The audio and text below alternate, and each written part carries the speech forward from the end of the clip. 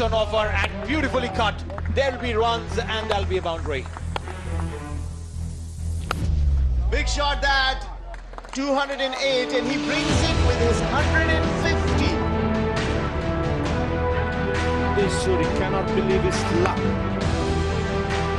Field, and he's right for the third time.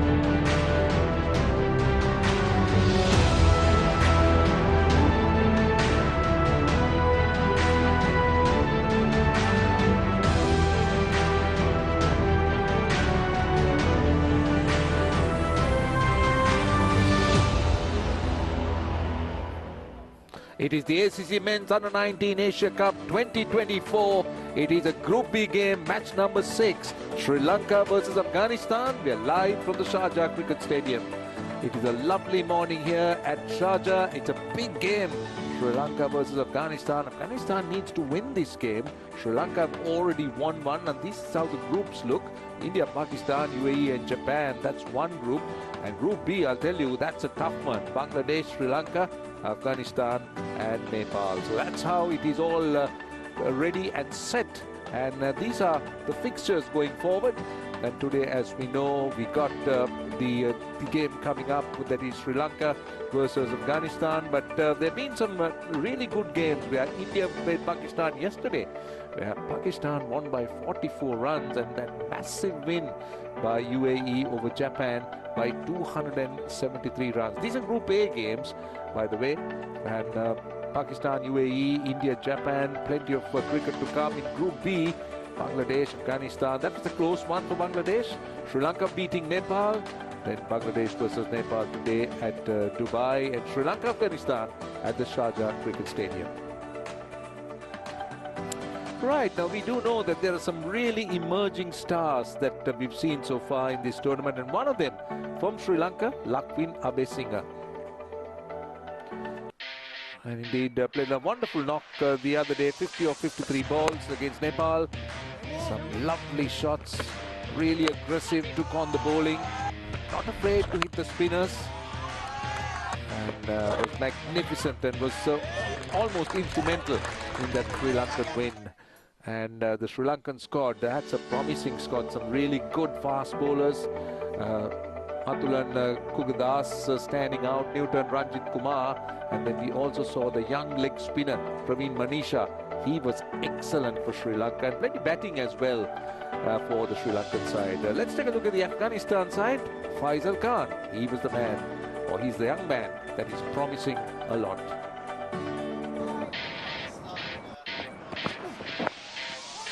Into this Under-19 Asia Cup, Faisal Khan was one who played very nicely and stroked the bowler around at a strike rate of 100, scored a brilliant 58 in a losing cause though, but certainly is a future prospect for Afghanistan, and watch out for him in this match today. Mahbub Khan leading the side, along with him, not a bad batting side. Barakat Ibrahimzai scored a lot of runs in the domestic circuits. Nazifullah, a gun fielder and very handy with the bat down the order. Nuristani, fast bowler alongside Abdulaziz, was good to watch. But how about Ala Muhammad Ghazanfar, who is in the side, and he will be the one to watch out for sure. Right, no doubt about that. Quite a lot of promising cricketers from both sides. And this is a wonderful platform, not just for Sri Lanka and Afghanistan, but for everybody who is participating in this tournament. We do know 8 teams, and all of them are wanting to showcase their mettle here. Right, so we spoke about some promising youngsters. One of them, M. Ghazanfar, Ahmed Fidai Farid, caught up with him a little while earlier. I haven't changed my name.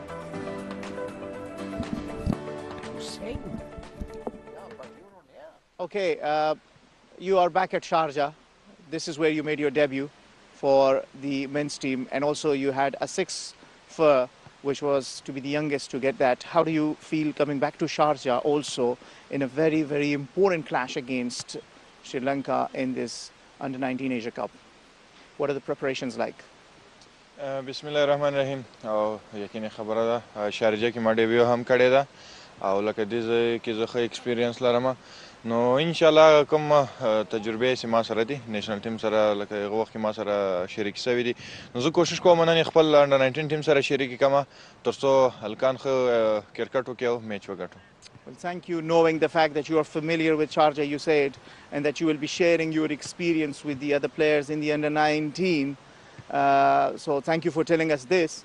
Now, how are the preparations from the game against Bangladesh? What are the things that you have learned and that you want to do better in this clash against Sri Lanka? بنگلاديش خلاف څه هم بالینګ مونږ ډیر ښه کړای وو خو بیټینګ کې لیګ مونږه سټرګل وکړو نو ان شاء الله هغه میچ نه هلکانو ډیر ښه زده کړه کړې ده او نن به ډیر ښه سټرونګ راځي او ښه زړه سره به راځي ان شاء الله نن میچ به موږ په ګټه تمامېږي. Well, thank you telling us that against Bangladesh the bowling was well. Yeah, you were 25, you gave away only 25 and the bowling was strong, and telling us that the batting failed and telling us that there is positive vibe in the camp and the boys will come strong. Well, all the best for that. Anything at the end that you will want to tell your viewers and fans all around? Inshallah, the manga team sida kata katale try series ke finalist wal tam final gatalai no ډېر ښه strong team da halkan ډېر talented دي inshallah ما باور د فیصده ایشیا کپ خپل وطن ته وړو او دوغانه کیمیات ساتي. Well, Ala Mohammad Ghazanfar tells us that the team is very strong and very confident that they can even take the Asia Cup home. Ask the fans to pray for the team. Thank you very much for joining us. I wish you all the best. Thank you. Well, Ahmed Farhad Fida is the man who was talking to him. I'd like to expand a little bit more on what he said. I know you did do that translation brilliantly, but anything more you'd like to add? I think he was saying that the boys are very positive. The energy and the vibe is positive in the camp. They know they failed the plan as for the batting against Bangladesh was concerned, but they looked pumped up, and he was sure that the fact it is Sharjah where he made his debut and he's already got a 6 for here, being the youngest, third youngest to have reached that milestone after Waqar Yunus and Rashid Khan. He was very positive and looking forward to playing in Sharjah. Right, so that's a little bit about that young man from Afghanistan. But what about the pitch today? It's so important, 22 yards. Well, the captains will be very eager to see how it looks. But first, it was Famis Maharouf who took a close look.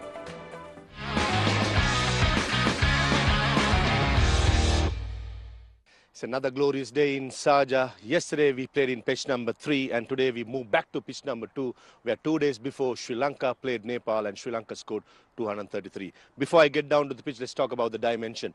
Opposite to the media box and where I'm batting from, the leg side becomes 61 meters from the scoreboard till the dugout. The rest of the areas is 64 meter height.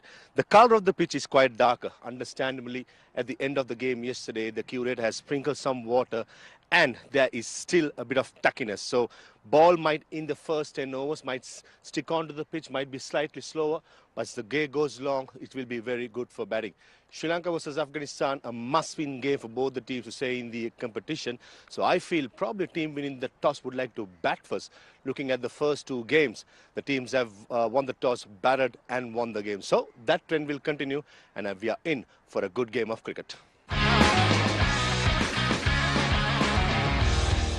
All right, what do you reckon, Ahmed? What do you think? This surface is a used surface. You think the toss is going to be vital? I think it's more to do with the mindset. We saw the match yesterday here. Good thing for Sri Lanka is they've already played on the same track and they've won it. But I doubt if this will change a lot. It will have to do with the mindset and the way they apply themselves. Provided they apply themselves, should be fine. Right, let's see what the captains do. Neil Oja is out there with the 2 captains and the match referee for the all-important toss.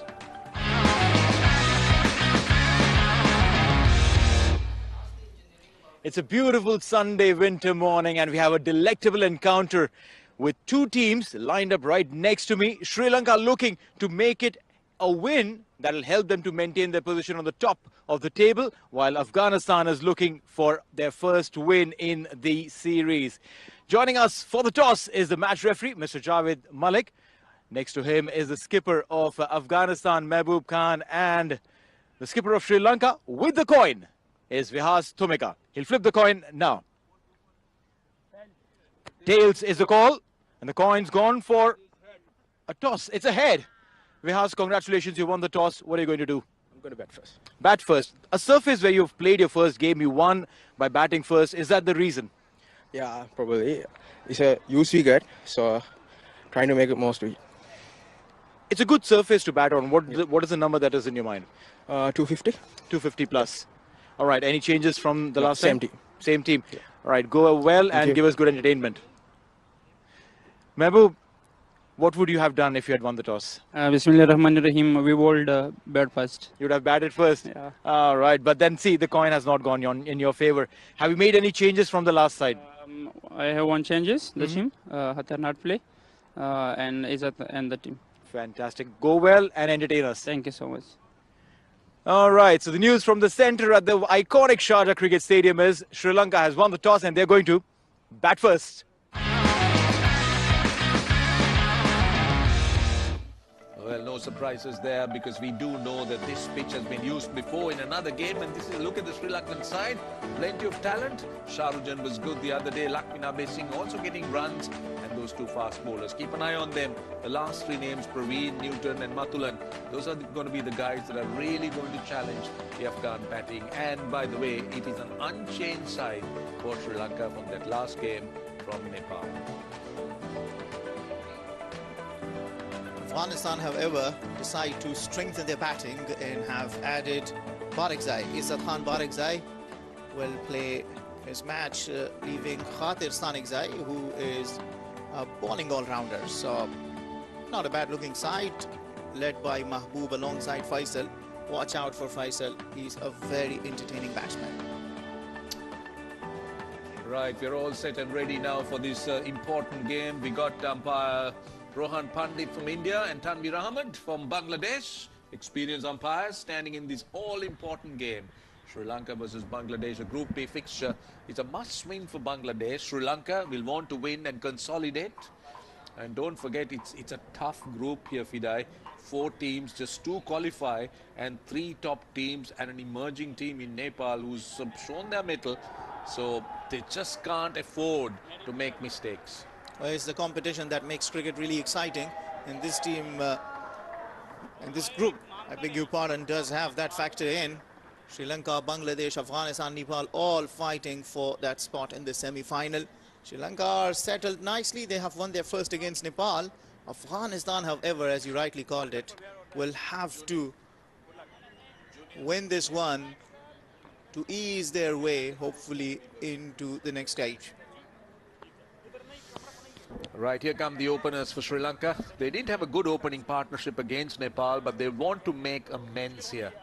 They'll want some runs. I believe the Sri Lankan captain said winning the toss 250 is what they're after on this surface. Now to do that, they got to make sure that they have that stable base. Now yesterday was a very good example, Fidai, when you saw the India versus Pakistan game. Fabulous base by the Pakistan openers and gave them that impetus, which eventually challenged India towards the end. But here, Sri Lanka will want to do or want to work themselves on those similar lines. Absolutely, and from the same group, UAE against Japan. They had that strong foundation, put together record first wicket partnership of 213 runs, I guess. It was to have ever been scored at the Asia Cup. And that base was the reason why they scored more than 300 runs in Sharjah, because you talk about the captains, they tell you 250 is above par, but they were far above par.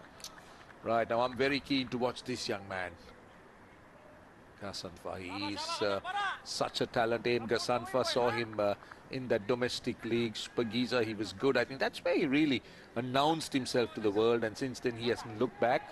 The Sri Lankan openers, they got Pulindu Pereira and also Dulnit Sigera.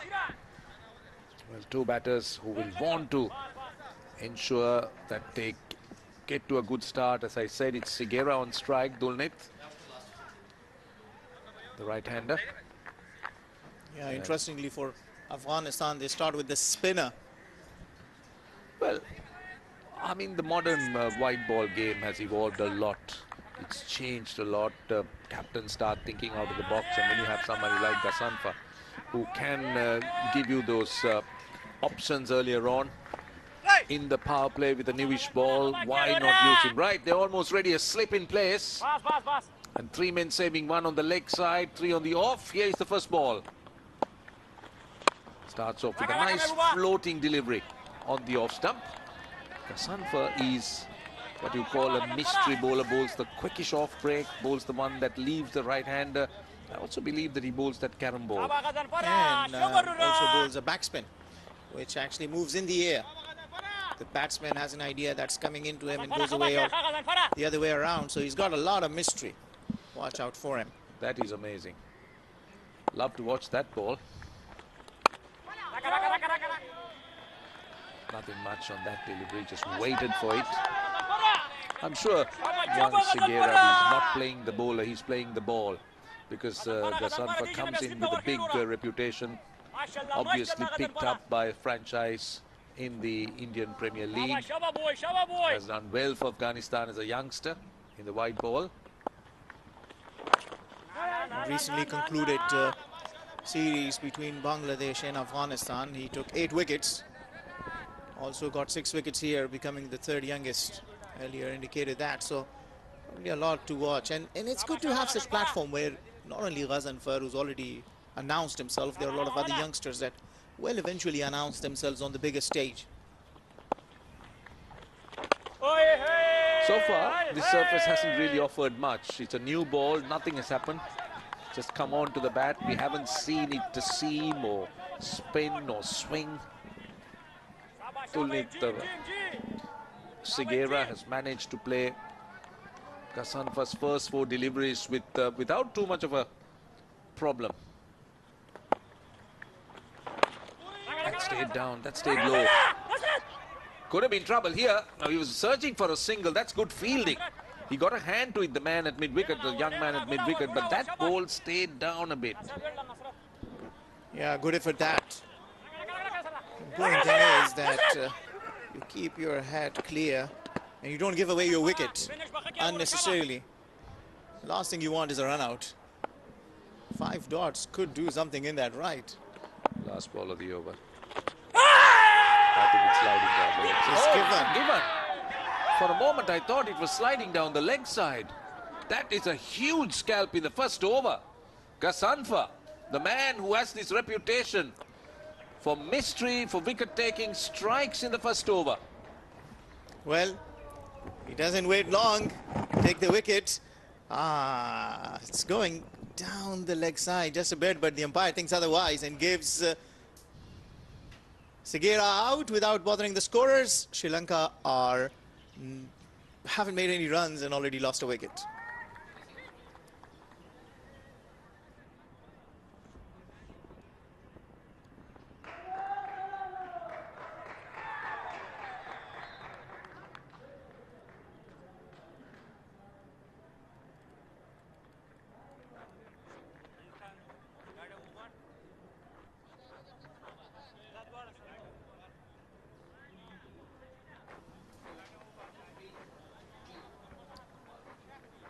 Not the start Sri Lanka wanted, but this man, Sharujan Shamganathan, was the anchor that Sri Lanka depended upon and built their innings around in that last game against Nepal.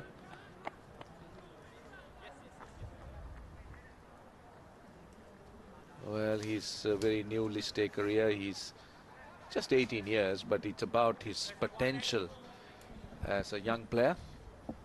Got that very fine half century. Was the player of the match in that game against Nepal when he held that Sri Lankan innings together. Well, he's up against it once more. He needs to make sure that he does something similar. Abdul Khan, right arm fast. Abdul Aziz was very impressive in the match against Bangladesh. He bowled 7 overs on the trot, and his line in length was impeccable, and bowling those hard length deliveries really bowled nicely over there. Well, he's categorized as right arm fast, so he has to be quite pacey. He's not bad. Important thing is he's accurate. Lands the ball into the good areas. Asks questions. Pulindu Pereira on strike for the first ball. I can tell you what, the ball is staying down.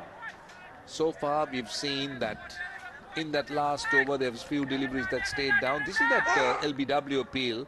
Well, I think that front foot went slightly across, but I got the feeling it was sliding down the leg side. I think it's more a line call to me. So the umpire deciding to go in the favor of the bowler. But would have been interesting if we had DRS, whether it was clipping. If it was a clipping one, it would have been the umpire's call. So it's a tight one. Oh, swing and a miss, swing and a miss. That was inviting. Pulindu Pereira was looking to go through extra cover, but it was a bit too wide and full. Yeah, probing line. That's what you do. Bit fuller, inviting for the drive and not able to get the connection. I believe the fact that they still have not opened the account might have to do with the mind of the batter. It all changes when you open your account. You get off that 0 mark, then all of a sudden you are into a different mindset. But to bring you, I mean, coming back to that point about Ghazanfar's wicket, yeah, I mean, it's a close call, but Ghazanfar enjoys bowling on this track. He really, really enjoys it. He's very confident when he comes into Sharjah, and Sharjah being the Afghanistan's home ground. When the senior team play here, it's kind of become a fortress for them.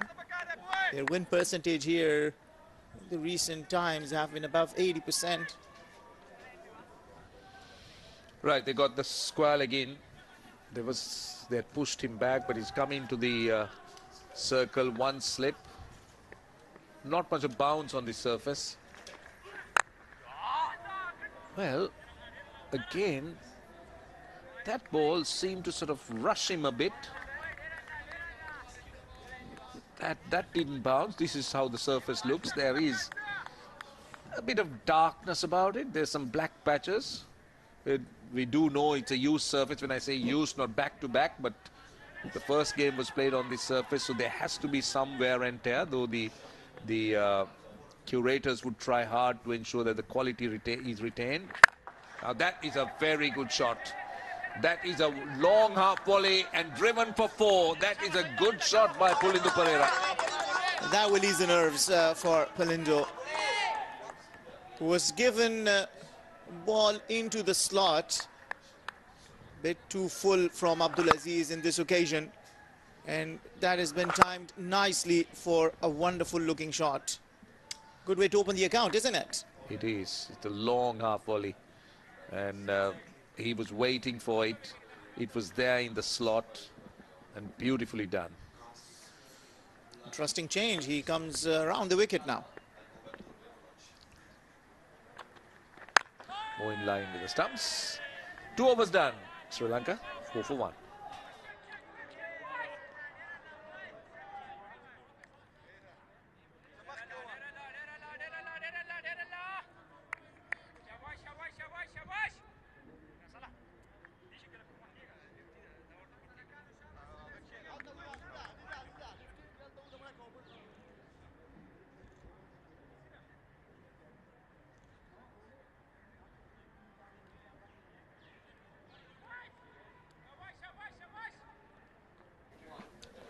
The Sri Lankan dugout at the moment nice and relaxed. Not too much of pressure. Wicket lost, yes, but plenty of cricket left in the game.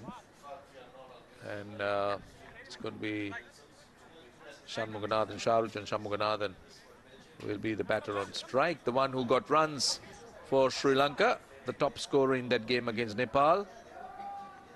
And Ghazanfar, A.M. Ghazanfar, AMG as he's called. That's an easier way of referring to him, AMG. Yeah, people find way around, right? Allah Muhammad Ghazanfar. It takes you a little time while saying it. AMG? Yeah, AMG is easy. AM Ghazanfar. AM Ghazanfar. From round the wicket now. Oh, that one was sliding in. That was the one that slides in with the arm towards the leg stump. I thought Shahrukh Shanmuganathan played well, made the adjustment, played it late. Yeah, he was lucky he was able to connect the bat with that. That will have been curtains. It was really aimed at the pads. Now tell us about him. Well, this is about AMG. Yeah, he enjoys swimming as a hobby, and his favorite social media app is Instagram. And He likes Ashwin, Ravi Chandra Ashwin, one of the other wonderful spinner from India. What a legend of a cricketer he is. He's very handy with the bat as well. And Ghasanfar believes he's a good batter in the position he's brought in to bat. He doesn't like it when he's sent down to bat as number 10. Says, send me up the order. I can do better. So he's got AMG on the back of his shirt as well. So that will be the name everyone would now be referring to him as. Now he is Pulindu Pereira. He's looking to play from the crease. I don't see a great stride. So he's got to watch out because Ghasanfar is someone who slides on, can surprise you with a bit of pace. So very, very got to be careful against him because there is mystery about him. Yeah, bowl some carom balls, googlies. Now finds Vithya. Not timed well. Not sure that it will run away to the boundary. It won't. They'll be coming back for 3. That was short and wide. He went after it. Found that gap. Now you could see that indication. If you saw what he said, he did say that it sort of got stuck in the pitch. He says that it didn't come on. So that is an interesting indication by the batter earlier on in the innings. It won't be easy to bat on such a track if there is something on the track, but I think it was also to do talking about the fielding, some sloppy work, the reason why an extra run was, I believe, conceded. So Afghanistan have to keep things tight. You know that this is a very crucial match for them. They know that, and they can't afford giving extra runs.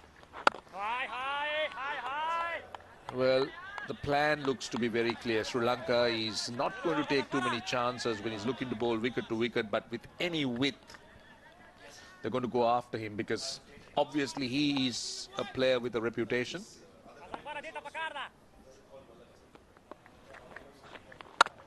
Nicely played, but just can't time it.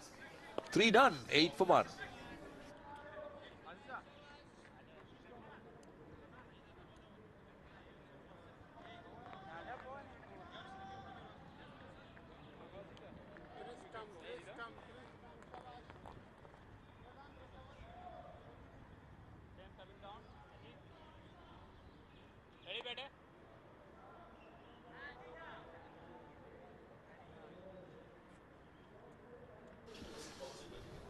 Eight for 1, Sri Lanka. They won the toss, decided to bat. Lost the wicket of Sigera in the very first over. LBW to aim Ghasanfar. Now it is going to be Abdul Aziz Khan from around the wicket. He is sliding on a little bit quicker. Well, one thing about this surface is I don't see too much of bounce, but it is sliding on for the faster bowlers. You see how it surprised Pulindu. It's appeared to have hit his bat a little bit quicker than what he expected. Not easy to negotiate when the ball is skidding. You got to be very alert, watch it carefully, and make sure you play with a straight bat, knowing that ball is keeping just a tad low.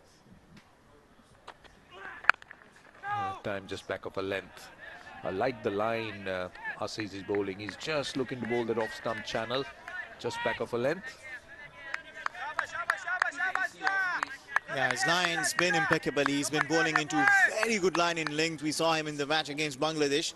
It's very economical and continuing to bowl into the tight line. It tells that the batters have to do and take the risk if they want to score.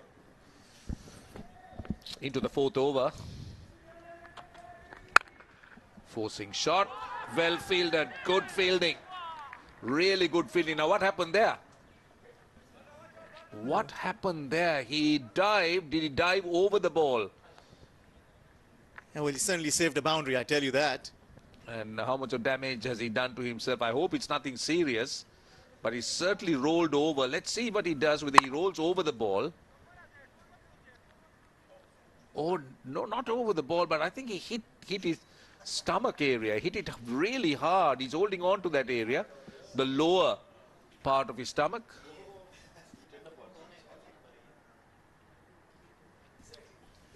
These guys are supposed to be strong, Fidai. I tell you they are. I was talking to the fielding coach, Mujahid Zadran. He told me if you check their body, the whole body's got bruises. So much of the training they are undergoing. It's not easy preparing and playing back-to-back cricket. They just came out of that trilateral series. Before that, back home, they were picked up in big number. Then they had to go and do the trainings. And for the point table at Group B, Sri Lanka sitting at the top nicely with 2 points. Bangladesh following. It's the issue of net run rate that helps you stay at the top. Afghanistan are yet to open the account, with Nepal also searching for the first win. So yeah, they had to do a lot of practice. They were taken to Paktia, then brought to Kabul, continuously doing camps, preparing them, working on the fielding strength. That's how it works. You condition them. I mean, those are the demands of the modern game. Now the look, that's a good effort, I'll tell you. Really dived as he hit that part, the lower part. There you are. He's just holding on to it immediately as he just hit it, crashed into the ground. I hope he's all right. Yeah, he is. He's up. Nazifullah. Nazifullah is a gun fielder, I tell you. He was brilliant in the match against Bangladesh, and once again he lives by his reputation. He's just throwing himself all around. 8 for 1. The batter out for Segera. It's Gasanfa, the man who got that wicket in the very first over, the last ball. As I said, it looked a really tight call, looked a line call to me, but the umpire, Rohan Pandit, deciding that that was out. Would have been interesting if we had DRS. Right, we're back. And Abdul Aziz Khan has been impressive. Impressive with his line and length. He's conceded a boundary, but he's generally bowled just back of a length, bowled that off-stump line. But he's bowled mostly to Pulindu. Talk about the fielding effort. Now, the dots continue to be built. Had that not been stopped, would have been a 4 and could have given a different mindset to the batter. But now there's the pressure of 4 dots. That's a good shot, forcing shot. He looks a nice player, looks a player, very strong square on the wicket. And Pulindu just waited for it and quick arms, went hard at it and found that gap. Oh, that's a glorious looking shot. Really is. Let's have a look. Shuffled across, waited for it, and then played it nicely. Put force behind it as well while timing it. The diving Nazifullah this time around couldn't stop it. So a good welcome boundary this for Sri Lanka. See, one thing about this surface is there is no bounce, but there is pace. But the batters preferring to bat outside the crease. And just looking to get on the front foot all the time. 12 for 1, 4 overs done.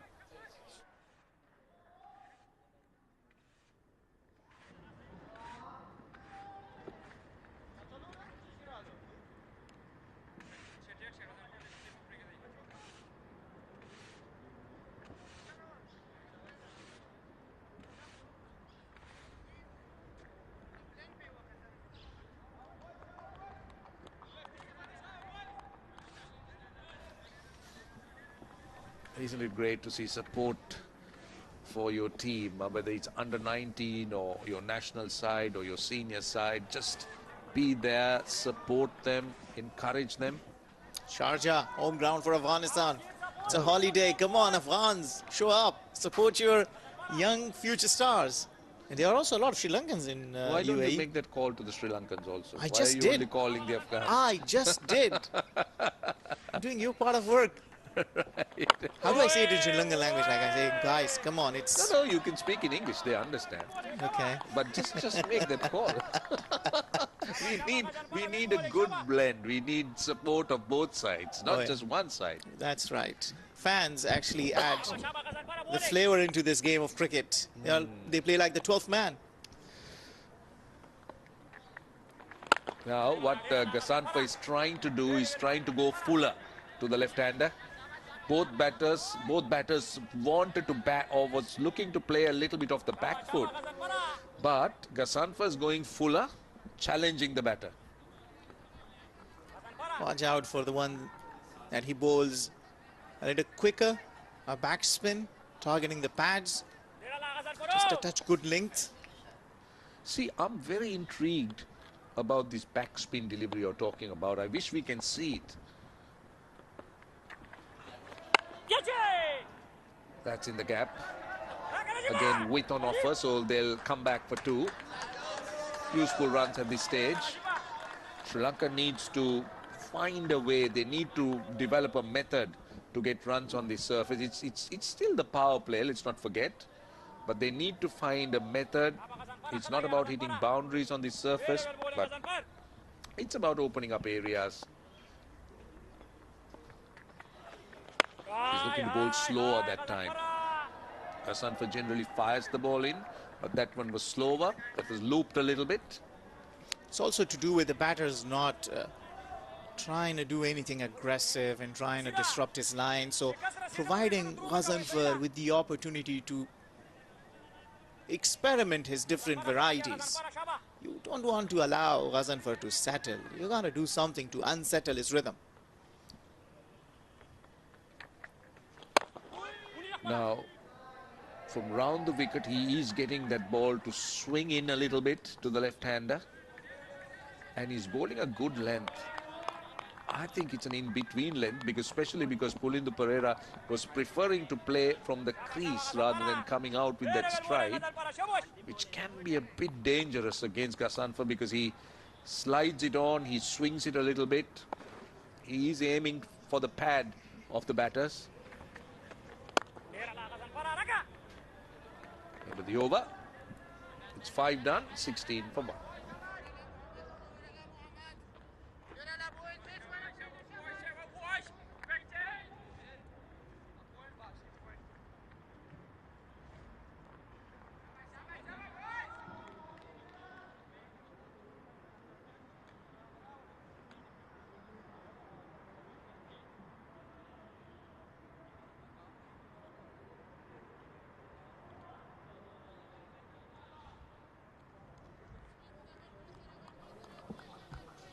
$16 for 1. Well, Segera, the batter, dismissed. Dulnit Segera out in the very first over of the last ball. Since then, Pulindu Pereira and Sharujan Shanmuganathan have battered very watchfully. Again, good fielding. You spoke about the quality of the fielding, and that's on display. We've seen some delightful stops on the offside. Even that was timed well. Only a single, but great commitment from the Afghanistan fielders in the 30-yard circle. Absolutely, Uzairullah, who opens the batting for Afghanistan's under-19. This time around doing the job in the field. Ground fielding has not been bad for Afghanistan. Certainly put a lot of effort into this. It seems like you can see the result of their effort. Very interesting. We'll come to that. The field placing. Short and wide. Hit hard again. Well fielded. Can't get through. Now when Shanmuganathan on strike, they send the third out to the boundary. The leg side field doesn't change at all. Fine leg mid-wicket mid-on stays. But when Pulindu Pereira is on strike, third comes into the circle and point goes out to the boundary. That's because his fondness of looking to play square of the wicket and looking to go through that area. So obviously there is a plan here. Again, you could see the lack of bounce. Take a look at that shot of Shanmuganathan. Clearly lack of bounce. It's not an easy track, Sharjah. It's very deceptive. Difficult to adjust to if you haven't played a lot of cricket here. It's important that you spend time out in the middle. I think the key is... See, he was expecting a little bit more bounce, but it stayed down. So he had to make that adjustment. So that, to me, is going to be a bit of a concern going forward as to how the bounce would play as the pitch wears out, as the game progresses, as you bowl more overs. Again, the key is that you stay at the wicket. You occupy the crease for as long as you can. That time, just hitting that bat hard, is again looking to bowl just back of a length. We haven't seen him going full to the left-hander, especially to Shanmuganathan. Well, he did. He was hit for 4. It was Pulindu when he was batting. Well, that's a look at the Sri Lankan coaching staff. Dilruwan Pereira in the extreme, former Sri Lankan off-spinner, champion off-spinner. Saman Jayanta played for Sri Lanka. Kaushal Gajasinghe played first-class cricket. Good fielding again. Lovely drive. Straight to the fielder at extra cover. And 6 overs completed. 17 for 1.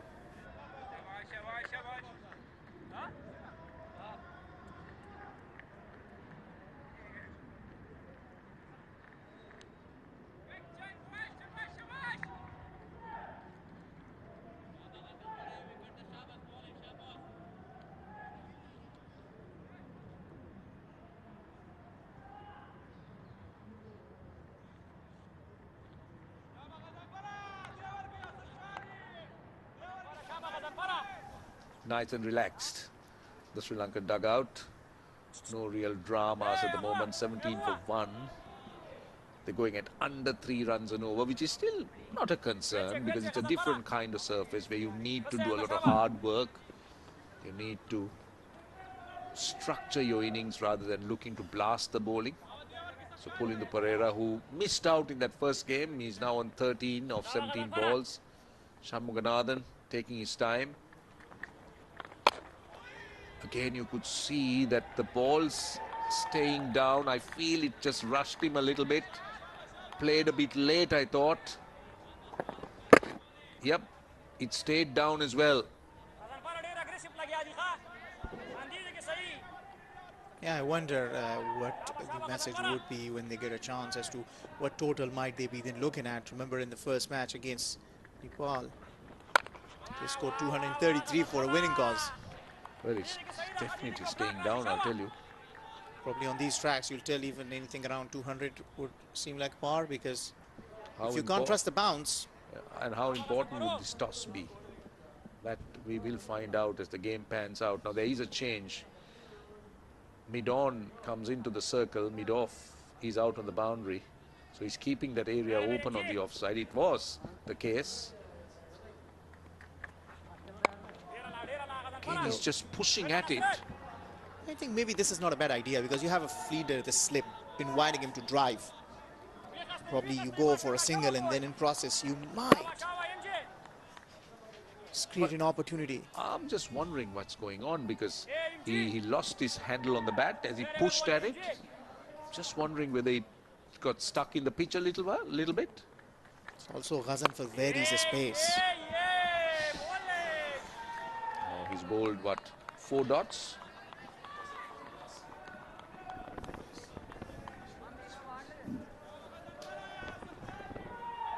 One for 17, Sri Lanka.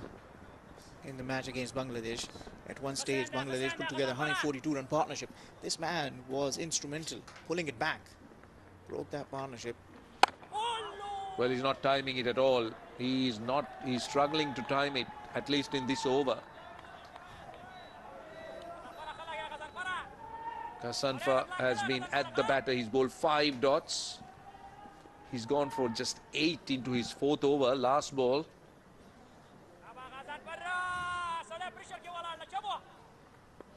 It's a lovely day, isn't it? Blue skies, hardly a cloud in the sky. That's great for cricket. It's lovely. And it is lovely temperatures here. Perfect. Slower. Oh, inside edge gets a single. He's just struggling a little bit with his timing. 18 for 1, 7 overs done.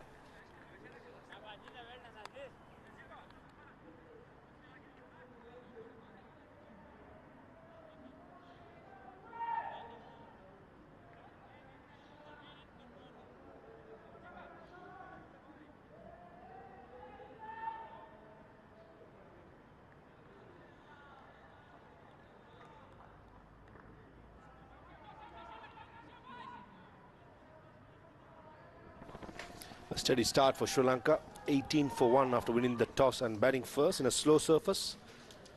Pulindu Pereira, who missed out in the first game, looking good.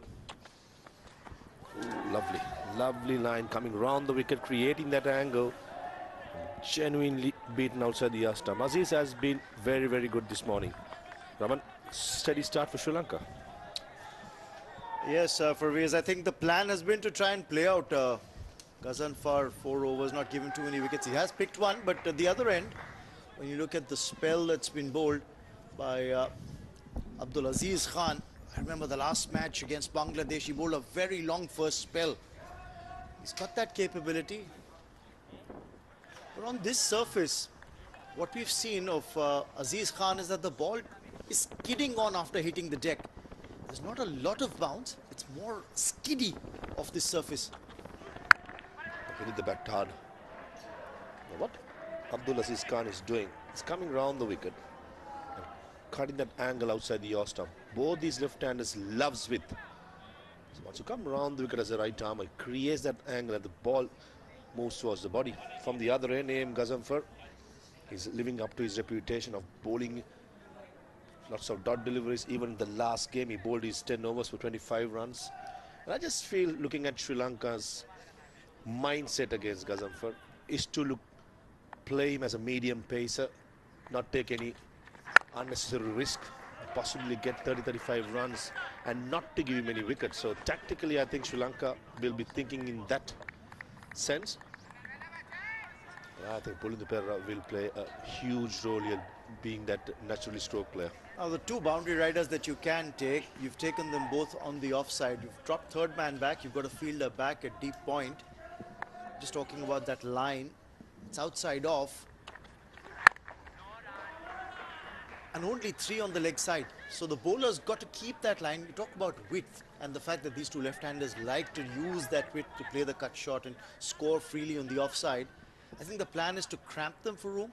But in case, because the line has to be outside off, you've got a bit of protection in the deep at third and at deep point, just in case the bowler errs a little in line. That's why they got fine leg up earlier. 2 balls ago, fine leg was back.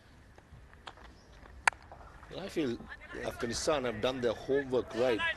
The Shanmuganathan is a player. He uses the pace of the bowler. He's not a tonker. He places the ball, he times the ball. He's not someone who's going to bludgeon through the offside. Pulindu Perera, on the other hand, he can do that. And coming around the wicket, as you correctly said, just bowling onto one side of the pitch is the plans, and allow Aziz to create that pressure from one end and Gazanfar to attack from the other end.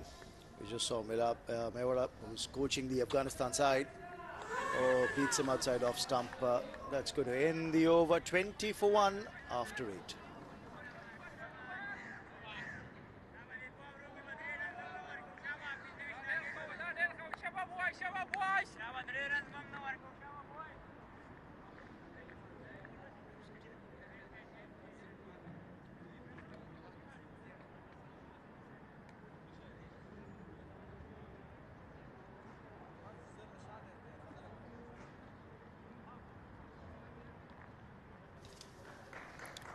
The ACC app is ready to be downloaded.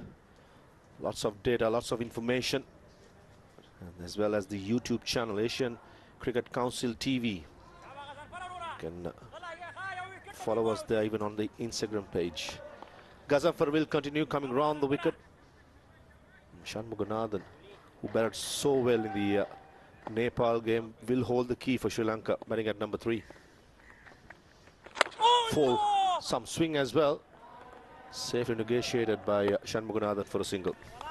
A lot of times you see spinners in today's modern cricket, especially white ball cricket, use the upright seam with the thumb and the fourth and the index finger, trying to get the ball to swing in as well. And look at how he's gripping the ball. Right now it's the off spinner's grip, but a lot of times we've seen spinners use that index finger and thumb grip and bowl upright with an upright seam to get the ball to swing. That's the variation. Yeah, that possibly a googly attempted. He's in a handful, isn't he? Picked up in the IPL by Mumbai Indians, but that probably be the biggest highlight of his career apart from playing for the national team. This was the first delivery. This is what Raman was talking about. Possibly the swinging delivery. The seam up, down the leg side, poor delivery.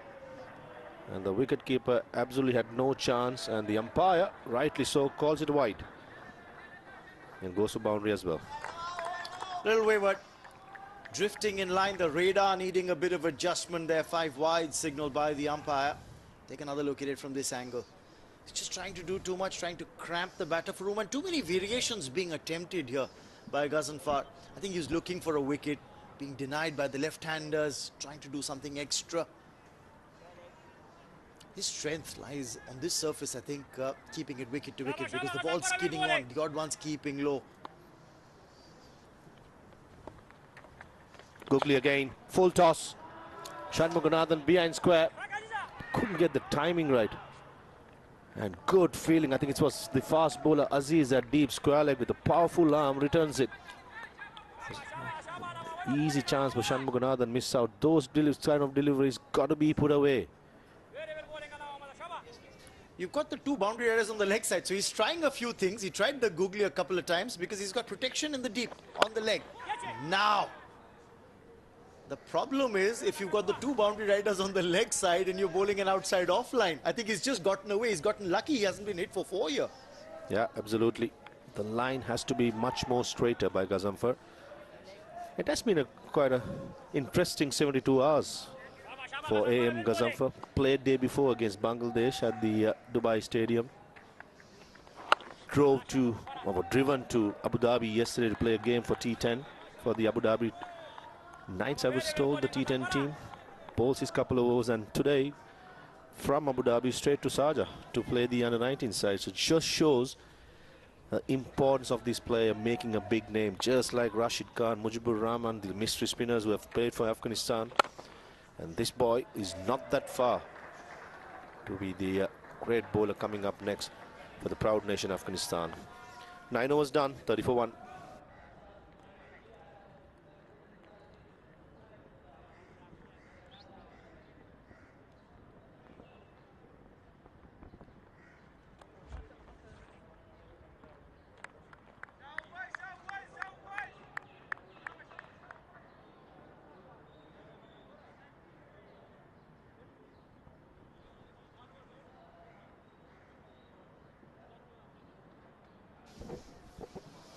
Just the 2 bowlers used so far. Gazanfar bowled 5 overs. Aziz has been very impressive. Very unlucky not to have a wicket to his column. Aziz coming round the wicket and continues to the 2 left-handers. 10 runs of that previous over from Gazanfar. The most expensive over that we've seen from him. And I wonder if the captain's going to bring about a change once the power play ends. This is the last over of the power play, remember? Predominantly it's been back of the length by Aziz. Direct hit. Would have been a close one and a valiant attempt by Shanmuganathan to get to his crease.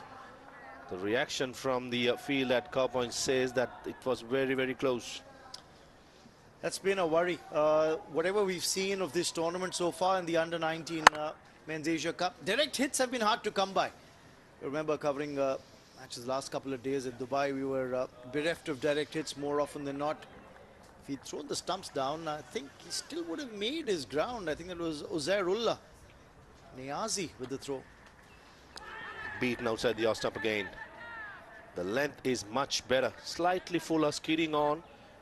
And as you correctly said, Raman, this pitch skidding on better comparing the last 2 games. Yes, and because of that, it's almost as if when you're batting in the nets on a cemented track, on a cemented surface where the ball's going to skid on. So you've got to rely a lot more on your timing, and you'll get purchase for your shots here. Rather than the expansive backlift, maybe just rely more on timing, and you're not going to get extra bounce off this surface. That occasion just kept it a little low. That's been the challenge for the batters right throughout. Even the first game when Sri Lanka played Nepal here, some deliveries did keep low. When the UAE side played Nepal, that was adjoining pitch number 2, or pitch number 3, beg your pardon, was slightly better.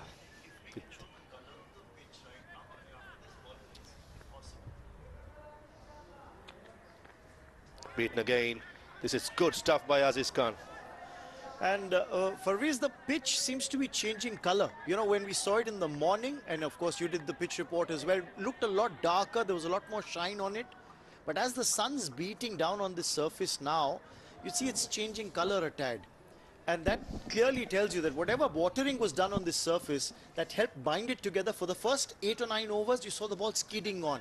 Now as the pitch is drying up, you'll see that lower bounce come into play. It's slightly dual color, difficult to make out from this angle, but when you look at it from the top angle, you see the colors changing.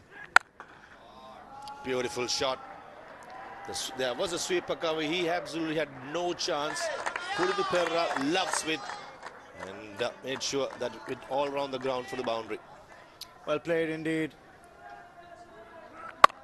That struck well. Again, timing by Pulindu. Gets his third boundary. Favors the offside. That's a brilliant cover drive for 4.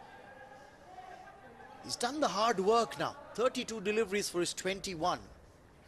The important part is he's almost seen off the first 10 overs. He's got to stay at the crease and make it count. Make it count into a big score. When he's in full swing, touch of Upul Taranga in that stroke for me. Yeah, as understandable. Pulling the length back by Aziz. End of the power play, 35 for 1.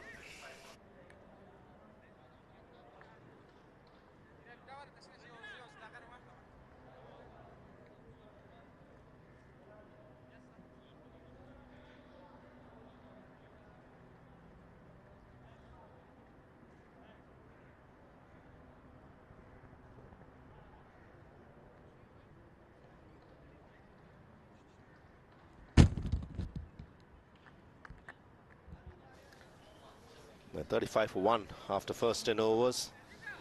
And this is a confirmation. Power play number 2 will be signaled by the umpire from India, Rohan Pandit. 11th over to the 40th over. 4 fielders can be outside the circle. And looks like the straightaway Afghan skipper got the square leg back. 3 behind. This is the highlights. First over, Gazanfar dismissing dangerous Sigera. And then, of course, you saw the fight back. A 35-run unbeaten stand for the second wicket between the two left-handers. Pulindu contributing well. Shanmuganathan biding his time. There's been a patient knock from Shanmuganathan. He hasn't struck a single boundary. 21 deliveries faced for his 9 runs.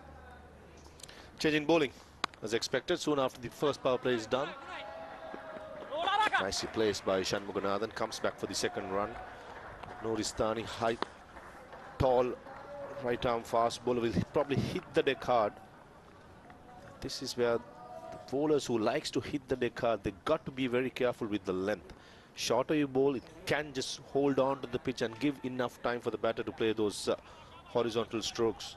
If you can get the right length, it can be an awkward customer. Picked up a couple of wickets against Bangladesh.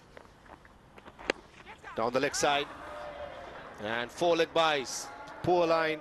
And the wicketkeeper absolutely had no chance. Well, the umpire has given it runs. So that's off the bat, as signaled by the umpire Rohan Pandit. It travelled and 4 runs here. So, well, the umpire has given a run. So Shanmuganathan wouldn't mind. He'd say, all right, my first boundary of the innings. And wayward, yes, from Nuristani. I talked about Nuristani's bowling effort against Bangladesh in the match that was played at Dubai. Picked up a 2 for 49 in that game. Good support with the new ball. Came on to ball a little earlier. Shot. The sweeper car fielder was about 10 feet in front from the boundary line. Changing the angle, the previous delivery after that boundary down the leg side. But this is what I've seen from Aziz as well. As soon as there was no swing, very comfortable coming around the wicket. But this is where I've got to be careful, not too much width. Both these players loves width outside the off stump.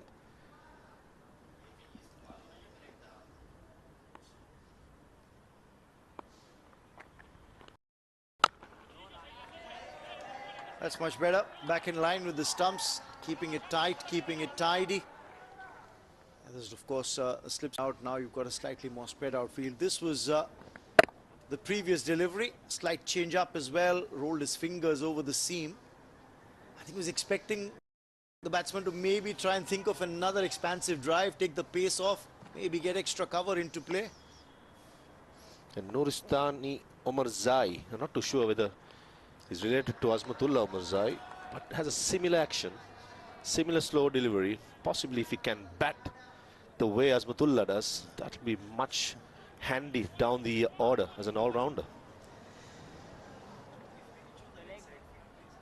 That's an interesting point you make, but what I'm wondering about is you've got 2 boundary riders on the leg side. You've got a Long leg and fine leg back at the fence. Is he looking to bowl short? Because there isn't much bounce on this. I can't really understand. Fine leg I can understand because he's going to be your protection for a ball that's going down leg side. But the other fielder back at the fence, would it be better off to move him into a single saving position? End of the over, it's 44 for 1.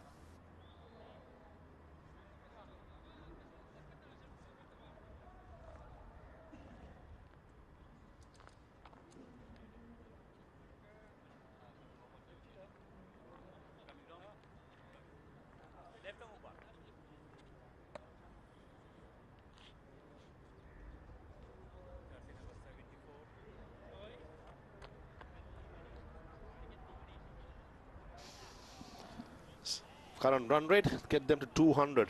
I feel a score between 230 to 250 is a pass score in this pitch. It'll get slower.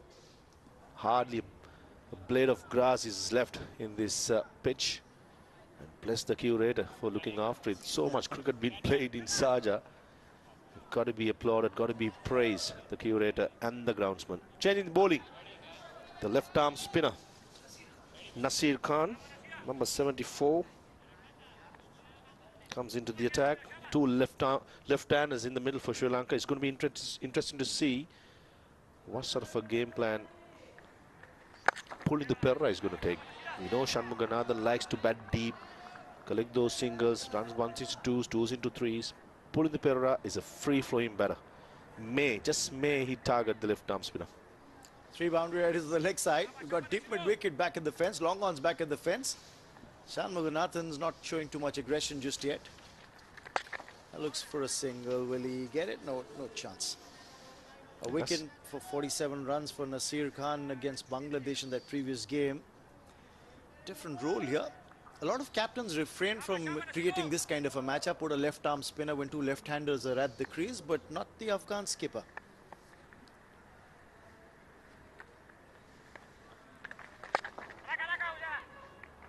Got the field right. Afghan skipper keeping the fine leg vacant. Haven't seen much of a paddle sweep by Shanmuganathan even in the last game against Nepal.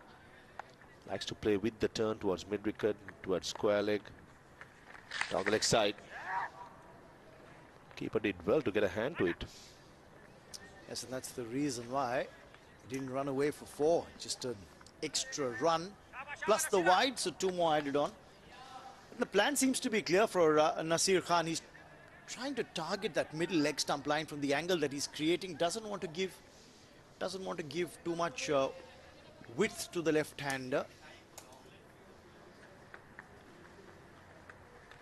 Oh, nicely bowled, slowing it down and pulling the length back. That occasion, the ball actually turned. And I feel even the finger spinner will turn in this pitch, as we used a couple of days ago. Looks very dry, looks very tired. And the wrist spinner is going to have much more, say, in this sort of a surface. Once the ball loses the hardness, the shine, that's where Praveen, the leg spinner from Sri Lanka, can be a handful. Nothing off the bat in this over. The only run that they've got have been those 2 wides. A dot delivery to end the 12th over, 46 for 1.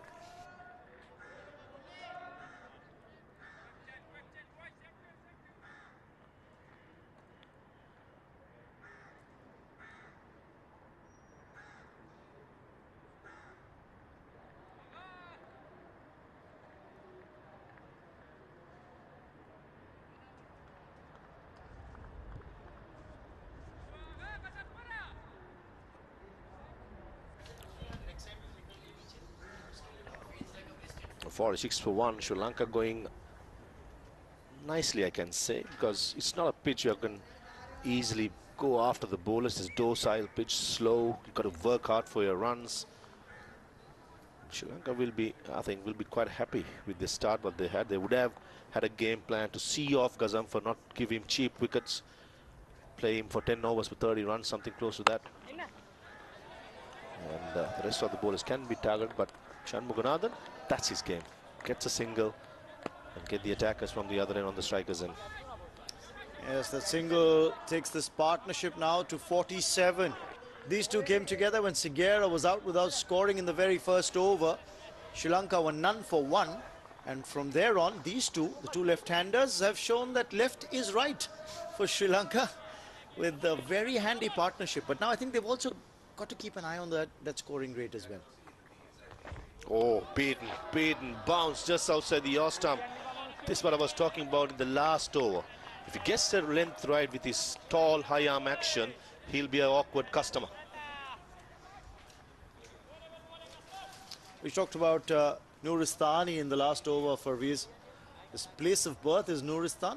That explains the Nuristani in his name, Omarzai. And his favorite player, Azmatullah Omarzai. Yeah, the man you're talking about. A lovely little story, that. Very impressive in the last delivery. Bounce, movement, pace. Lovely. Width. Goes over the top. Slight fumble in the outfield, but just resulting in a single. I think the two batters could have run the first one hard and put the pressure much more. I completely agree with you. But that also indicated that Pulindu is the more aggressive of the two. He's looking to score a lot more freely. The moment he saw a hint of width, he threw his bat at it, wanted four. In the end, having to just settle for a single.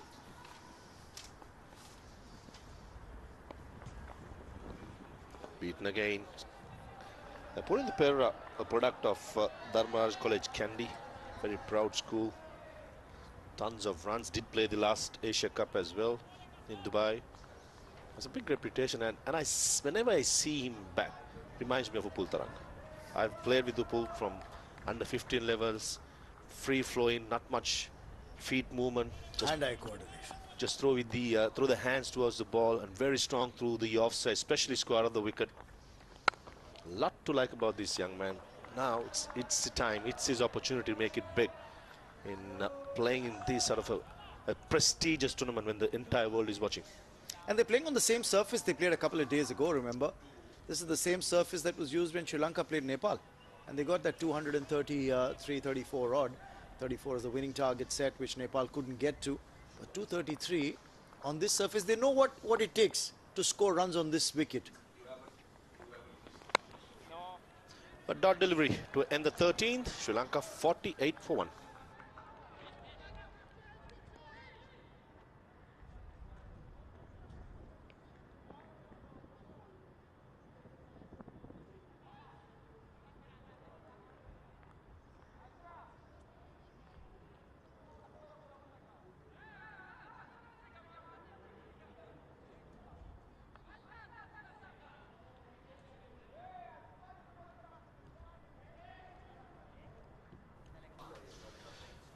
Projected scores, 5 runs per over.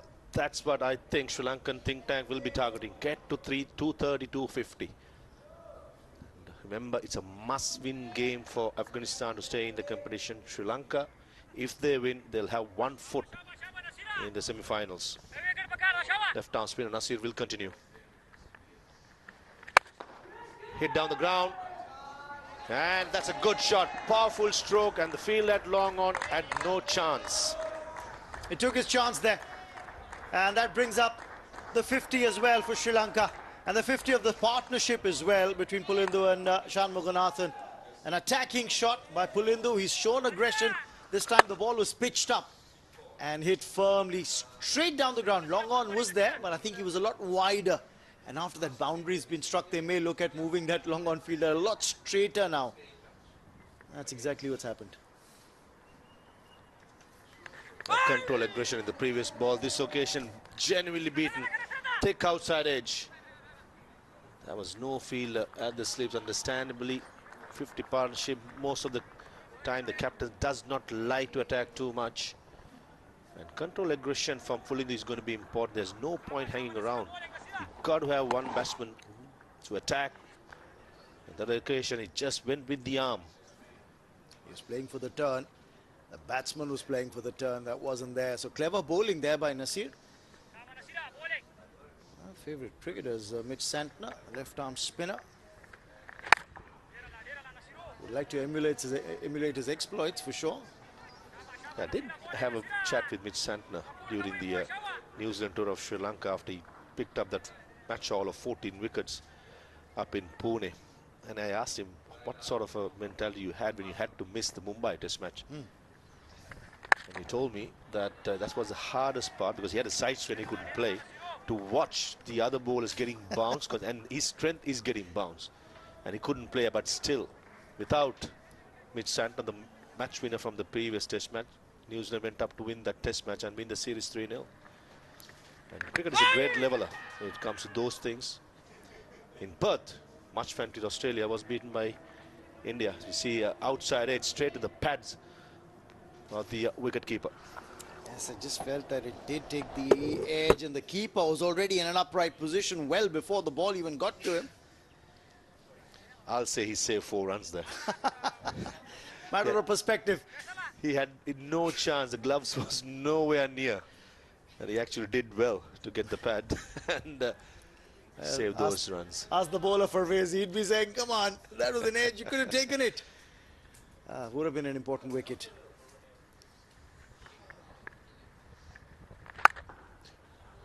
Just a 6 runs from that 14th over, 54 for 1.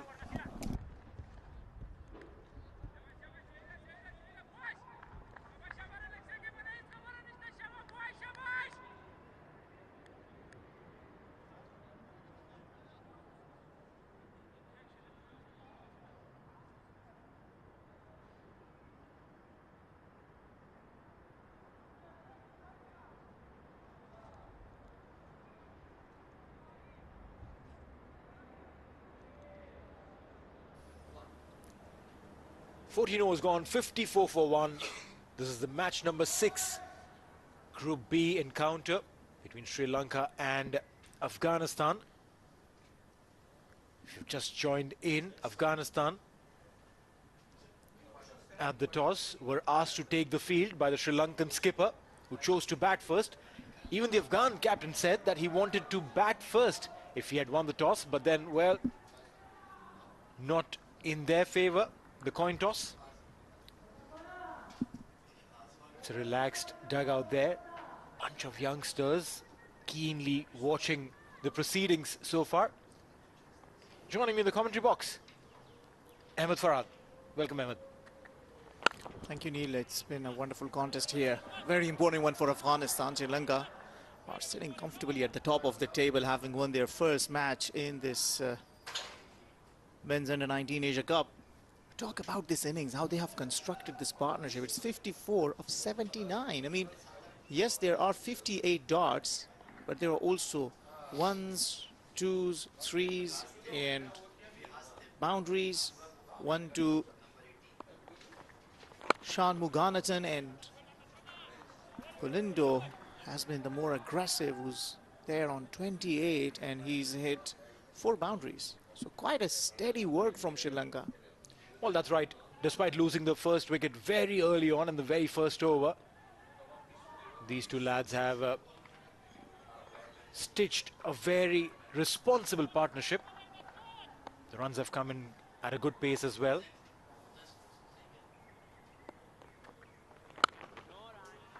Getting defensively behind the line of the ball beautifully. It's not been an easy surface to start with. The ball was keeping low. It was not a constant bounce to say. Haven't scored 54 at this stage.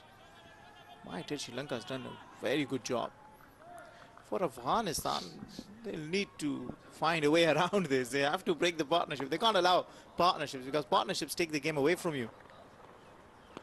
Swing and a miss there. Well, they're asking the right questions, the Afghan bowlers. They're pitching the deliveries in the right areas. Yeah, Aliyan Abdulaziz was just fishing. He was bowling into the right channel, and it went very close to the outside edge a few times. And Nuristani been a bit expensive, I believe, against Bangladesh too. And today in the first over, he bowled, gave away 9 runs.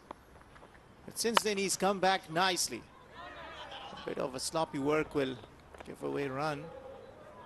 But you're right, the line and length that now they've been bowling at, Nuristani now, is keeping things tight. Yeah, that's a poor effort there. Yeah, Uzair there. Well, probably putting it on the fact that it's a little wet out there, is it? I tried to hold it, it just slipped off my palm. Butterfingers. How beautiful delivery and well dug out there to finish the over. 15 gone, 55 for 1.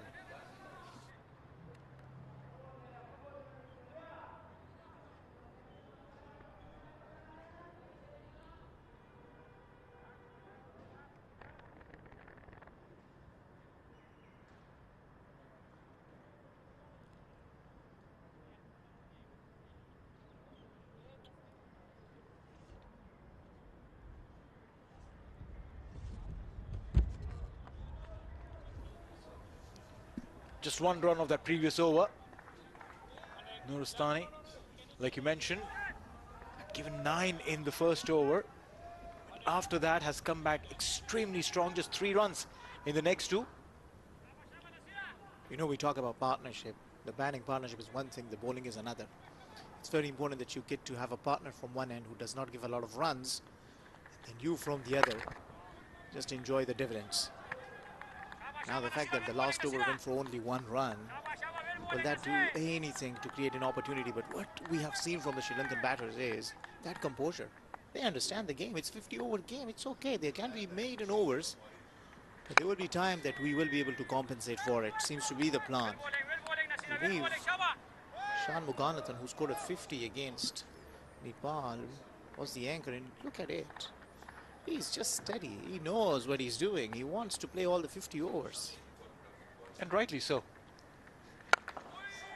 You need to adapt to the surface, to the situation, to the bowlers, conditions. And once you've done that, need to be there to take the advantage of the same. Can't be settling in and then giving your wicket off as a gift.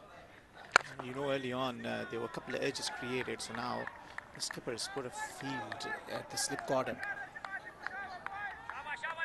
Different approaches, different perspectives. Sometimes a bit of a reactive approach it is.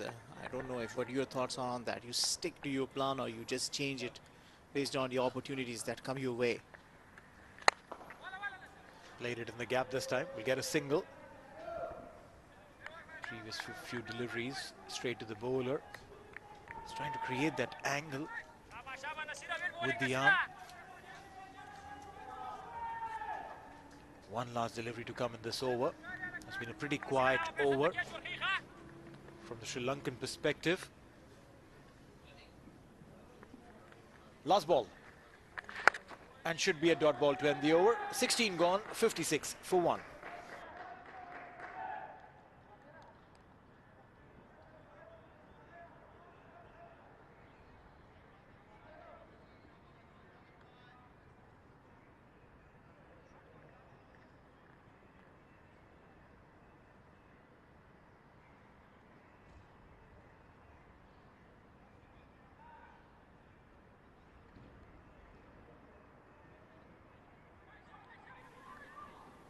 So go ahead and download the ACC app right now. The QR codes are on your screen, whether you use the iOS or Android. Also, subscribe to our YouTube channel, that's Asian Cricket Council TV, to watch live. And on the gram, for all the lovely pictures and the stories that we put up, Asian Cricket Council. Good looking shot there to start. Sometimes some of the most beautiful shots don't produce runs. Isn't it a pity? You feel for it, right? Some shots really come off the face of the bat, meat of the bat, and you say, God, that had to have gone for a boundary. Well, that that's did right, deserve the run. That also gives the batter a lot of confidence. I've connected it well. This time down the leg. You earn in line. Runs will come very comfortably for the batter. That is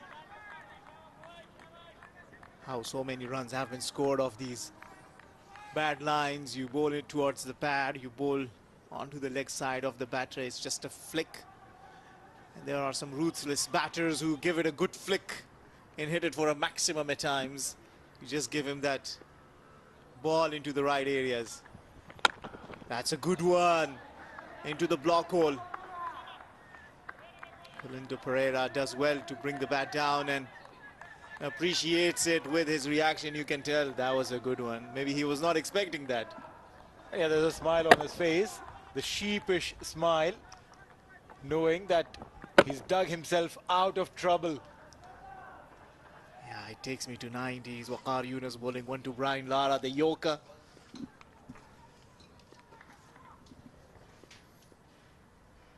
Falling down, bowled out once again. Now that's a quick run. This can be interesting. A direct hit, and he misses. That will have been a very close call.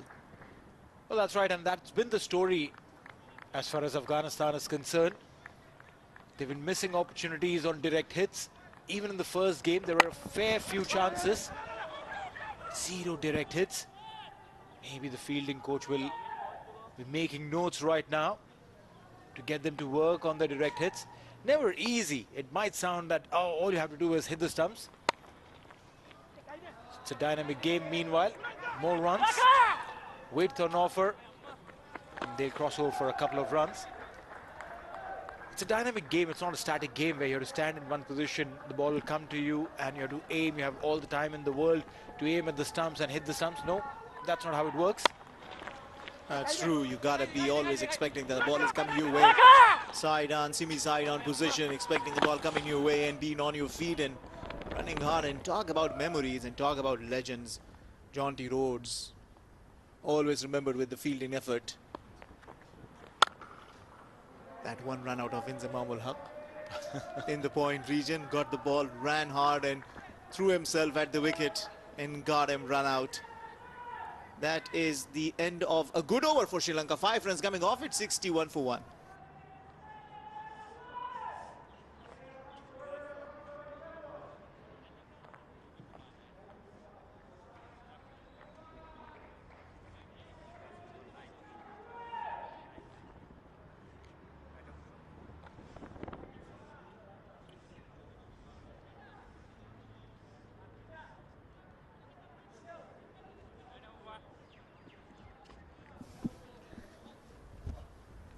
Will there be a change in bowling now, considering that they're still looking, or should I say hunting for a wicket? And that's what it looks like. Nazifullah has been brought into attack. Leggy by trade. And has a very familiar action, does he? Yeah, the coach tells you that he's a little bit like Rashid Khan. It's much exaggeration at this stage, of course, but I tell you that he's a very good batter, and we saw him against Bangladesh, scored a quick fire, 17 of 19. He looked good when he was at the crease, but it's also the bowling. He's bowling leg spinner, quicker, and it's important that he can bowl it tight. No matter what you are, if you give width to the batters, you're going to see the ball flying out of the park. Nazifullah Amiri, the right arm leg spinner. First ball.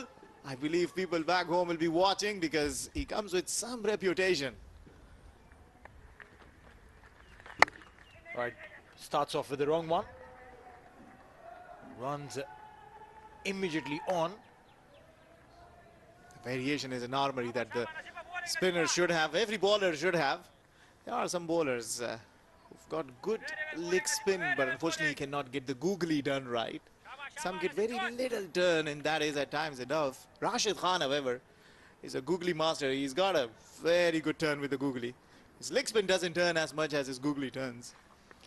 For Nazifullah, young lad, important to see how he plays out here. Oh, see, that's it. Really poor, really poor there. Bowling a loosener is one thing, but to bowl something like that is another.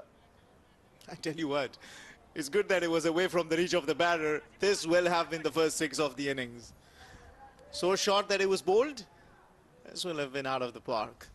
You know, these batters are not going to miss on these opportunities. I tell you, with the cricket, I mean, growing and so fast that it has become, the batters hardly miss on such opportunities.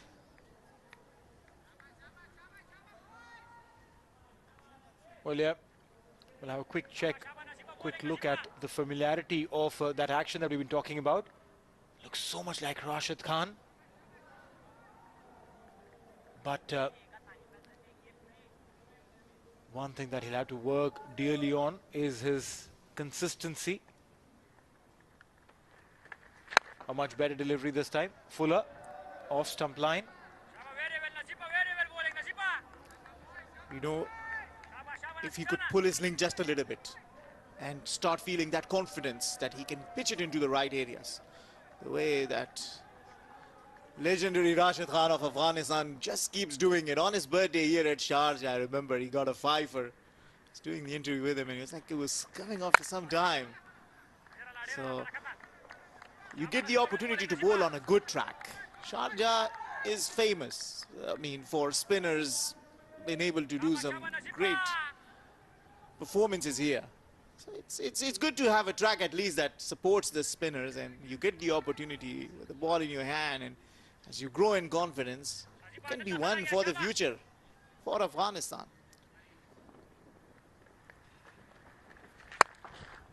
Width again. He's just trying to get the right areas in this very first over that he's bowled. He's bowled wide outside off, the wrong one going further away. He's bowled fuller deliveries, which obviously did not get enough to turn. Now he's coming around the wicket. I still feel that he's feeling that pressure. He hasn't just opened up as to how I can see it. Got 5 fielders on the offside. Full toss. Well, end the over. 6 runs coming off it. After 18, it's 67 for 1. And go for the drinks break.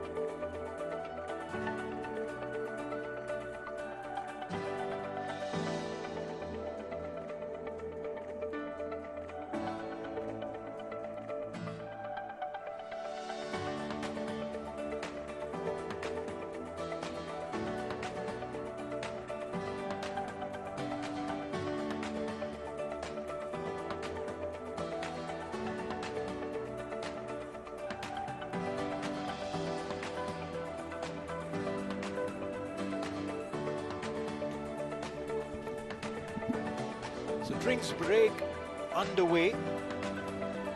Couple of stretches also getting done. Modern day cricketers have that little extra luxury of having a physiotherapist, a strength and conditioning coach, all of that in the support staff.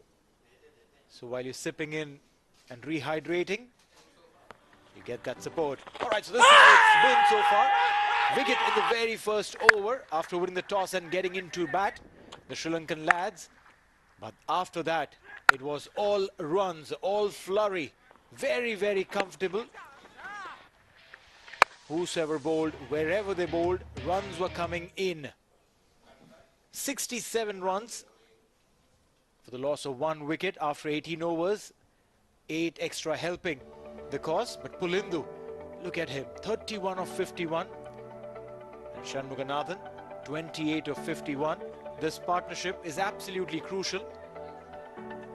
We saw yesterday, meanwhile, Ghazanfar, the only wicket taker, Nazifullah bowled at 1 over, gave away 6 runs. Yesterday we saw a record-breaking partnership. The UAE openers struck gold.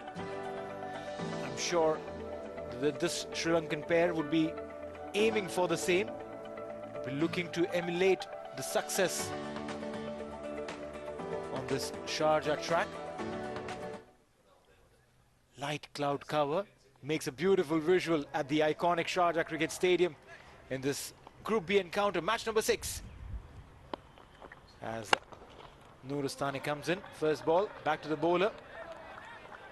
Nuristani's come back strong. Given away 9 runs in the first over, you said it earlier. In the last 3 overs, he's hardly given anything away to the batters. He's keeping it tight. He's got a good yorker. Bowls into the block hole. Back of a length. Good hard link deliveries. Not a bad looking prospect for the Afghanistan future. Afghanistan pace attack. Ever since after Hamid Hassan and then Dawlat Zadran, Shahpur Zadran, and now Fazal Haq Farooqi alongside Azmatullah Omarzai, Naveen ul Haq. Oh, Naveen ul Haq in the T20 World Cup. That over he bowled against Bangladesh gave Afghanistan the ticket to play the semi-final. So yeah, pretty much a big need, and good to see the Afghan supporters. It's a holiday here. It's important that the fans come. No tickets, free. It's free entry for everyone to come and cheer up for these future stars. Well, I'm sure that the crowd will flow through. You mentioned that it's a day off.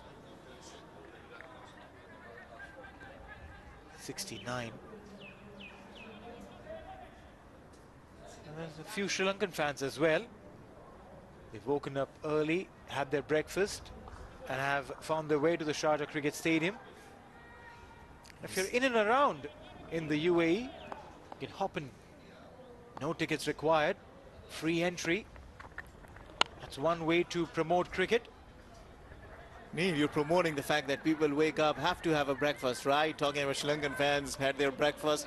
I mean, you had some details. Could you tell me what they had in breakfast? Well, I wouldn't know. I'll have to go down and ask them, but for sure, it's always good to have breakfast.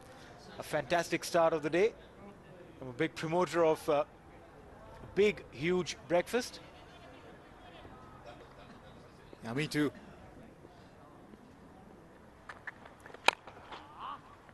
Yeah, lost control of his willow, but doesn't matter.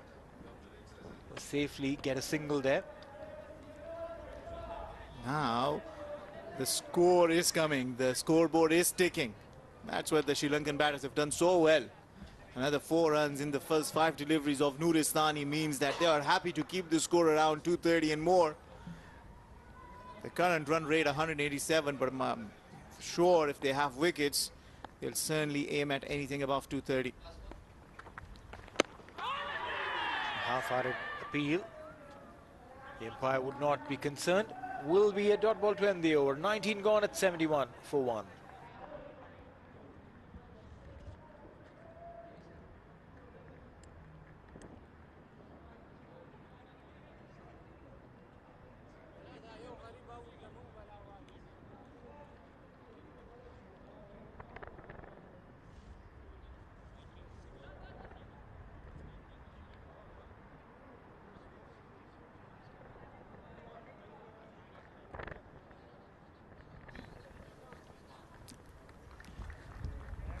A 71-run partnership in 108 deliveries.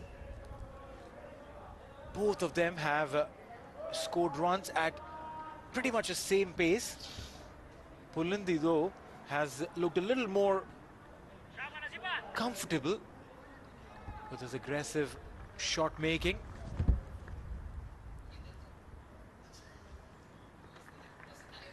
Nazif continues and continues being wavered. Width on offer. Couple of runs will come through. Very lucky, I believe. 2 runs right given, but this could have been a boundary. I said it. And thing is, with the wrist spinners, it's not very easy to have a full-fledged control. You'll bowl really good ones. You will bowl the peach, the Jaffa, and then you will give away. You talk about under 7s and under 9s and then say, yeah, they don't have control. That's fair. But at this level, I reckon if you're playing for your country, you better have control.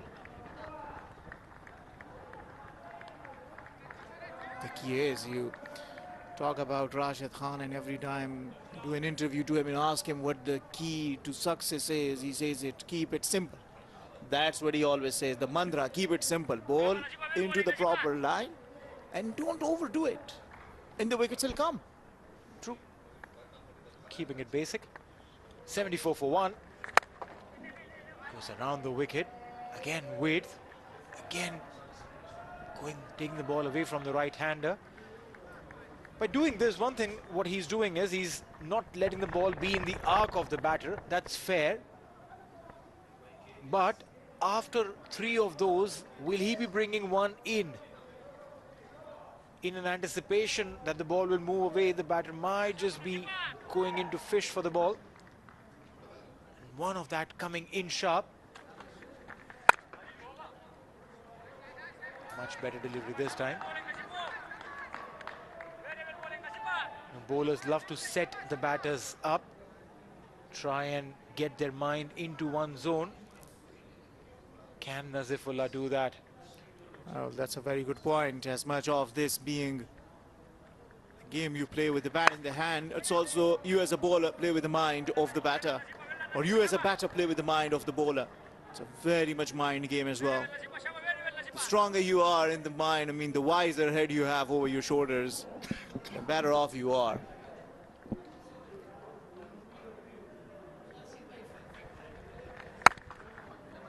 Last ball of the over, a single, and 20 overs completed. Sri Lanka 76 for 1.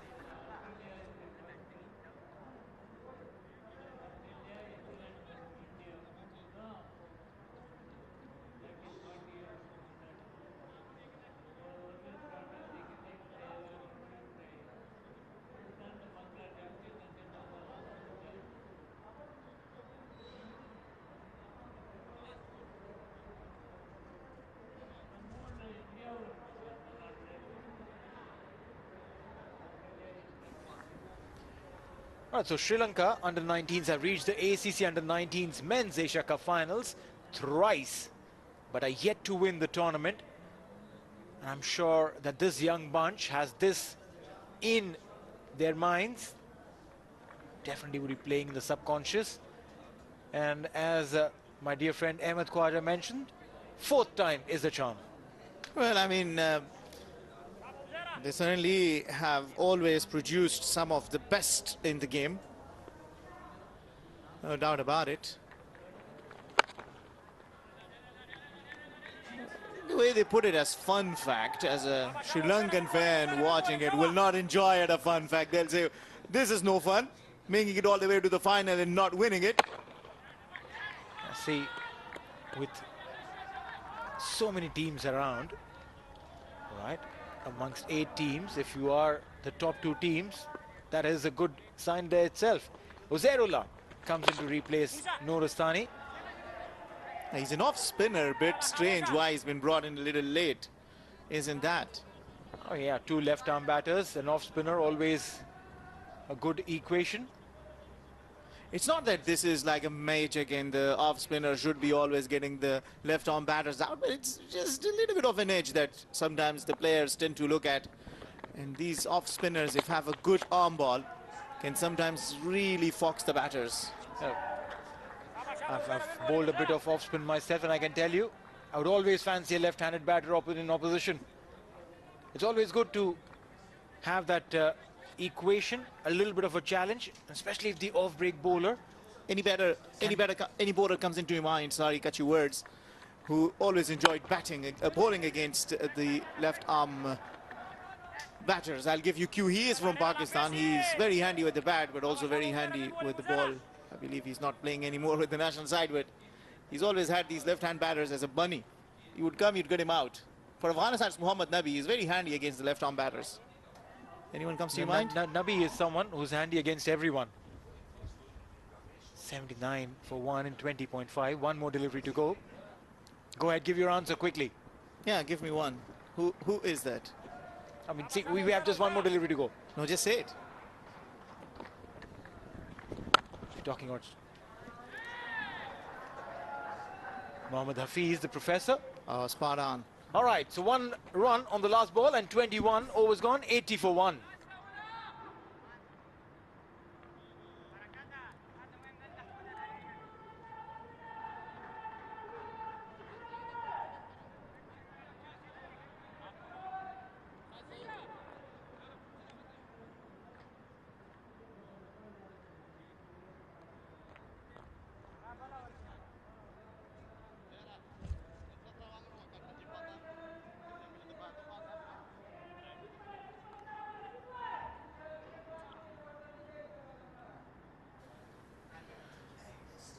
It's a solid looking position for Sri Lanka, 80 for 1. I love the way both batters have looked to settle.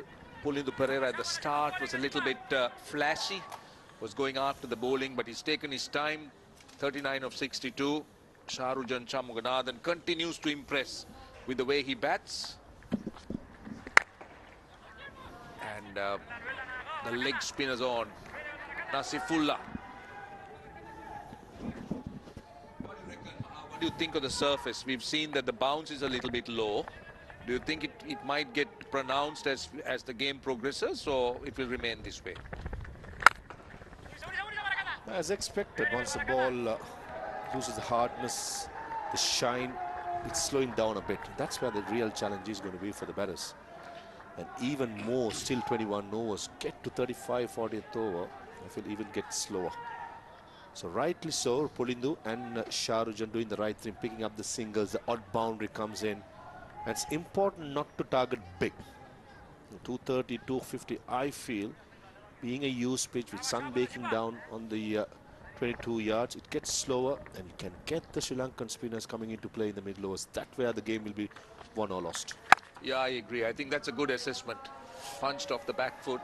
At the moment, all we see is the ball is staying low. It's not coming on as easily. It's not turning at all. We've seen this young leg spinner Nasifullah looking to bowl his wrong ends and leg breaks, not really responding.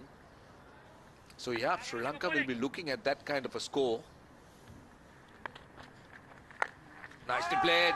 Uses the pace, just can't get past the fielder. He's very clever with shots like that, Shanmuganathan. He's a player, he knows his strengths and weaknesses very well. He's not built big to tonk the ball down the ground. He's a very canny character.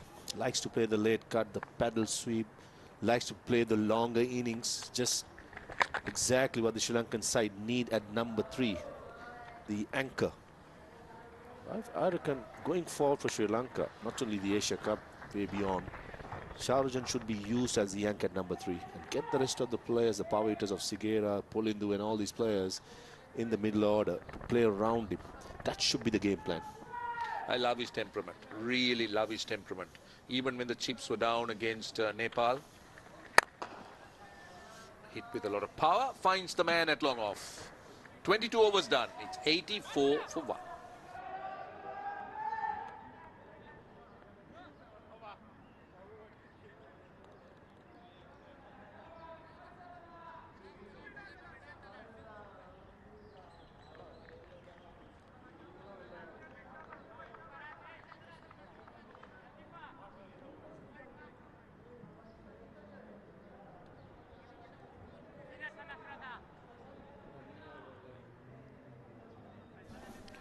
Well, 6 bowlers used for Afghanistan. Kasanfa was good at the top. He got a wicket in the very first over. But since then, I thought Aziz was impressive as well. He ran in and hit the bat hard.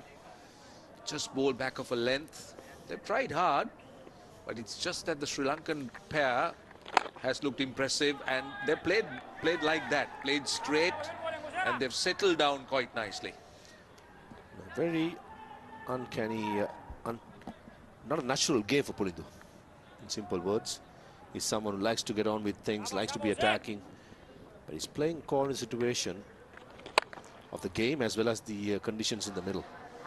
That shows the maturity level of a young batter who has done well in school cricket. And now it's all about putting up a good show when the country needs you most. Remember, if Sri Lanka wins it, they're almost through to the semi-finals. This is a group of depth. 3 good sides: Bangladesh, Afghanistan, Sri Lanka. On the other hand, Afghanistan got to win to stay in the competition. So pressure will be definitely on much more on the bowling side. Yeah, it's going to be interesting how it pans out. A lot of permutations after this game. As you say, if Sri Lanka get through, then they will be safe, at least up to the last 4. But Afghanistan, there'll be lots of things. There'll be lots of uncontrollable factors. Now he was looking to slog. That was tossed up. He was aiming to that mid-wicket area.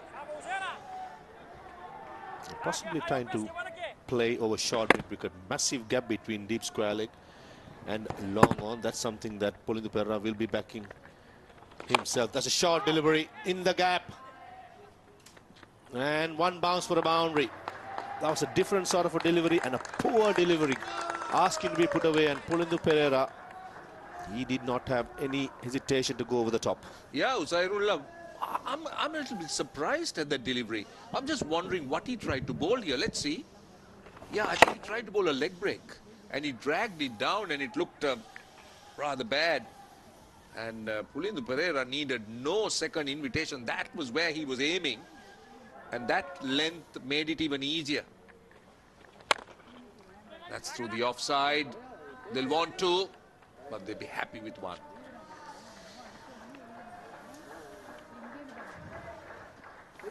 $91 for 1.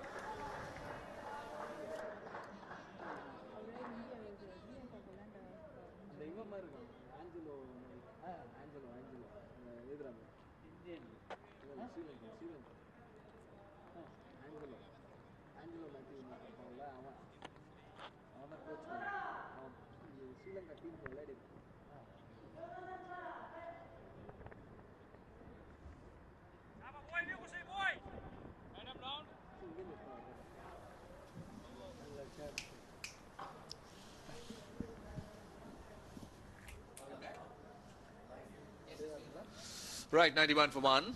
That's a nicely relaxed Sri Lankan dressing room. They were not edgy at any time, but when that wicket fell, there was a little bit of concern, naturally.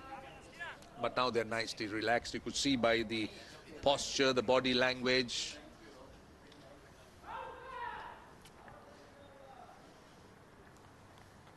Another off spinner.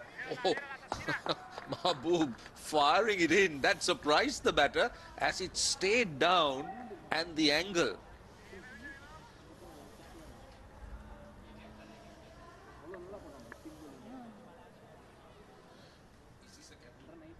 So the skipper himself, well, he's looking for a wicket here, obviously.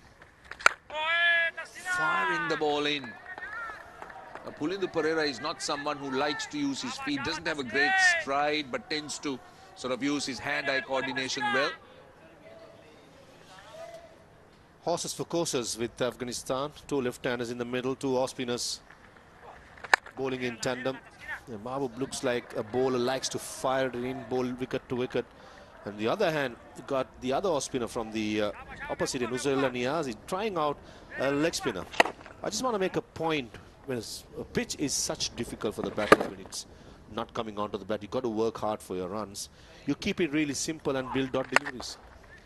And before that delivery, there was a couple of dot deliveries has built up. And all of a sudden go for a variation. Not the right thinking. Why Gazamfar is very successful? He bowls to build dot deliveries. That's how he has made a name for himself. I understand young Niaz is an all-rounder, bats more. Bowling is secondary. But when you're playing as a team, you just need to keep things really simple and dot deliveries, rather than trying to pick up wickets and go for runs and league runs. And also, I think, what do you think the pace you need to bowl as a spinner? You think you need to slow it down? Or now, for example, if you look at Mahbub Khan, he's looking to fire the ball in, right? But yes, the ball's not coming on. So, what do you reckon? I think finger spinners, they have to bowl a bit quicker. Since if it's in the right length and the right pace, batsman can line up. But it's important as a wrist spinner to use the pace for your advantage. We've seen the wrist spinners have done really well. We'll talk about in the next over. 94 for 1.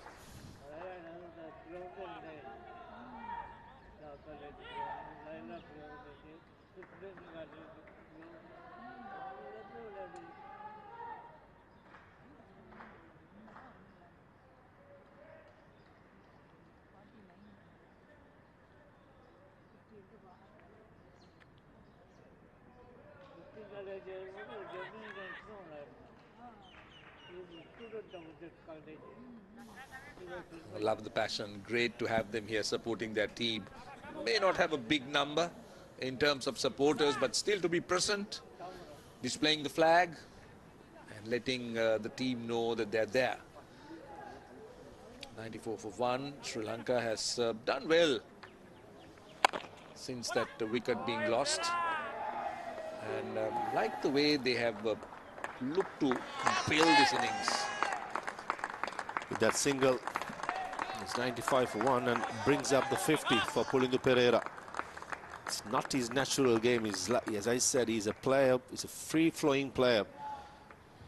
But he's using all his experience, making sure that he stays in the middle and makes the start what he has to make it a big one. Very importantly, just on the two off spinners, Roshan, I think both of them loves to bowl quick and not comfortable giving air. That's okay as long as bowling just like that on a good length, wicket to wicket, not much width.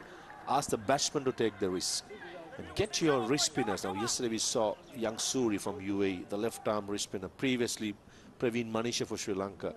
They did have a lot of purchase of this pitch. So I feel slow you bowl as a wrist spinner, you could have a lot of purchase. As a finger spinner, if you can bowl slower, brilliant. If not, very important, you bowl the back of the length and in between length. The most important line has to be straight. Yeah, I think the spinners are going to play a role here, especially when Afghanistan come out to bat. And even this Afghanistan side, you could see that they started the bowling attack. He started with spin and pace. And well, Pulindu Pereira, as you say, has made the right. He's made a massive adjustment in terms of his free-flowing style to a more measured, determined, workman-like innings. Talk about the preparation as well, Roshan, leading up to the Asia Cup. The Sri Lankan side just had one practice session when they came out. That's a good shot. All around the ground and a good stop. Will they come back for the third run? Yeah, certainly they do. They need to hurry up, and Pulindu Pereira does it in the end. Good cricket all around. The fielding effort at long off was excellent. I'm sure the third umpire will be called into. But looking from the commentary box, Roshan, I thought it was a good attempt and certainly saved a single. Yeah, I think so. But you're right. I tend to agree. Diving, he's well in, really well in. So no danger of touching the boundary as he gets rid of the ball very quickly. Tremendous effort. Again, a friendly delivery, tossed up. 25 done, 99 for 1.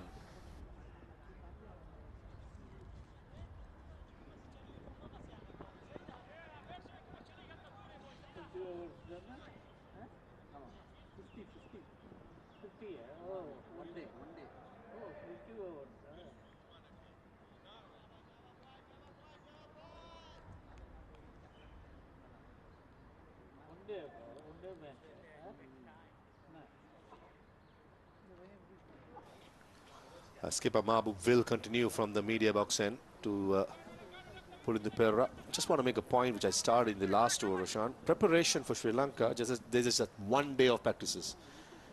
They got in late night, next day had a training session, and straight away a couple of days before they played the first game. Preparation wasn't ideal since in Sri Lanka last month or so, plenty of rain, lots of training sessions were cancelled. On the other hand, Afghanistan did play a tri-nation against UAE in Pakistan and won it. So they have been here for a while in UAE, getting used to the conditions, and brings 100 with that wide delivery. It's all about on the day. Just want to make a point where it's not about your reputation, what you have done in the past.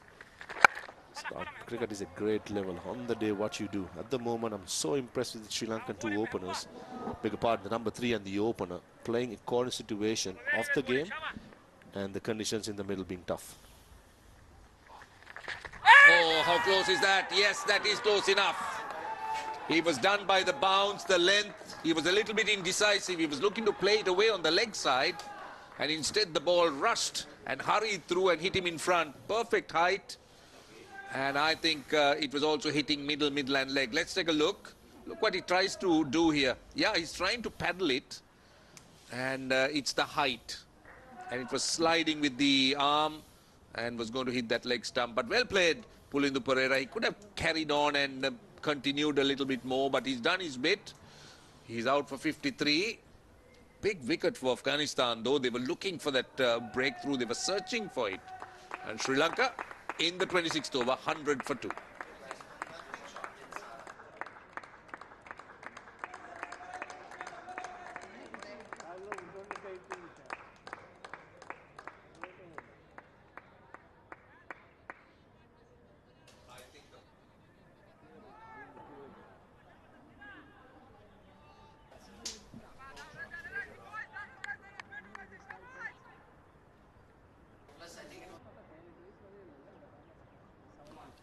For 2. Afghanistan have got the breakthrough after a 100-run second wicket stand. Now this is a very good platform for Sri Lanka at the halfway stage. They got Sharujan Shamughanathan on 38 and carrying on. Vimat Dinsara is the new batter, a right-hander. So that right-left-hand combination is gone. So now it's going to be a right-hand, left-hand combination. This is interesting because the Afghan bowlers will be expected to keep changing their lines and lengths, two different types of batters. And the captain, Mahbub Khan, has done the job himself. Middle order. Vimat Dinsara, the last game, batted well in the middle order. 24 runs of 29 deliveries, held the innings together. Hailing from Royal College, Vimat. Ooh, quicker. Certainly Mahbub comfortable bowling it quicker.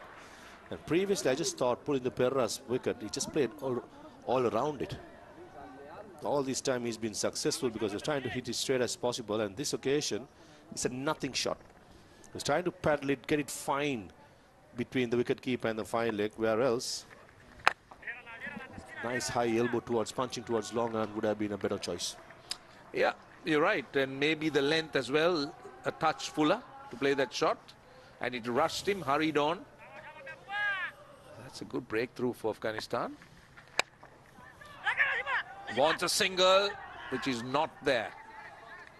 They're sharp in the 30-yard circle. I'll tell you, the Afghan fielding has been brilliant.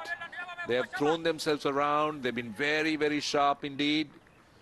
And they've looked impressive.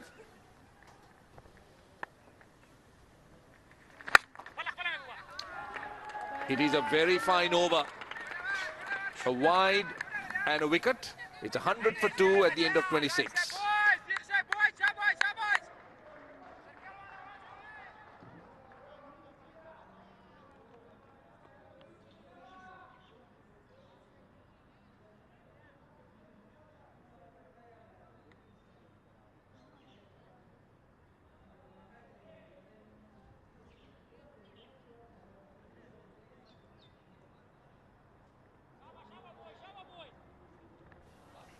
Well, Lakshmi Singh got a half century in that last game. He should be coming in next. And then Kavi Jagamage batted extremely well in that game against Nepal. Those were two batters who contributed besides Sharujan Shamughanathan, who made that fighting half century. So a lot of work for Sri Lanka yet. Afghanistan, on the other hand, will want to try and open or make sure that the door they open remains open. 100 for 2, left arm spinner. Nasir Khan comes into the attack. Kavija Gamage and Abhay Singh, you just mentioned, Roshan, both likes to play their natural game, which is to attack. If the platform is set right, get those two players to play their natural game, I think Sri Lanka still could muster close to 250 if Shanmuganathan bats through to the deep end. And also, I think Sri Lanka is trying to drag this a little bit more. So Dinsara and Sharujan are trying to drag it a little bit more, make sure that they get to maybe the last 10 overs or there and thereabout with wickets in hand. And then, what you said, would be perfect for those two young players to come in and start attacking. There's a lot of cricket left. Afghanistan will be fancying their chances. They're looking for those breakthroughs. What Afghanistan obviously need to do is just keep knocking the batters over all the time. Keeping the run rate in check, that's the order of the day. For Sri Lanka, they've got to keep building up partnership. These two players in the middle now did put up 41-run partnership against Nepal, so they understand each other really well.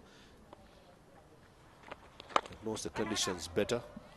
If Sri Lanka can get 4 runs per over until about the 40th over, they'll set themselves nicely for the latter part, as you said, to get to 150, 155, maybe 160 under the 40th, and then the last 10 overs actually can cut loose and try and get to 230, 250. That's a little bit naughty. The bowler should have stopped it. Can't afford to allow the batters to keep rotating the strike. So at the moment, 5 deliveries, 3 runs. So Sri Lanka not looking for those boundaries, but instead just looking to knock it around. A little bit shoddy there. Yeah, he should have stopped it. Last ball of the over. Well, nicely bowled. Slower on a length. 103 for 2, 27 done.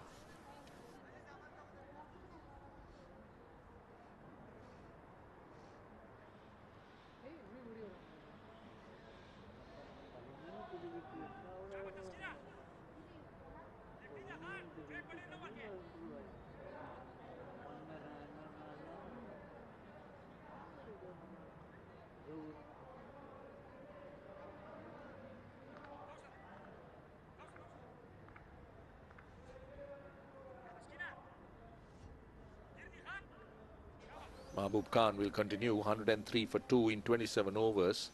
Now, this is a fairly, I would say, not a critical stage, but a very important stage of the game here, Maha. Afghanistan would want to get another wicket or 2 here, just to try and make sure that they get back. So, we've seen AMG, as he's called, look their best bowler. What about bringing him on at this stage with a new batter, maybe for an over or 2, just to try and see whether he can make that breakthrough rather than let this partnership proceed or prosper? Yeah, good option. A couple of overs from AM Gazamfar, just to see that the floodgates can be open. He's a mystery bowler. Don't think any of these Sri Lankan kids would have played that quality of spinners in their career so far. So that's a very good option to have. And if I'm the captain, I'll certainly will bring Gazamfar from the far end, opposite to the media box, and attack these two players and try and pick up a couple of wickets. Yeah, he's got 5 overs left. Nicely played, very nicely played. I think he's got a hand to it, but played late. Waited for the ball. Couple of runs. So he's got 5 overs left, Gazanfar. So you could always try 2 overs, maybe just a 2-hour spell, just to try and see whether he's threatening, whether you could get that wicket. If he gets 1, maybe bowl another 1. Bowl 3 and hold him back later. Single. So they've got 4 runs in the over. 28 done. Sri Lanka 107 for 2.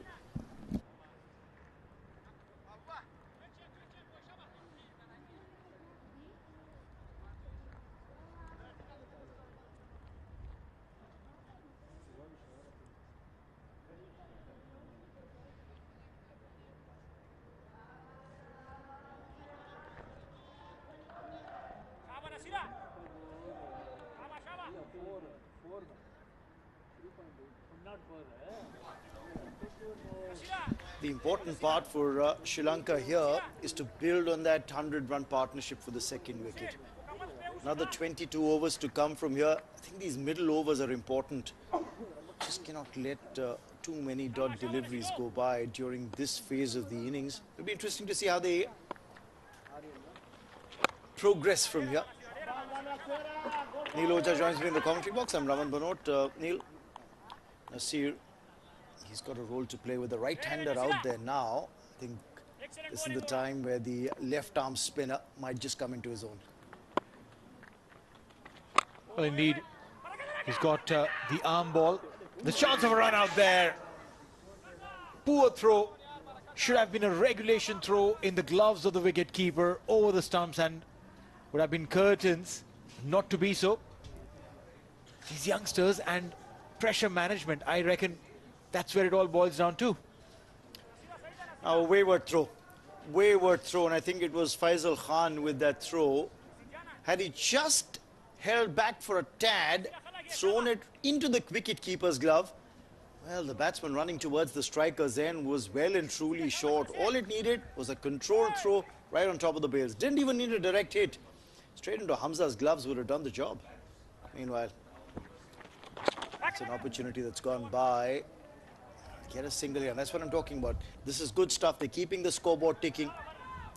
Not letting the pressure onto themselves, despite the fact they've just lost a wicket. It's a very good partnership, 100 in partnership there. Just broken. But this is the beauty of these youngsters. I've seen this. Keep restitching partnerships. Oh, the inside edge, almost back onto the stumps. This is clever. This is clever. Slightly slower as well. The tri-series, Nasir against Pakistan had picked up a 4 for 22. He's a wily bowler, and I said this before, I'll say it again. Now with the right-hander in the mix, the left-arm spinner may just come into his own. He's got a mean arm ball, though this one turned a fair bit.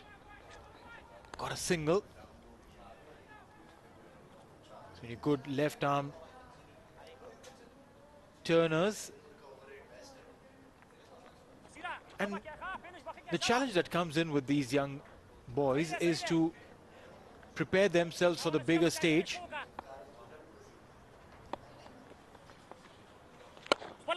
Very early on in their career. Meanwhile, a single there to end the over. 29 gone. Nelson on board for Sri Lanka.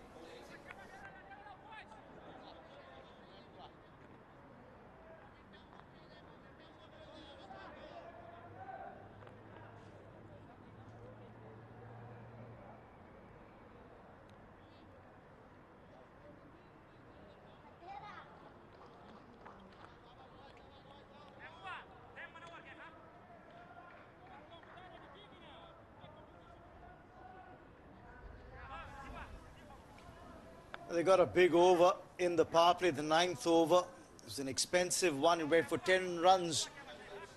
Ghaznafar bowled that over. 5 wides in it included. It's been the most expensive over that we've seen in the innings so far. Punch down the ground for a single. Now Mehboob basically slides the ball in, and his ball tends to keep a tad low and slide on through. So going on the back foot to play him may be fraught with danger. And of course, Pulindu found that out. Well, yeah, that's right. Paid that expensive price. Meanwhile, a good-looking shot and some footwork there. Was that number 7 Ronaldo? It was Uzairullah. Yes, but the number 7 was common. Well, I tell you what, this can be very tricky. This can be very tricky. You could very well end up stepping on the ball and rolling the ankle. Well, it looks good when it comes off, when you're able to stop the ball like that. Can be really painful if you end up stepping on the ball, so you'll have to be a tad careful. Short ball there. And enough time and room. Mehboob has been a little on the shorter side. And I presume that's one of the reasons why the ball also tends to stay a little low. Yes, and the second part of that story is at times he's short, but then he makes up for it on the very next ball by bowling it a tad fuller. So if as a batsman you're expecting it to come short, You'll go on the back foot and the ball pitched up that stays low is what's going to cause you problems. So I think the batsmen have to be very careful. And they'd probably be better off on this surface playing Mehboob on the front foot than going on the back foot. Shanmuganathan on strike. They're tossed up this time. They've got a fielder. If you look at the offside field, they've got a short extra cover in place. And that's for the uppish drive. That's why he looped that ball up a little. Yes, he's releasing it slower. He wants the batsman to play that drive. Play the uppish drive. This time well controlled on the onside by Shanmuganathan. He's one of those few spin bowlers who does give the ball a fair bit of air. Also bowls them slower through the air as compared to most of the spin bowlers in modern day who want to just rip it through. Rippers coming now. Goes down the ground, pass long gone, and that's gone for runs here. Could Ghaznafar have gotten around in time? In the end, it's 4 signaled by the umpire, just bouncing inside the boundary rope. Taking on the spinner here, and Dinsara gets his first boundary. 30 overs gone, 120 for 2.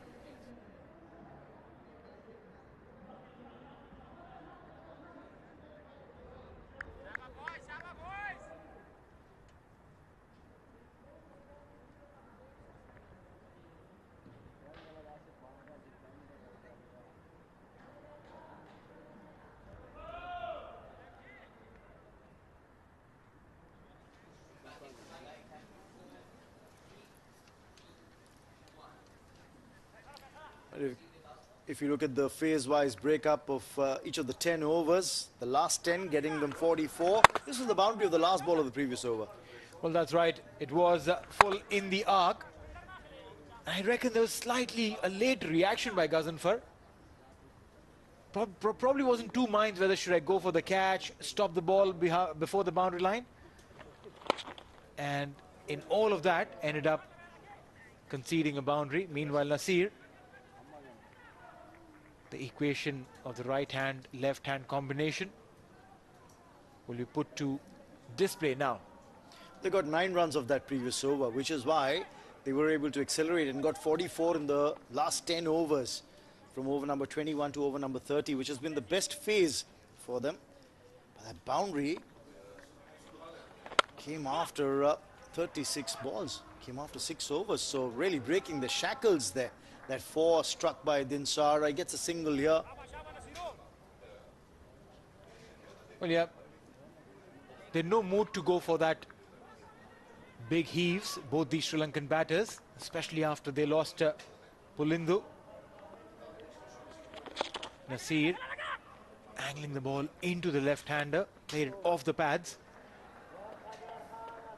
The subcontinent batters have this very innate ability to play the ball that is coming onto the pads very, very comfortably. And we've seen this even with this young Sri Lankan lot. Very wristy. Use the wrists well. From here on, I think Dinsara's got a role to play. He's looked the more aggressive of the two. The misfield will allow the single.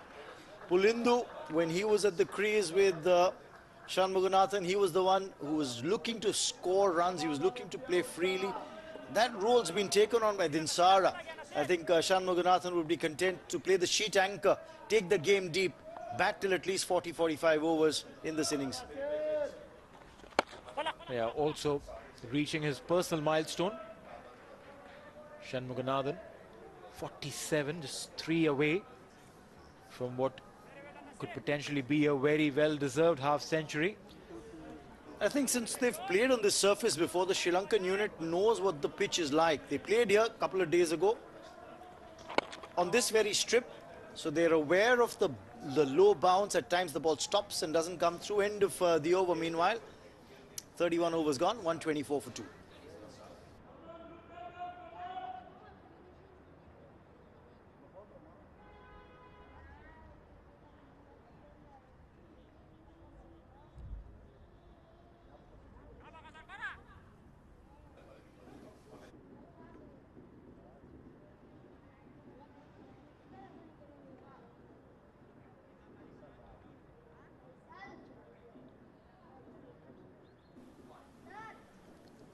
Well, they needed something different.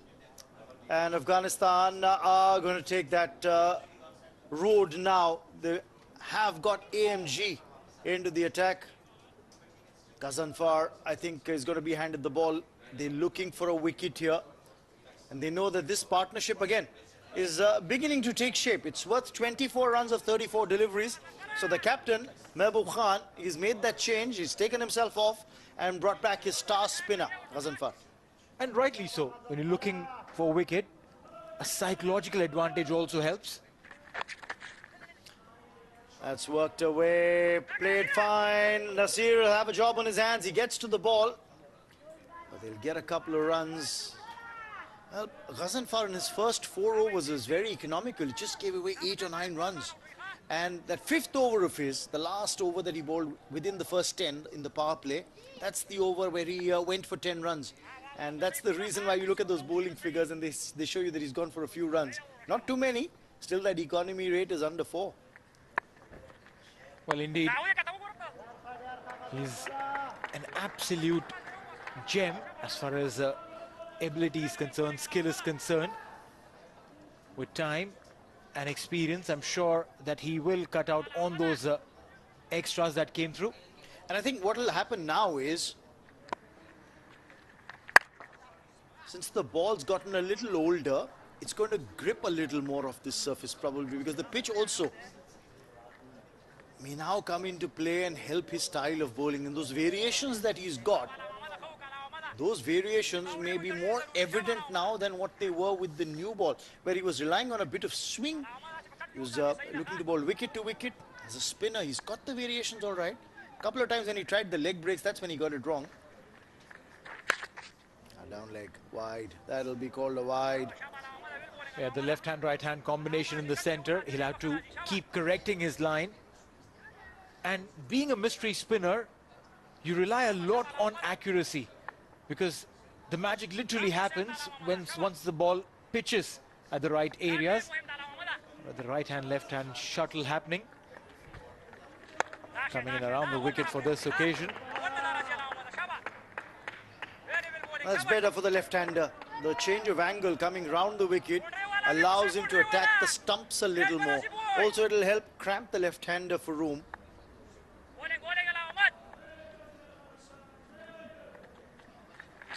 Tossed up this time. Oh, they'll go for the single. These are small things that probably the Afghanistan fielding coach would be keeping in mind. This should have been stopped. The footy effort in the outfield, the throws not coming onto the wicket-keeper's gloves. Small things put down in the diary of the fielding coach. I think it was a great effort by Mehboob Khan, the captain.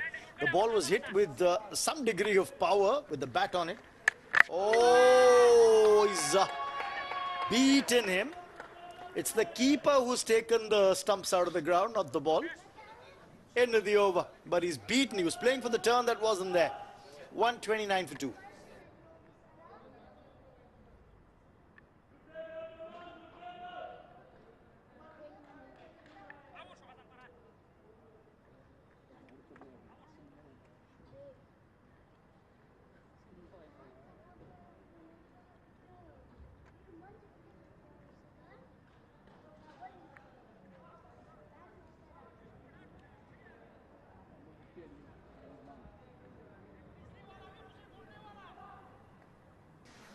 मेरा भी सब कर लेता है. 129 on the board. Ghazanfar in the previous over, beating the batter, the right-hander Dinsara on the last ball of his previous over.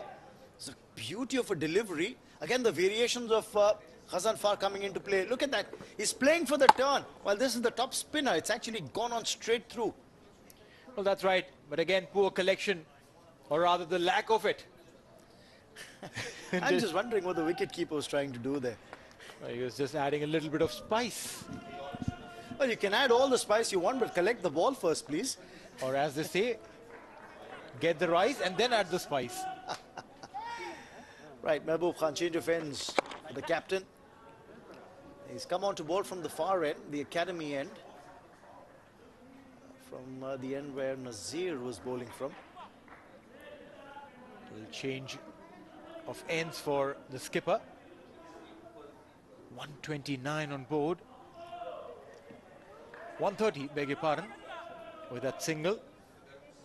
Dinsara. Role definition, so important and very critical to instill that thought and mindset in these youngsters. Who's going ahead, maybe playing for different teams, franchise cricket, everywhere they play, their roles would be set by the team management, by the coaches, may not be the same as they play for their home team. Take a single here, Dinsara, and get Shanmuganathan on strike. He's on 49, remember, the left-hander. One shy of what will be another half-century. He'll make it back-to-back half-centuries for this youngster. Got a very handy 62-odd in that opening game against Nepal. Held one end up. That'll give him a lot of confidence if he were to get another half-century. He'll just show consistency from this youngster. Gets it. And it's a no ball as well. That's been signaled by the umpire. So, meanwhile, cause for celebration in the Sri Lankan camp. Shanmuganathan gets a well-compiled, a patient half-century. Just a solitary boundary in those 50 runs that he scored of 86 deliveries. Well, yeah, indeed. Talks about his composure, his mental aptitude. Skills, definitely, yes. But look at that strike rate, 58.14. Very, very patient, calm, composed, didn't get flustered. And that is a sign. Meanwhile, that no ball. A captain overstepping as a spinner. Well, that's unforgivable. And the license there to throw his bat at it. Dinsara not making ample contact with the blade, just gets a single on that free hit ball. The skipper at the toss said that they're looking to get at least 250 on board. They'll have to accelerate from here on. Set a fantastic platform, these guys. Another single. Now, when you say the captain says 250 on the board, he's saying 5 and over. You know, and if you are to get to that 250 from here, which is another 115 runs away in the remaining 17 overs, then you need, I think, to score at about 5.5 or 6 and over to get to that point. 6 and over gets them to 238, 8 and over, 7 and over probably would get them to where they want to be. A misfield allows that single, and that will end over number 33, 136 for 2.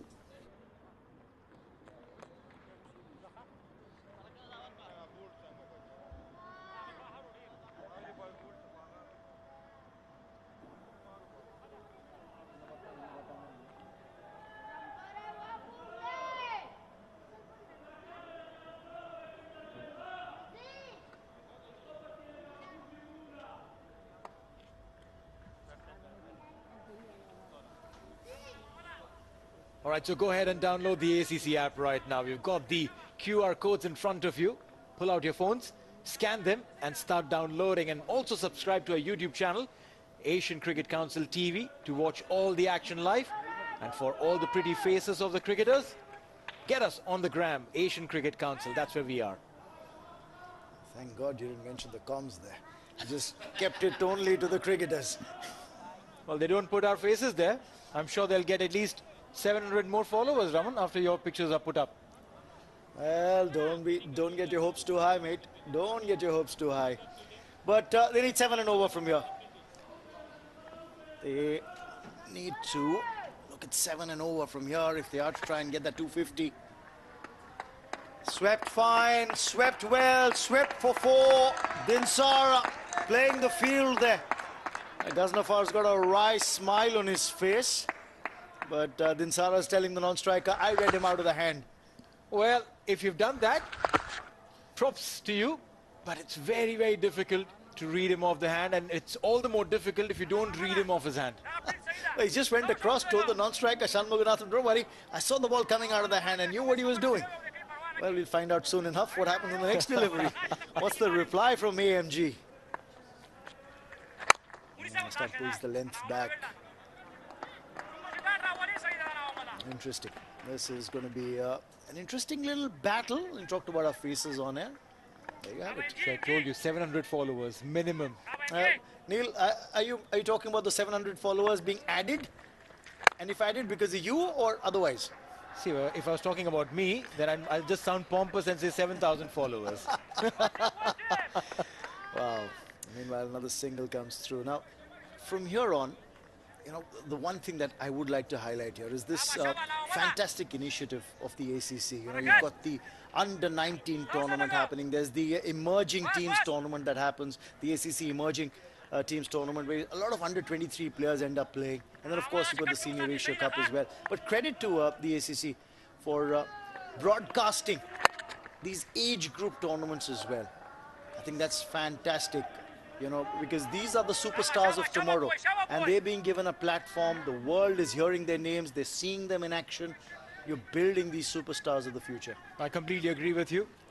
Also must mention the Under-19 Women's Asia Cup following this tournament in Malaysia.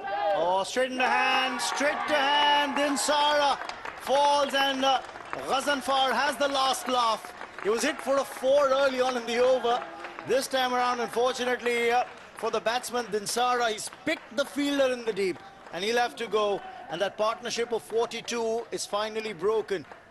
Well, that's right. This time, I reckon he didn't read him off the hand. Straight into the hands of the fielder standing at deep mid-wicket. Dejected with that shot selection. Has to take that sluggish, long walk back. Dinsara is out on 26 of 30.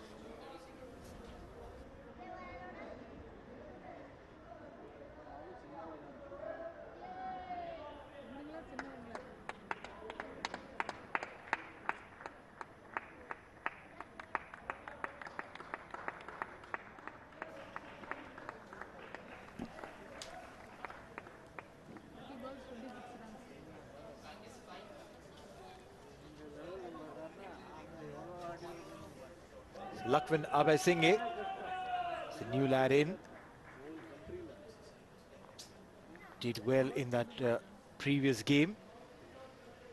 Got a bunch of left-handers, or should I say talented left-handers, this young Sri Lankan side. Lakhvin also a left-handed batter. 142 for 3. The role will be very clearly cut out for him. The mental target is 250, like you mentioned, Raman. 7 and over from here on. And I think that's what Dinsara was looking for when he lost his wicket. Top ball to end the wicket taking over from Ghazanfar. It's 142 for 3.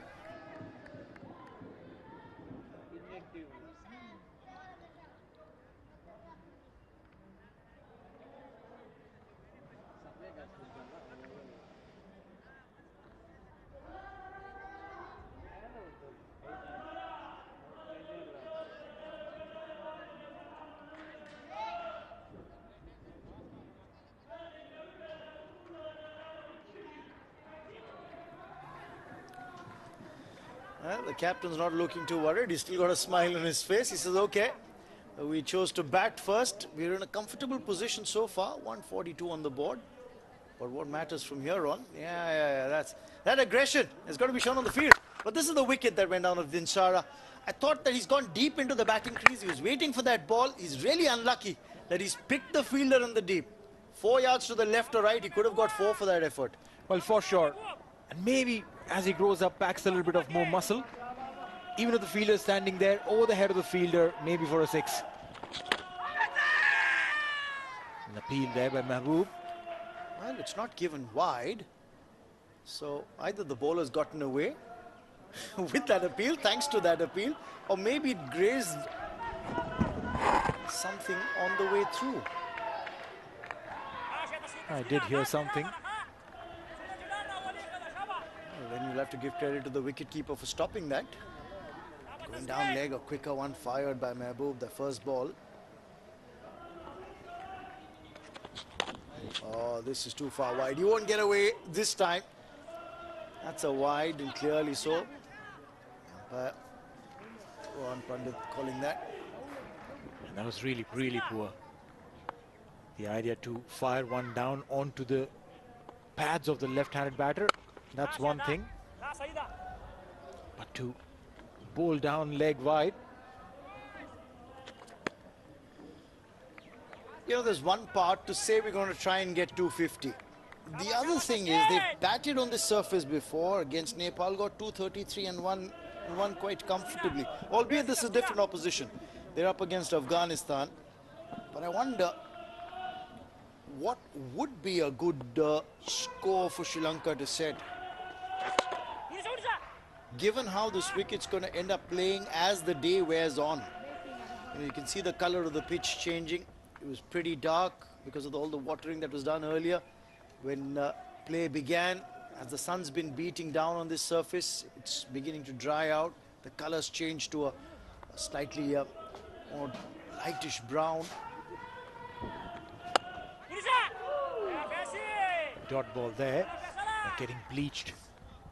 The surface. It's a beautiful cloudy day, not the harsh, usual harsh sun that we expect and get in this part of the world. Thankfully, the time of the year is also helping. You're into December now, remember. End of the over with that single. 35 gone, 146 for 3.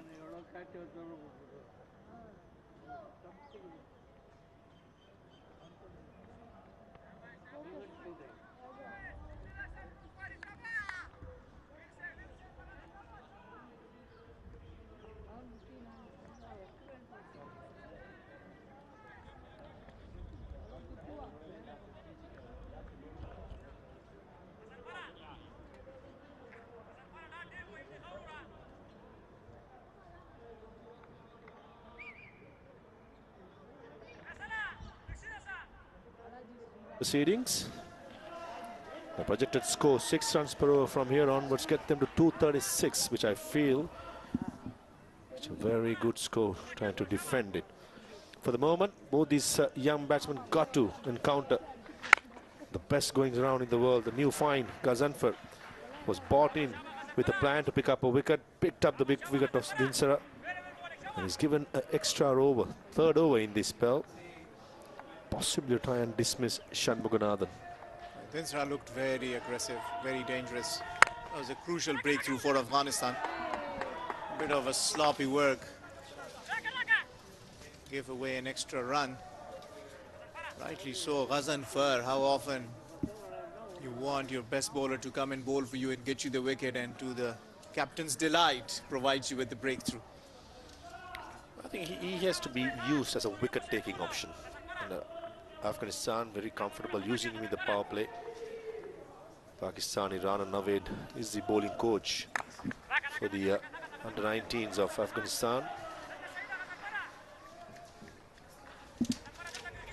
Rana Naveed, the bowling coach with Afghanistan.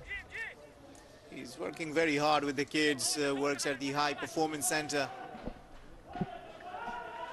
He's more of a believer that there has to be a stronger stamina you as an athlete must have when you come down and play cricket.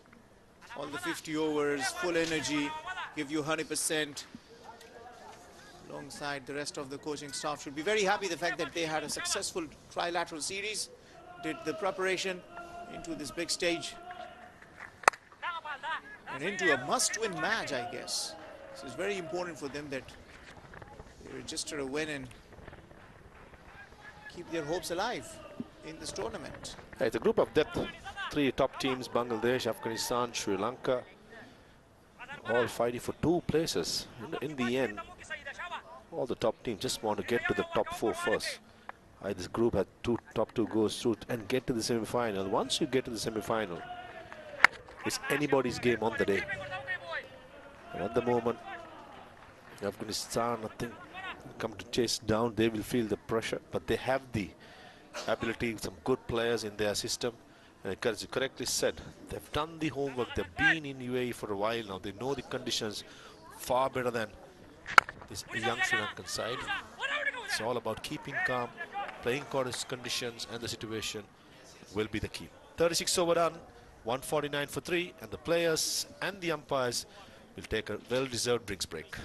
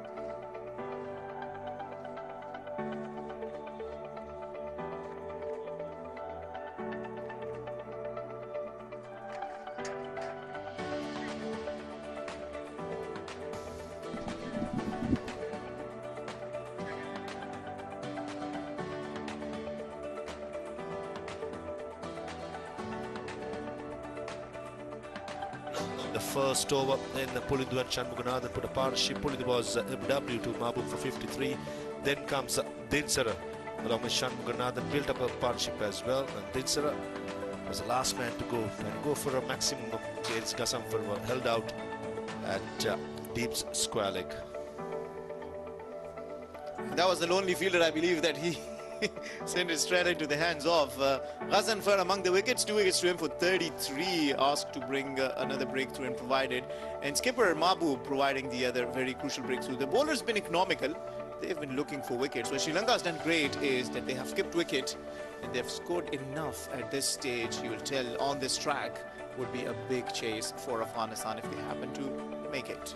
And the second wicket partnership was 100 runs. It's going to be very crucial. 3 wickets to fall. The first Sigera LPW to Ghaznfar, and then it was the half Centurion pulling the Pereira LPW to Mahbub, the captain.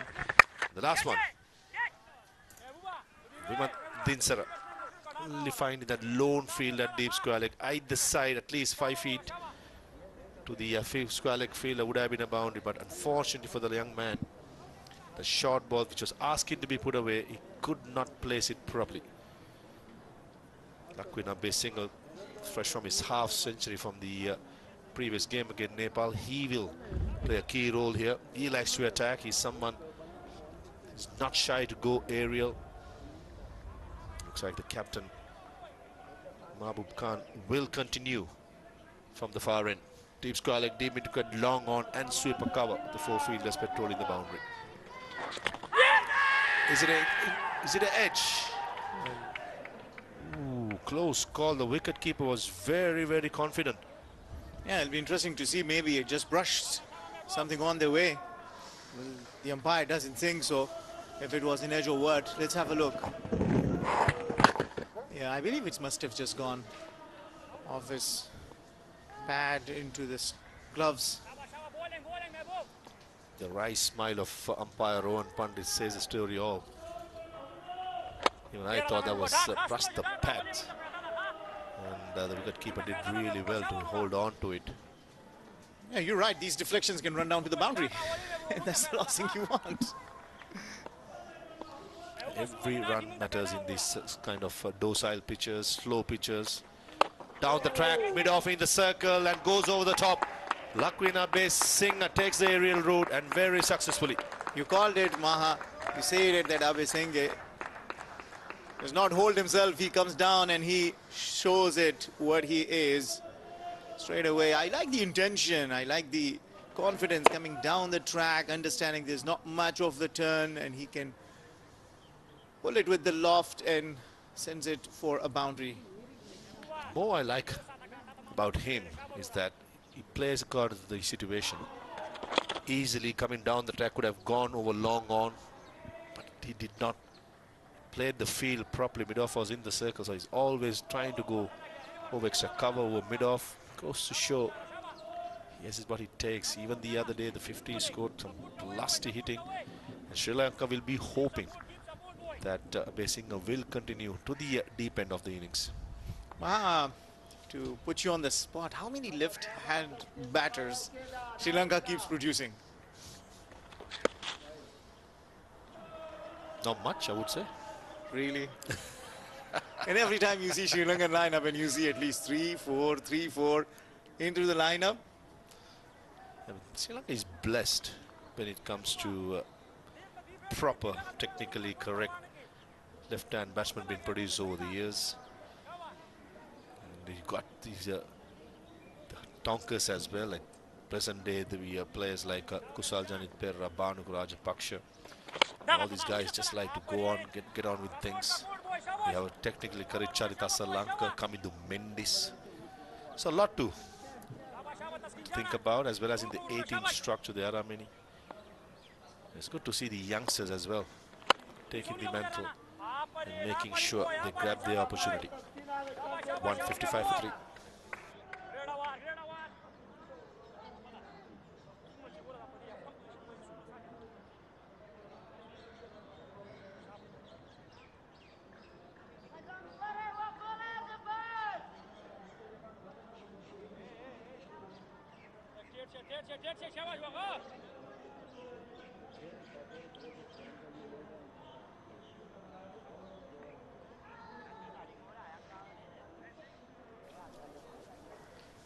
Talking about the left-hand batters,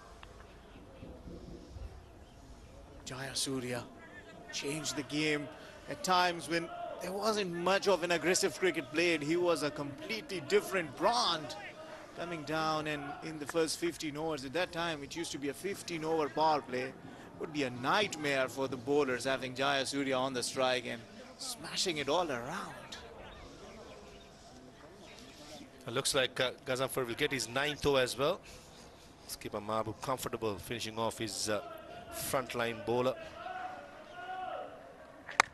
Before the game, I would have thought Sri Lanka would have had a game plan not to give wickets to Gazanfar, play him out, not take much risk against him.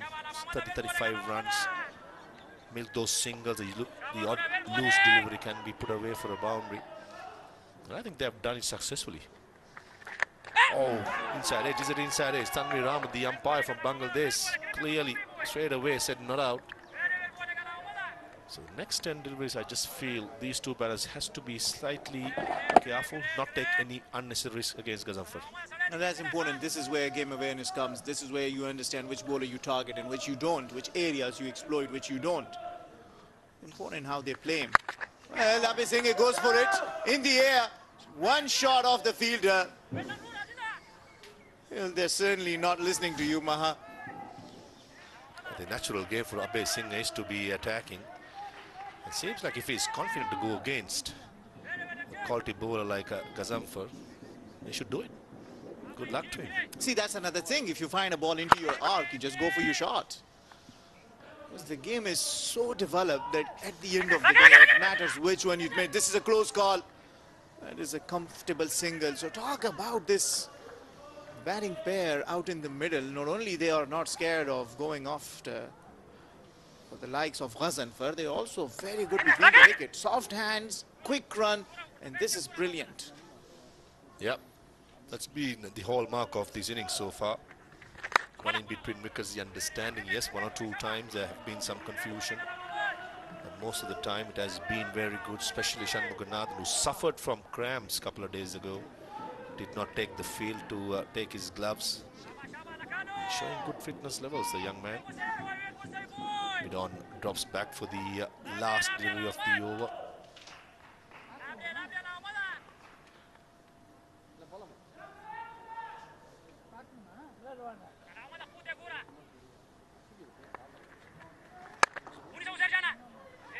The dot delivery to end the 38th over, just the 2 runs from it. 157 for 3.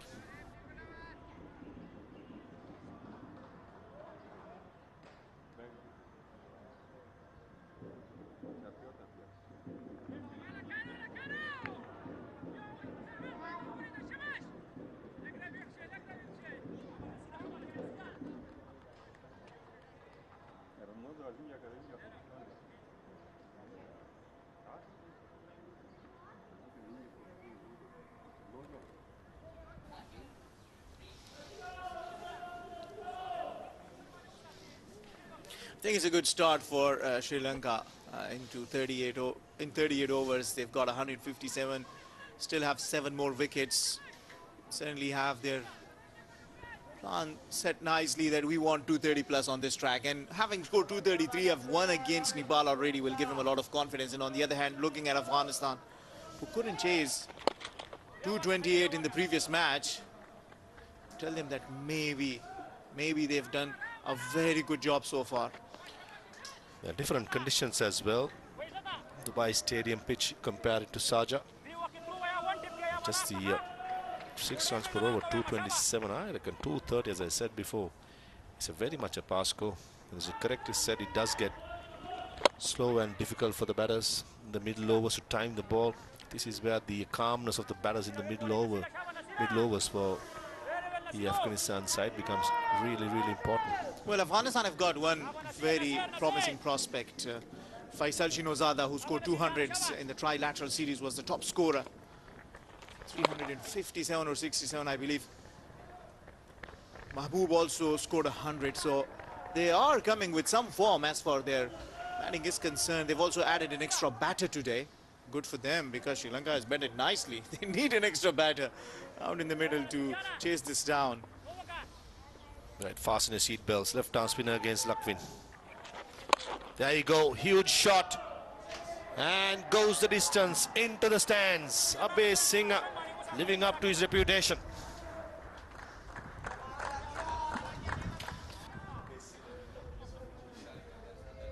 You called it.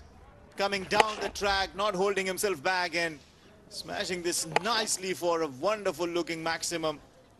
This is not good for Afghanistan. Abhay Singh changes his gears and the partnership all of a sudden 24 of 29 deliveries. Lakwin, Abhay Singh, just like the opening batsman Purindu Pereira, both of them hailing from Dharmaraja College, Kandy. Both these left-handers, very elegant, very contrasting difference. Purindu Pereira more technically sound, suited to face the new ball, whereas young Abhay Singh, he looks like someone who can easily hit sixes with the strong forearm he possesses. Confirmation partnership nicely building for Sri Lanka. Contribution of 15 Abhay Singh and Shanmuganathan taking his time as we expect from the number 3 player. Shanmuganathan is doing the right job. He is anchoring the innings. It's very important to see these young players very clear in their mind, understanding their roles, doing the job that is expected from him. The fans from Afghanistan have come here to see these future stars alongside some Sri Lankan fans. We're up for a really, really nice contest here. Yeah, absolutely. It's going to be a tight contest. In the air, 2 is a call by the non-striker Shanmuganathan. Will settle just for a single. Nasir Maroof Khair has been a little expensive in this over. He's already given away 10 runs. So the angle that is working in the favor of the left-hand batter. Saw in the match against Bangladesh. Bangladesh skipper hit him for 3 sixes. Last ball coming down the track. They'll take another run. That will be 11 runs. Oh, they're pushing for the second. Can this be a... Oh, that was a very close call, but they comfortably, at the end, you'll say, make it 12 runs off this over, 169 for 3.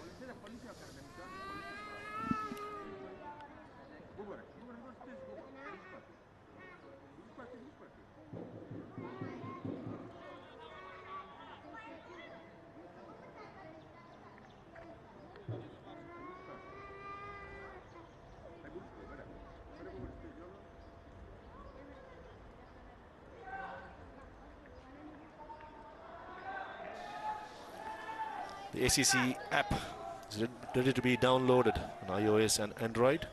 So much data, information in those apps. Please go ahead and download it, as well as subscribe to our YouTube channel, Asian Cricket Council TV. And all the pictures, stories will be shared on Instagram, Asian Cricket Council. A lot of content to be covered. And, it was a straight one. The off spinner possibly went with the arm, and Gazanfar showing his class, dismissing dangerous Abhay Singh.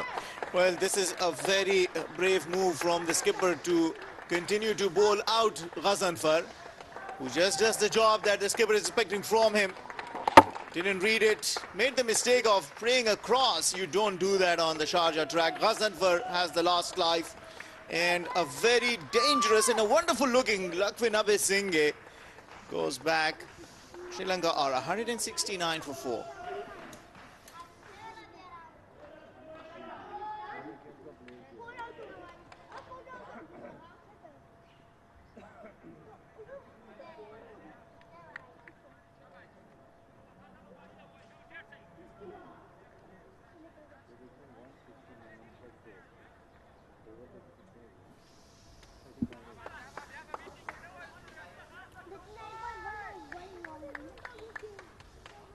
As a two left-handers looking dangerous. Gazanfar dismisses the danger man, Lakwin Abhay Singh. And that brings Kavija Gamage into the crease. Batted well for his 37 of 44 in the last game. Young boy hailing from Kandy Kingswood College.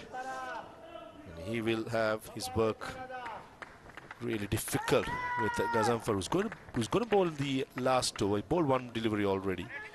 I'm pretty sure the captain of Afghanistan will be attacking Kavijagamage with the next 5 deliveries of Gazanfar. See, it's important how you go about your plan, and you've been calling it from here, Maha, that you need to respect certain bowler into the side, knowing Ghaznfar with the reputation he has and the kind of a belief he has in himself when he bowls in Sharjah. You gotta give him the respect.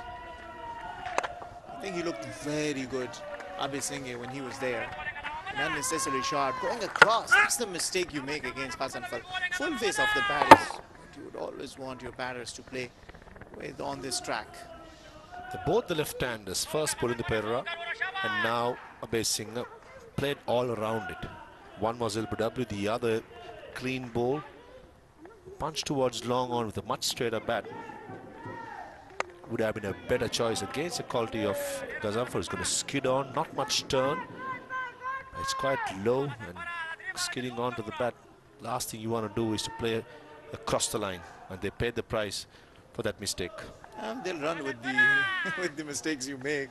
This is the beauty of this platform. You come play here, have that sense of playing international cricket, and move on and represent your country in the national colours.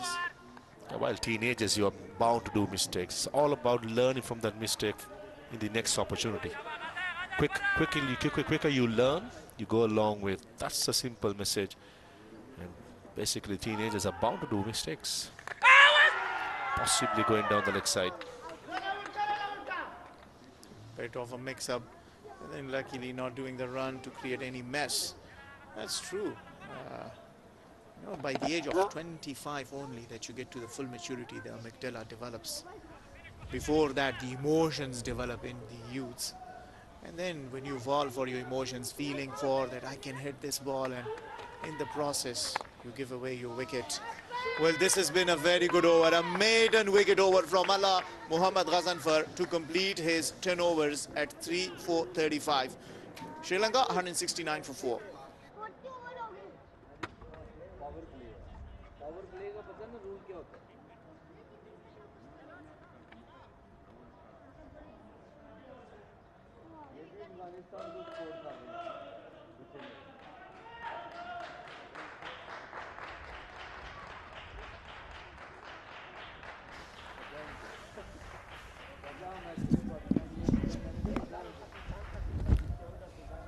Power play signal will come from Rohan Pandit.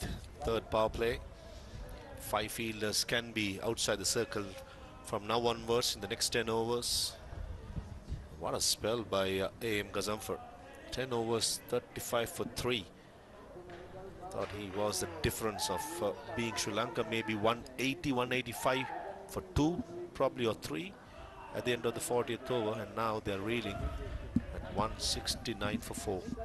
Change the bowling. Nuristani into the attack. Shot. Couldn't find the gap. Yeah, the spell from Ghaznfar has really affected the runs on the board, as you called it. Maybe 15 runs short at this stage, and maybe if one more wicket they had. Afghanistan under-19's Mujibur Rahman is the highest wicket taker in ACC under-19's Asia Cup history with 29 wickets in just 9 matches. And I tell you, in that final match against Pakistan in 2017, he was unplayable. Took 6 wickets, I believe. And with a big margin of 185 runs, Afghanistan won their maiden under-19 Asia Cup title.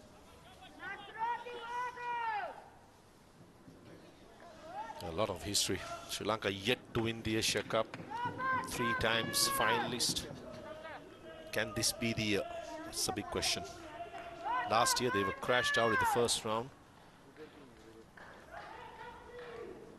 They started nicely for sure. Already beaten Nepal, one thing out of the way.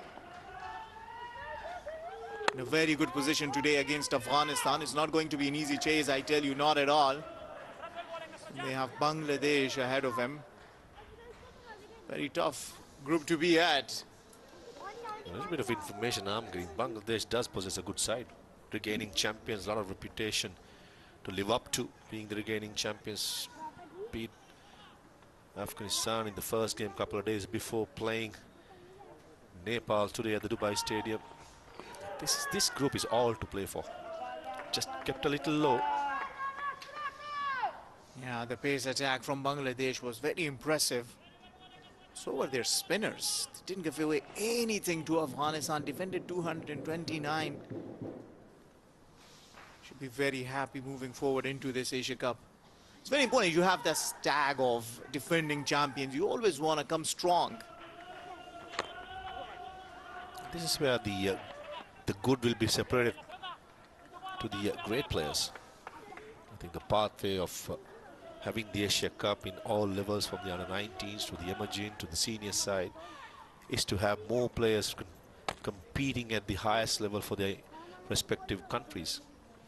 And what an exciting Asia Cup we so far have got for ourselves. We've already seen hundreds. 100 from a Pakistani player, 159 in the previous match against India, 150 from Saxena, UAE. A lot of firework. Quick run again, quick run. This is very good batting. They haven't been able to score a boundary, but I tell you, they've already got 4 runs off this over. Those have all come through the singles and quick ones. Yeah, good all round. Very good delivery back of the length, hitting the bat hard. Good at understanding between the batters. And the fielder extra cover. He was like a Ferrari car getting into the car, getting into the ball and throwing himself. Good cricket all round. Fantastic to see the teenagers putting their heart and soul. Good shot. Oh, extra cover. Should be a couple of runs easily. And Shanmuganathan, he carries his bats for Sri Lanka's team. 41 overs done, 175 for 4.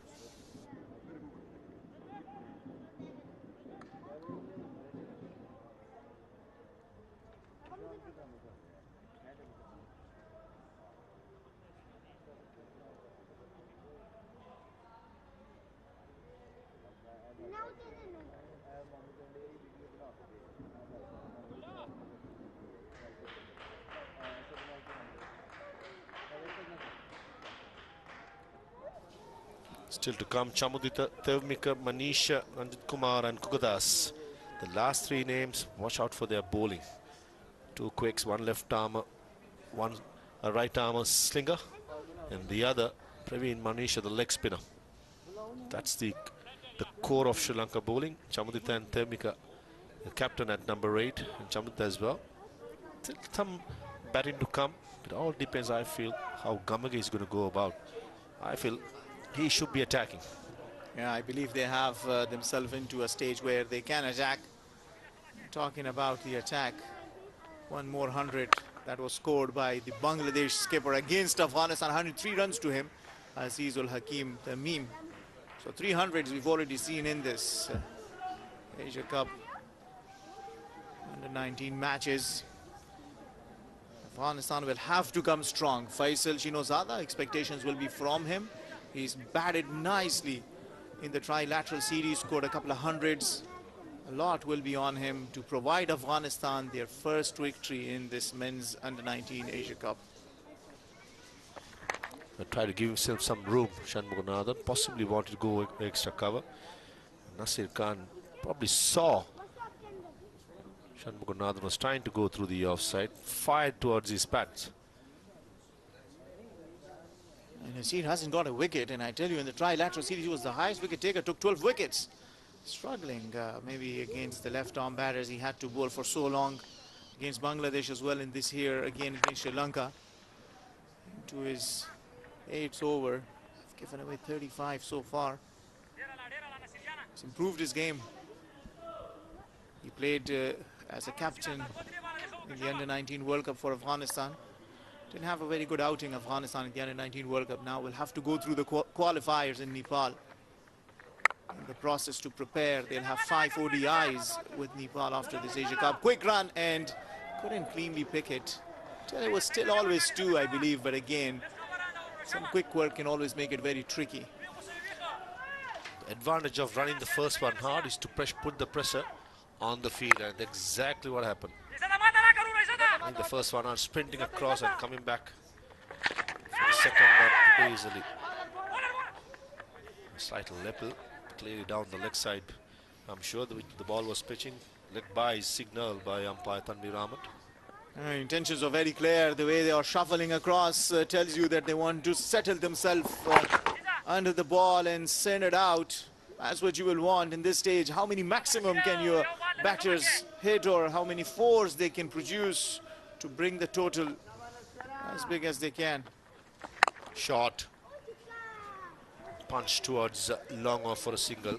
7 runs from that 42nd over. 182 4.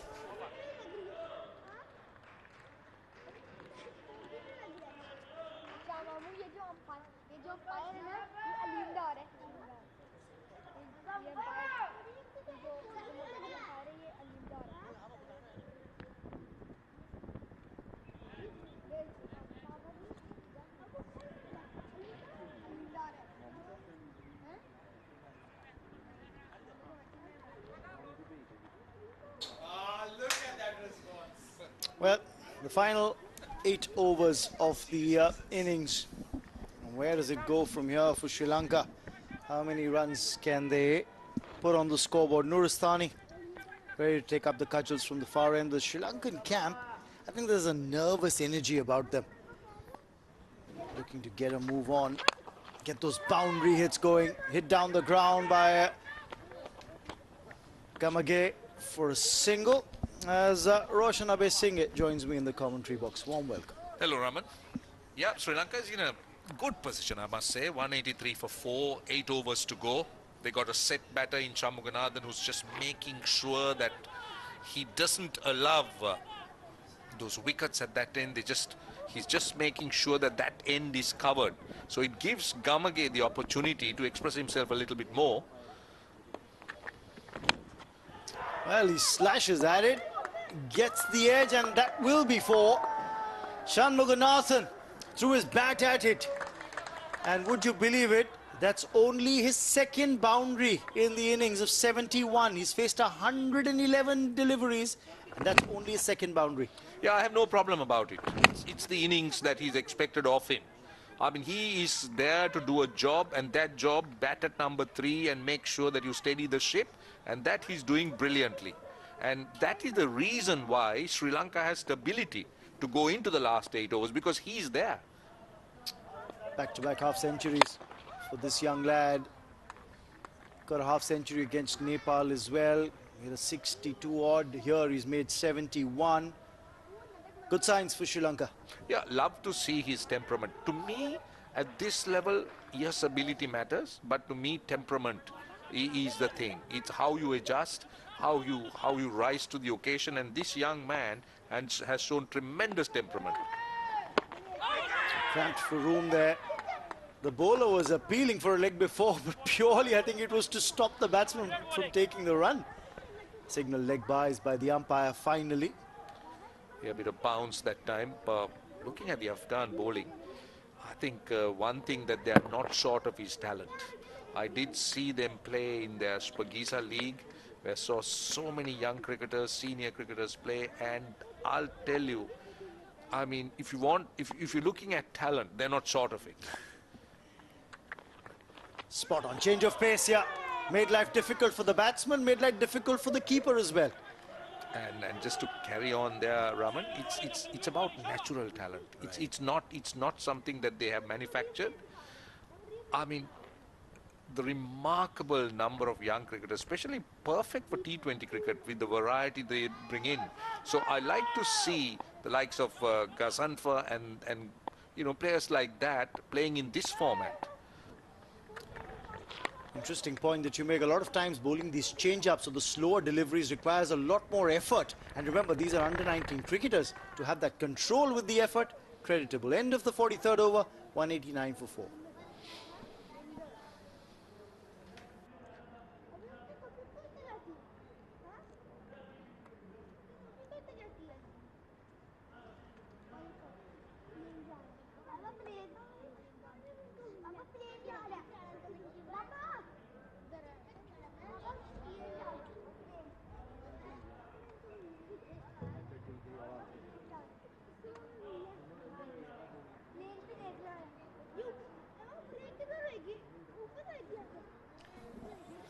There's still some batting to come in that Sri Lankan camp. 4 down, but look at the phase-wise scores. They've been accelerating slowly and steadily across the 10-over bunches, from 35 to 41 to 44 to 49 in the 10-over chunks. And now, if they can score at about 60 in the final 10, that'll help them get to that 225, 230. See, this is another young player who performed extremely well in that tournament I was talking about, Nasir. See, the big challenge for these young cricketers is they're so T20 oriented, and they enjoyed it so much, and bowling in games like this is what is going to challenge them. Big one. He's taken the aerial route and he's gone for maximum. Gamage says, if it's in my arc, it's going out of the park, and that was struck well. That is great batting. Why I say that is the previous delivery was quicker. This was thrown up and he took the challenge. Look at how he takes the challenge. Takes it from outside the off stump and, well, he's muscled it. Just a touch, a little bit in air, slower, and excellent shot. That's a powerful strike from this diminutive lad. Straighter. Won't get a run for it, but they need a couple of hits like that if they want to get to that 230, 235 mark. Yeah, 195 for 4. They can get there, I'm sure, because they're left with what, 6 overs after this, 36 deliveries. Quicker and flatter. That's the reason why he couldn't get under the ball to get the elevation in the end. Just settling for a single here, Gamage. I'm telling you, Raman, we've seen such talent yesterday, India, Pakistan. I mean, it's unbelievable. When you look at the numbers that are coming through, you look at the Sri Lankan side, you look at the Afghanistan side, Nepal, we did see. Those are the 5 teams I have seen, and I'll tell you, world cricket is in very safe hands. And the best part is, Roshan, that these games are now being televised. So there's record of the exploits of these young, talented cricketers. That's available for the world to see. They've taken the single and they'll settle with that. And the other thing is the amount of knowledge and the amount of exposure, which is the word you're talking about, and the experience they tend to try and take in. I mean, what impresses me, we spoke about it, it is the character of the player, the way he absorbs the pressure, the way he makes the adjustment. Shanmuganathan is a very good example of that, the temperament. And the game awareness. That's what Nasir showed. Gamage wanted to come down the track, force the issue, muscle the ball away. Nasir very cleverly pulled the length back, pushed it quicker. He's got his man. Finally, he gets a wicket today, does Nasir. Smart thinking, really smart thinking. Look at how he fires again. The previous delivery was thrown up, that went for 6. Now he was trying to outsmart the bowler. That's why he was looking to come down the pitch. But I'll tell you what, Nasir was very, very smart. Kavi Jagamage has done his job. 14 of 18. Sri Lanka, 6 to go, 197 for 5.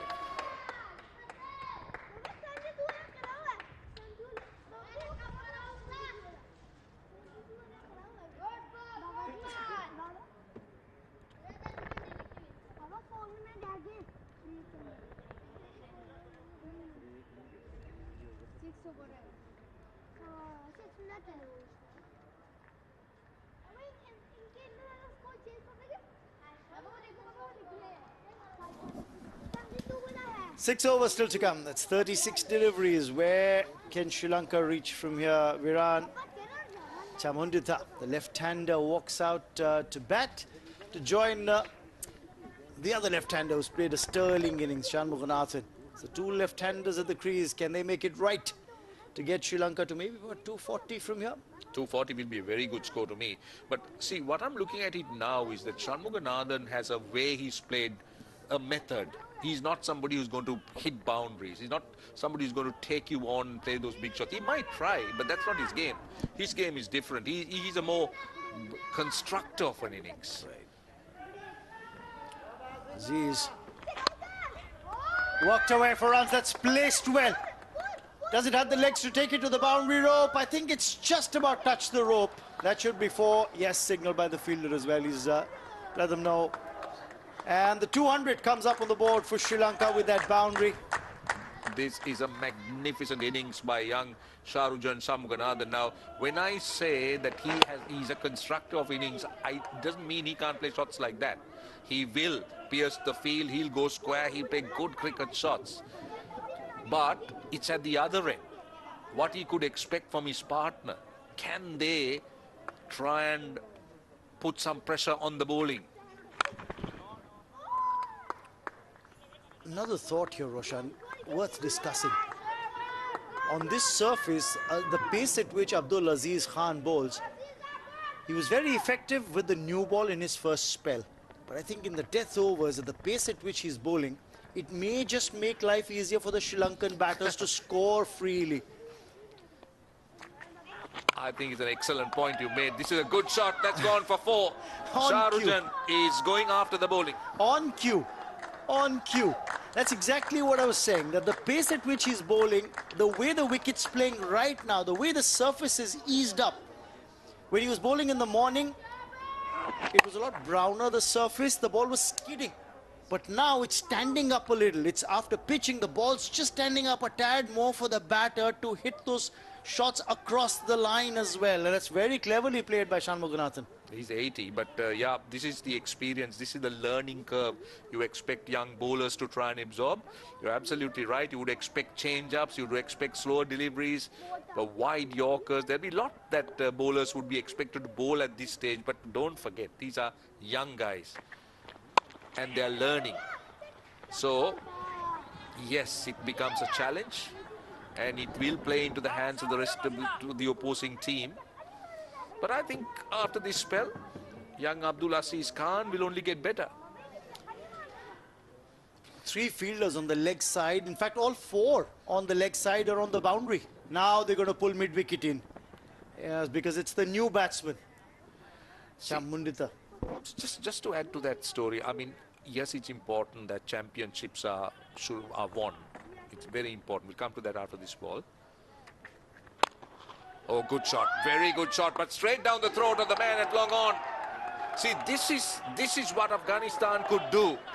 You keep dismissing batters at the other end. Shamughanathan will have to fight a lone battle. Now, I'm not blaming young Chamudita for playing that shot. He's out there to try and take on the bowling. It's unfortunate that he hit it down throat of the man at long on. But if you look at the complex or the context of the game, this is perfect for Afghanistan.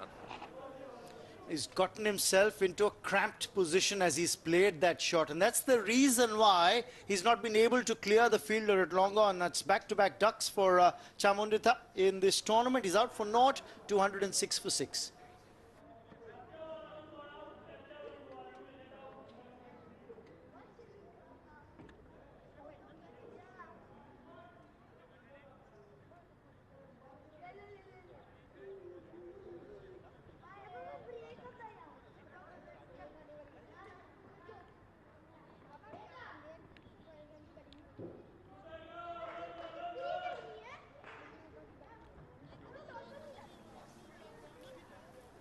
The skipper, he's walked out into the middle now. He's got a job on his hands. Vihasa Devmika, 4 matches, 30 runs. Well, he'd like to add to that highest of 23 that you see on his career graph at the moment for this young 19-year-old. Well, he certainly has a role to play. 1 ball to go. I think it's about making sure that he doesn't thrash the ball, look to throw his bat around, because after this over, there are 30 deliveries left. Now, if Sri Lanka keeps losing wickets, they won't be able to get to bat the 50 over. So important that he stays there. Ooh, clipped away for a single. He went so deep in his batting crease. Had he missed that, that would have been a very close leg before call against him. But he got some bat on it. He retained strike with that single, 207 for 6.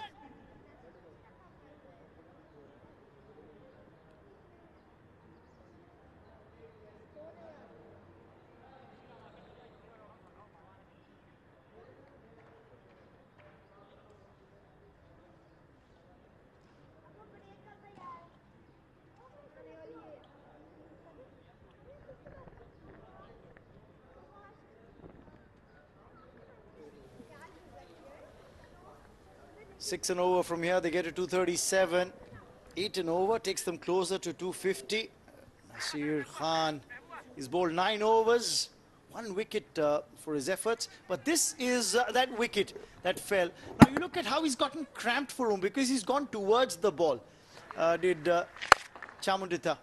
A lot of times if you're looking to clear the fielder on the leg side towards wideish long on, you want to take your body slightly away from the ball so that you can get the shoulders into play, get the power behind the shot to free your arms. He got cramped. Take a look at this again. Now, he's gone towards the ball. The bowler's gotten with the angle, gone in with the angle towards the body. So he's not been allowed to free his arms. And that's the reason why you hold out in the deep. Yeah, he just couldn't complete the shot. You're right. You generally try to get inside the line of the ball so that it allows you to either swivel or just hit it, or you get some width. I mean, well, it's easier to bat from here. Yes, but a lot of times when you're looking at that region around wideish long on, you want to get the power of your shoulders to come into play. That swing of the bat that got cramped on the previous occasion when he got out. Yeah, batters would also talk about the importance of that hip rotation when you play that shot. Well, they try and compare the golf swing a lot to that six-hitting swing, because it's the hip rotation also that comes in. So much of technicalities about batting. Now, this is what this young man should look to try and do, the captain, Vihas Devmika. He needs to try and get Shahrukh on strike. And Sri Lanka now needs to understand that they're not going to hit boundaries, 4s and 6s from here. They sent in 2 batters, they tried, they couldn't. Now, look at a more different way of trying to get runs. He's just letting the non-striker know, don't back up too much, I could run you out. Nasir had an eye on the non-striker.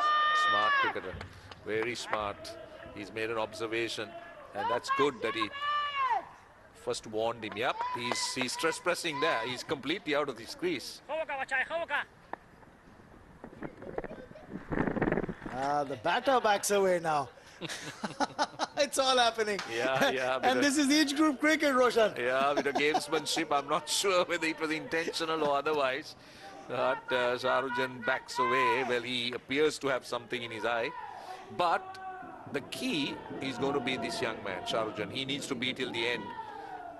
I'm saying key for Sri Lanka. Could be a tight single. They'll get it. If there's one thing that I'm really looking forward to seeing more often from these young cricketers, it's the direct hits. Because fielding is such an integral part of white ball cricket especially. And that can make such a big difference. And unfortunately, we haven't seen too many run-outs being effected with direct hits through this tournament. Yeah, I heard you make that point, and I think it's a good point that you make. We have seen fielders throwing themselves around on the boundary in 30-yard circle. We've seen some wonderful stops, but yeah, you're right. Direct hits are always so crucial. 46 done, 212 for 6.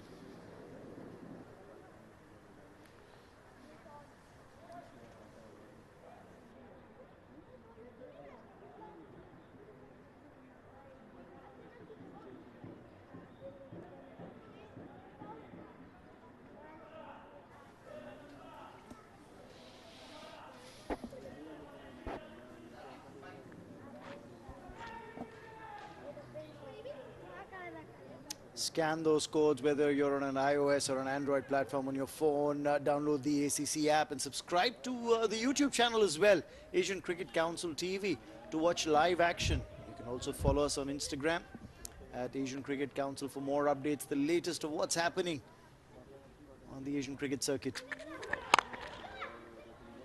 I like this role played by the skipper. He is not looking for those glory shots. He's looking for those singles. This is sensible. And he's getting Shahrukh Shanmuganathan on strike. Give him the strike. That should be the plan. That's the Sri Lankan plan. And Afghanistan, on the other hand, wants to dismiss this batter. As soon as you dismiss the batter, wickets will slow the run rate down even further. Now, at the moment, I see Sri Lanka getting to about 230 or maybe slightly ahead. That's a very famous name, Rana Naveed, the fast bowling coach of Afghanistan with his under-19 side. Sliced away, he's missed out on a boundary here. Well, he'll be kicking himself. Third in the circle. That was 4.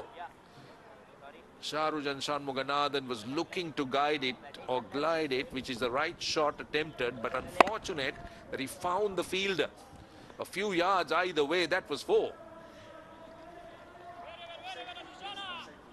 And that's prompted the change. Straight away, they've dropped third man back and brought in the deep point. Missing leg stump. No need to appeal for that. The bowler knows it. The keeper didn't.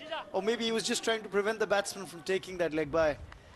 Well, you're talking about Rana Naveed. I think he'd be happy with what one of his prodigies did yesterday. Ali Raza from his academy. I must tell you, those fantastic effort from the Pakistan fast bowler against India. Picked up 3 wickets yesterday against the Indian batting lineup. Bowled with a great deal of control. And fire, I'll tell you. He bowled with pace. Oh, yes.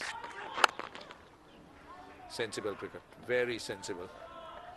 The skipper understands his game, knows his limitations, and the plan appears to be very clear. I was talking to him this morning and he seemed to be really happy. I was talking to him about Ali Raza's bowling yesterday and he said, proudly, beamingly telling me, it's from my academy, you know. I said, yes, sir, that's the reason why I'm talking to you about it. But he's pretty happy with the effort there. And what he said is that he's put in the hard yards, he's willing to put in the hard work, and the maturity keeps getting better and better. The way he plays his cricket keeps getting better with every match. I think that is a hallmark of any young cricketer coming through. I mean, they need to get better, they need those hard yards, and above all, it's about understanding the game. Be able to absorb it. You call it the cricket sense in my language. The single will ensure that the captain retains strike for the next over. 47 gone, 217 for 6.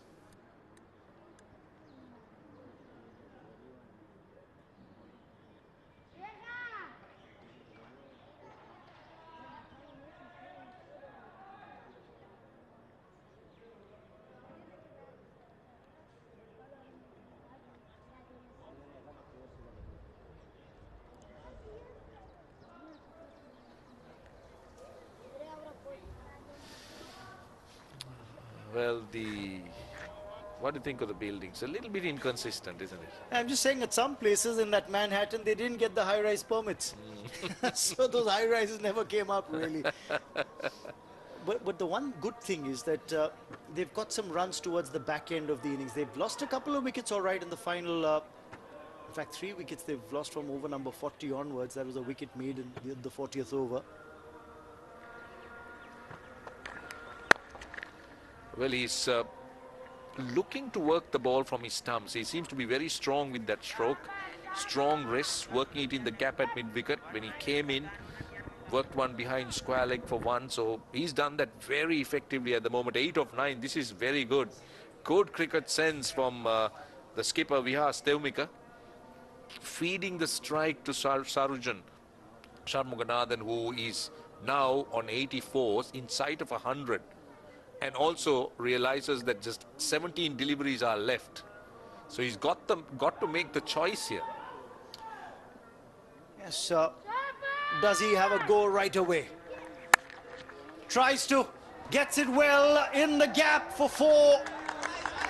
Short third and backward point, both inside the 30-yard circle, and he's threaded the needle. Not great bowling, I'm afraid. Nuristani is just dragged it down and bowled wide. And when you have a field such as what you have at the moment, where you have nobody behind point, just take a look at it. As you pick that gap, that's 4. So you don't bowl short and wide there. So the field given to him demands that he bowls wicket to wicket. Not on one line, not outside the off stump, because even if you are worked away on the leg side, you got enough cover on the leg side. That's wayward, overcompensating with a wide down leg side. The question here is, given the surface, a lot of times, you know, you've got preset field placements in mind. You've got long on back, deep mid-wicket will go back. But my question is about that deep backward square that you've got at the boundary rope. This is the kind of surface that doesn't afford that much bounce. Now you've got fine leg going back as well. a deep backward square fielder for me. See, to me, it's more an insurance than anything else. Sometimes, as you say, doesn't make sense. Given the surface, Roshan, that's the key. Yeah, and also about the fine leg. I mean, I think a fine leg goes back to the boundary. That is setting a field for a bad ball. So this is the inexperience these young cricketers have. So they got to realize it sooner and quicker. They realize it, it's better. And the field given to this young man, Omar Sai, is to bowl wicket to wicket. Oh, stroke well. But he probably will just have to settle for a single. Yes, he does. Quickly coming around and getting to the ball. I think it's a great effort by Nasir. Nasir Khan's a gun fielder. I remember when the innings began, Nasir was the one who was running literally end to end to stand at the long on whenever they taken the long on back. Now Afghanistan won't mind this at this stage. That is, oh, they want two and they're running two. This is good running. But what I meant here is, yes, these kind of runs also add up. But then what they don't want at this stage are boundaries. Yes, spot on. But now into the 90s. Shanmuganathan is going to be on strike. But take another look at this. Wanted the second run. A bit of hesitation. Better throw may have caused a flutter. He retained strike with that single. That's going to end over number 48. It's 2-2-8 for 6.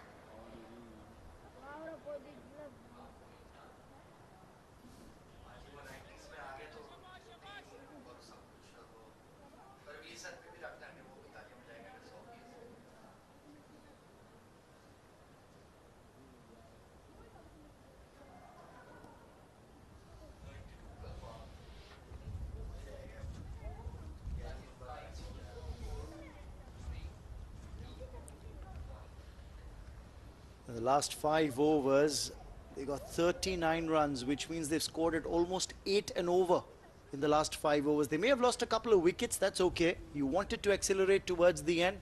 Now 12 deliveries remaining. Another 20 runs gets you so close to 250. Well, 12 deliveries left. 12 critical, crucial deliveries for both teams.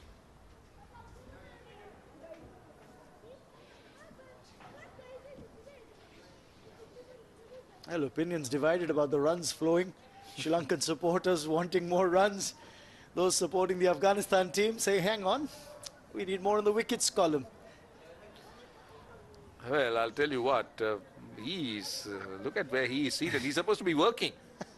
And he's just enjoying himself. And the man next to him in that blue shirt is Presley Polonovita. Let me tell you something about him. Now, you spoke about academies, right? He's a former Sri Lankan first-class cricketer. I think he's played under 19 for Sri Lanka. And he runs a very successful and well-known cricket academy in Sharjah. I think it's called the Desert Cubs. And they're very famous in these parts, very well organized. That's him. I think lots of people are calling him to get into the academy. I think he's taking a call there. But Parvez Maharouf, oh God. How relaxed and how privileged is he? He should be working here, man. What are you doing there in the special enclosure? He's saying, I've done my comp stints. I'll come back for more later. Come and work.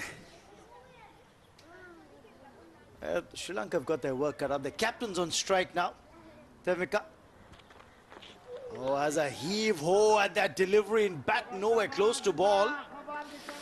Well, you can understand his intention. He's trying to go over extra cover and mid-off inside the circle. So you can understand what he's trying to do. But at this stage, yep, you can't falter him for trying because, you know, a boundary will be very useful.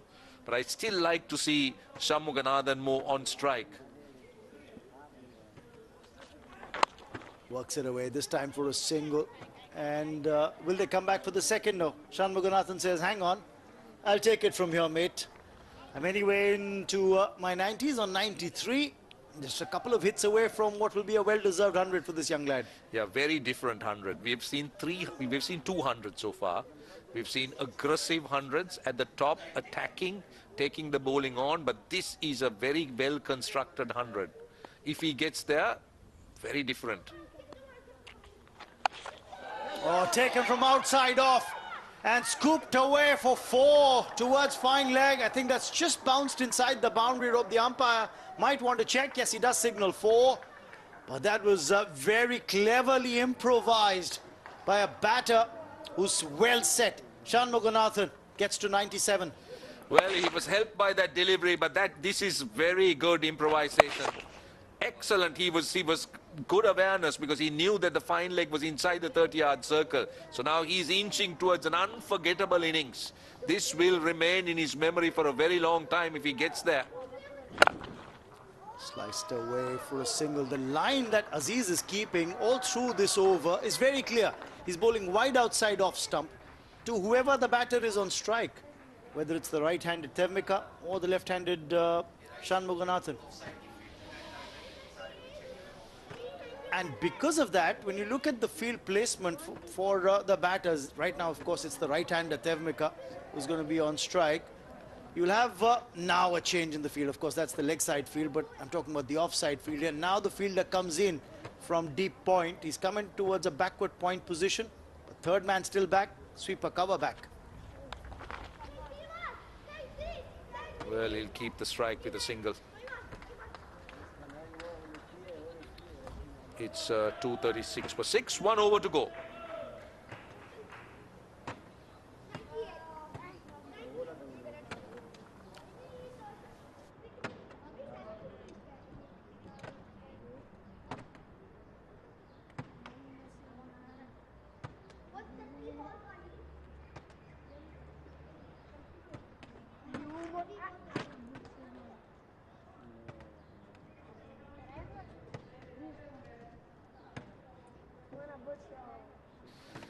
So actually it's been 300s. I mean, I apologize to the young Bangladeshi player Tamim, who got 100 himself. So this will be the 4th if he gets there.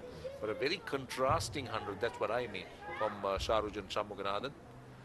Right, for the moment though, Tevmika, the captain, unable to get the first ball of the final over away for runs.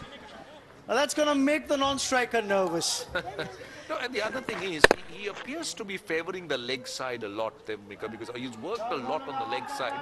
But if he wants to, he's got areas on the offside as well that were short. And with the opportunity with 2 fielders inside the 30-yard circle, there was always an opportunity to go in that direction, but he had moved too far across.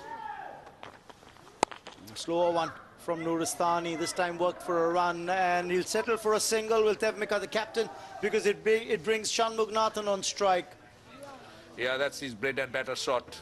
Just keeps working it away, but very effectively done by Tevmika. I like this partnership from a Sri Lankan point of view. 31 precious runs of 27 deliveries, and the last 2 overs, 48 and 49, has been quite productive for Sri Lanka in terms of runs gained, but this young man is on 98.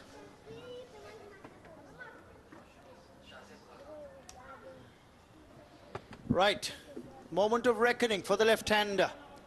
Just eyeing the field, 3 boundary riders on the leg side. Does he favour that region? No, goes outside off, gets the edge, gets to his 100. A memorable moment for this young lad. He will remember it for times to come.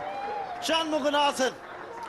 The man they used to call, or the young man who was called Little Sangha at 5 years when he was seen at the SSC hitting balls with his friends in the stands. And what a progression he's made as a cricketer. And he's batted at the important number 3 position, and he's very nearly starting to emulate that great name Kumar Sangakkara. A long way to go for him, but he's certainly taken some good strides in Sharujan Shanmuganathan. What an innings. What a brilliant innings. What a well-constructed innings. 102 of 131 balls. 7 boundaries in that knock. It's been a patient innings. He's been the glue that's held this innings together for Sri Lanka as they now go past the 240 mark as well. 3 deliveries remaining. Oh, he's cleaned him up. Nuristani with a perfect Yorker. He ends what has been a well-constructed innings by Centurion Chanmuganathan. But this young left-hander is left a mark. He's done his job, but he will now depart. Well, 2 balls to go. It's a great comeback by Umar Sai, but take a bow, young Chanmuganathan. He was giving himself room, looking for runs through the offside. That's clever bowling. But what a wonderful innings by this young man. A mature innings, 102 of 132. Sri Lanka, 241 for 7.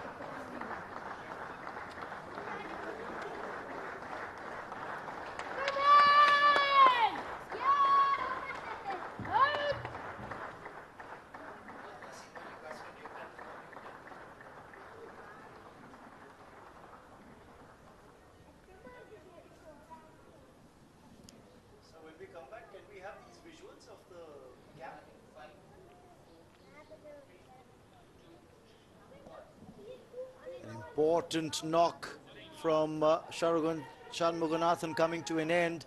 Nuristani Omarzai with a perfect Yorker, putting that innings to an end.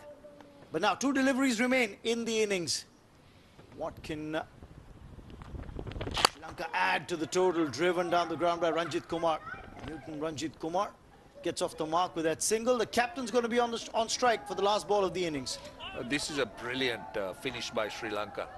Now this is that wicket. Centurion Chanmuganathan giving himself room. His intentions were good. And the entire dugout standing up to him. The batting coach, Saman Jayantha, will be pleased with his effort. And so are the rest of the support staff and his team. And because it was a magnificent innings. I mean, take nothing away from the way he constructed this innings. He came in with a wicket lost in the very first over. And I love the maturity we've seen in him. That's the key. That's exactly what I wanted to talk about. The fact that he came in early on in the innings when there were no runs on the board. The first wicket fell early. He's batted till the final over. Driven down the ground by the captain. He'll only get a single, and that will end the innings as well. 50 overs bowled, and Sri Lanka have managed to post 243 runs on the board for the loss of 7 wickets. An impressive batting effort, and you look at the acceleration in the final 10 overs. They scored at almost 7.5 runs per over for the final 10 overs. Did lose 3 wickets in the bargain, but that was to be expected when you're looking to accelerate. I think if you look at the phase-wise acceleration, Sri Lanka have done this clinically. Yeah, brilliant finish. Absolutely brilliant finish by Sri Lanka. 74 runs of the last 10 overs is a good finish considering the nature of the surface, the difficulties batters had to accumulate runs, and in the end I thought 243 is a very decent score from their point of view. They got something to bowl at. They got more than something to bowl at. Now this will test the skill of the Afghan batters who will try to overhaul the score, because we've spoken about how important it is for Afghanistan. For them to stay in the tournament, a win here is a must. In a day and age where 300 generally is talked about as a norm in 50-over cricket, remember this is a different surface. It's a different venue. But look at the batting card for Sri Lanka. They lost the first wicket early. Segera fell to Ghaznafar in the very first over. But then Polindu stitched together a partnership with Chanmuganathan. He made a well-deserved half-century, but Chanmuganathan was the hero for this Sri Lankan unit. 102 of 132 deliveries. Mr. Consistent got a half-century in the previous match versus Nepal. Now he's followed it up with 100 against Afghanistan. So 243 for 7. Brilliant return. And looking at the Afghan bowling, I thought Ghaznafar was very good at the top. 3 for 35. Generally, the bowling was impressive, but there were times that they wilted a little bit under pressure. Wickets for Aziz. Nuristan was good. Nasir, a wicket. And of course, Mahbub got that breakthrough. So good response by Afghanistan, but 244 is a challenging target. Let's take a look at the highlights of the innings. Ghaznafar started off proceedings, picking up a wicket in his very first over. At one stage, Sri Lanka were none for 1, and then the 2 left-handers came together and said, all right, left is right, let's set matters right. Yeah, Pulindu Pereira and Sharujan Shanmuganathan, that 100 runs partnership made a massive difference for Sri Lanka. Before this happened, this was Pulindu Pereira who was looking to try and paddle it around. But then Sri Lankan batting continued.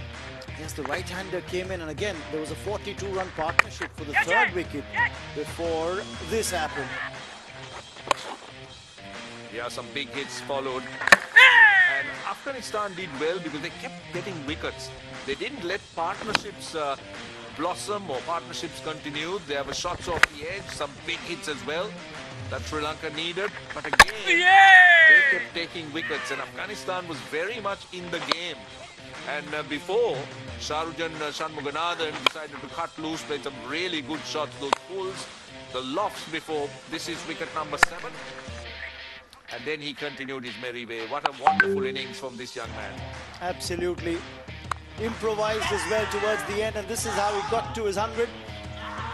Very important knock for this youngster, and I'm sure this is going to be a moment and a venue that he will remember for a long, long time. Nuristani did get his wicket of the very next ball.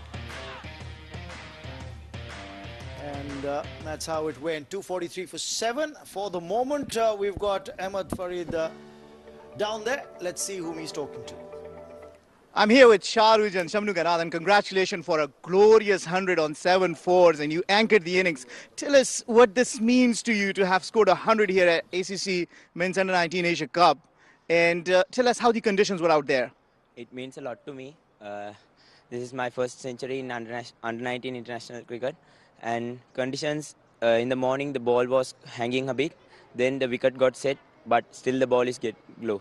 So you think you've got yourself enough runs to defend? Yeah, our plan was to go for a 2-3-5, and we planned and we did that.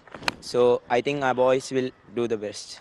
So how do you overall assess your innings of this 100? You came in, there was pressure, you stayed in the middle, you made sure you do not give away your wicket, and you anchored it all the way through. Walk us through this glorious innings. My plan is to bat all the innings.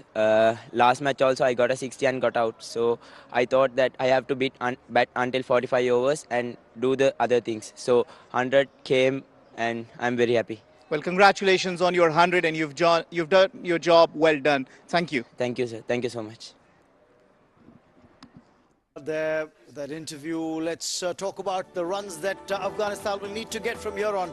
They need 244 to win this match and keep their hopes alive of making it to the semi-finals of this tournament. We'll be back soon and show you the run chase.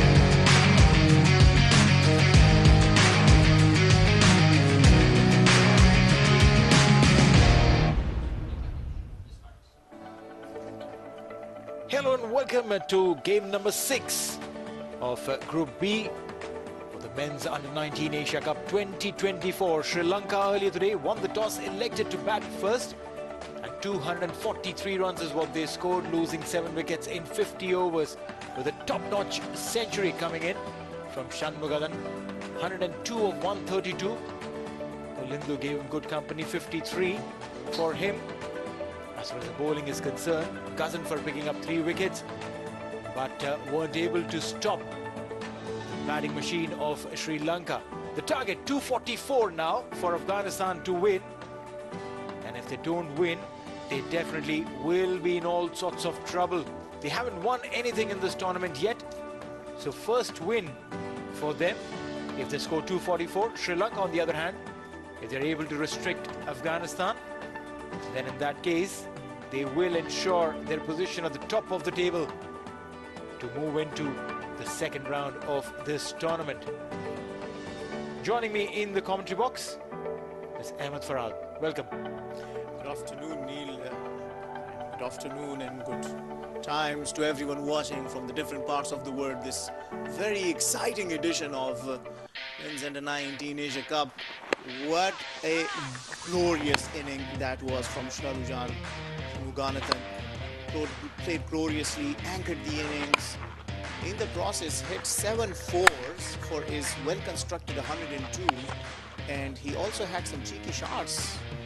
Well, indeed, the way he played, controlled innings, and then that little exhilaration of his stun. Very, very patient knock, celebrated and appreciated by one and all. It was his first in the Under-19 and he was very excited to have scored the 100. Well deserved. He was disappointed that he scored 62 and couldn't convert it into a big 100 against UAE.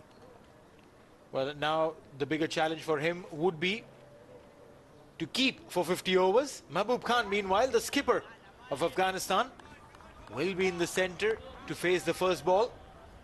Big responsibility on him and his partner Uzairullah. I have to make a correction against Nepal the other day. UAE was flying high. They won it with a big margin against Japan in their first match. Also in a different group. Absolutely, it's been a tough group, this one. Nepal, Bangladesh, Sri Lanka, Afghanistan, all playing for the semi-final spot. Remember, only 2 teams can go as far as the semi-final. Afghanistan will have to win this match if they want to stay in this tournament. They will be needing a big, big task ahead of him to do. The call is for the play. First ball will be bowled. Mahbub is going to face the first ball. Runs on the board. The very first delivery, and that's a positive start for Afghanistan. Rightly so, they don't want to waste too much time. Get the scoreboard ticking almost instantly. Yeah, that's very important that you learn your lesson.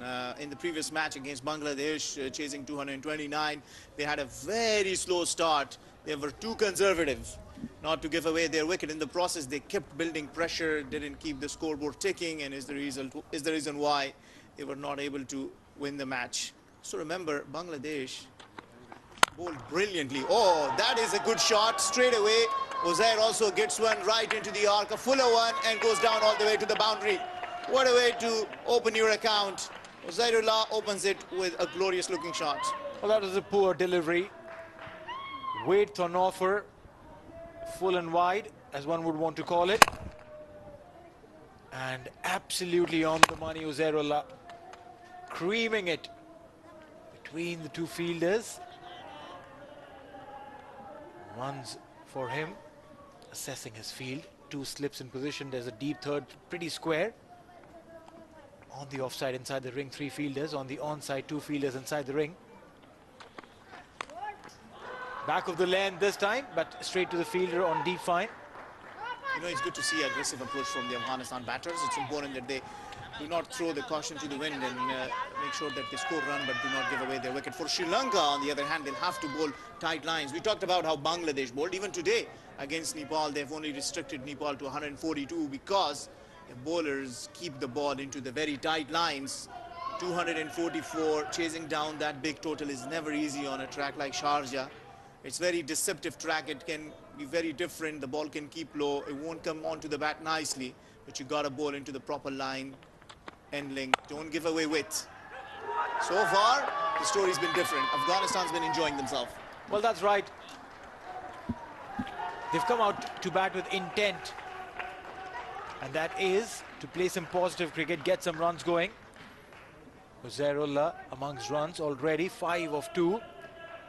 Scored 176 in 5 games of fun in the Under-19 Tri-Series. The lead up to the Under-19 Men's Asia Cup. It was very important for them to have a time out in UAE, acclimatize yourself, familiarize yourself with the conditions, how things play here. It's really a blessing to have enough time to prepare. No ball. Was too close to cut. Mehboob. But wouldn't have done any damage as the umpire had his arm risen. A free hit will come through. And mind you, you can't change your field placements because runs weren't taken on that no ball.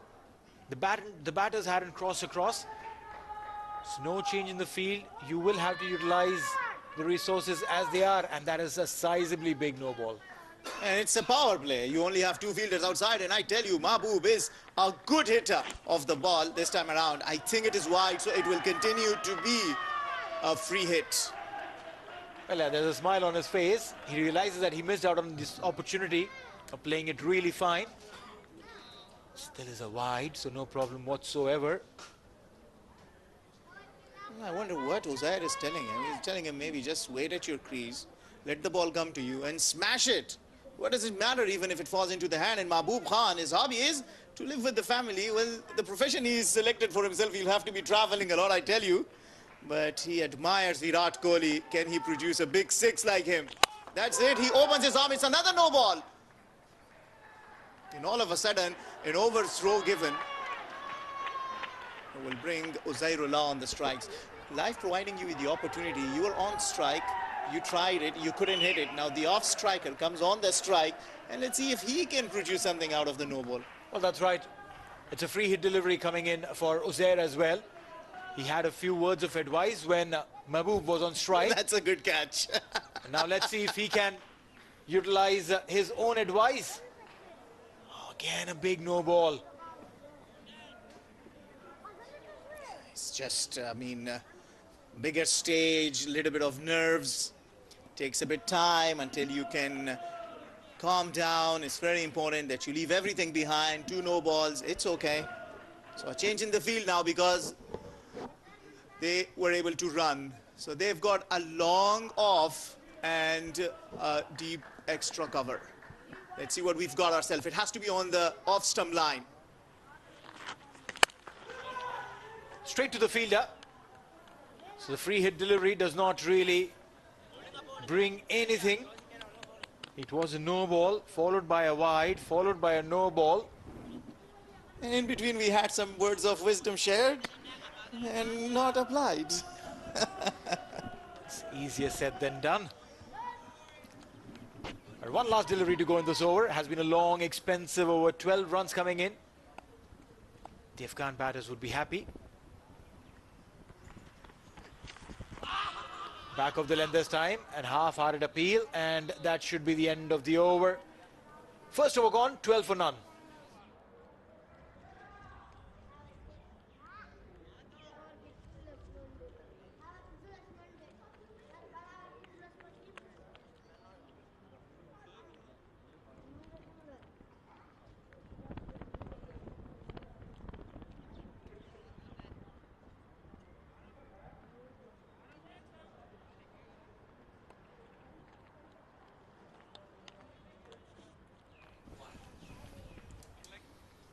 .12 runs on the board for Afghanistan, and I reckon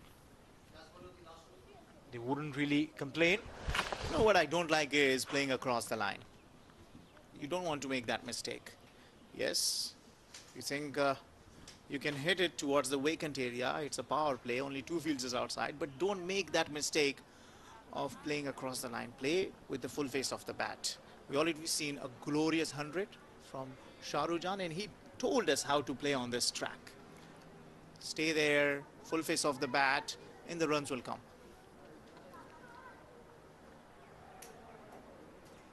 Segera coming in from the football stadium end. Oh, there was a deliberate edge on that. Wanted to probably guide it between the wicket keeper and the slip. Would have been a very, very fine effort if he was able to.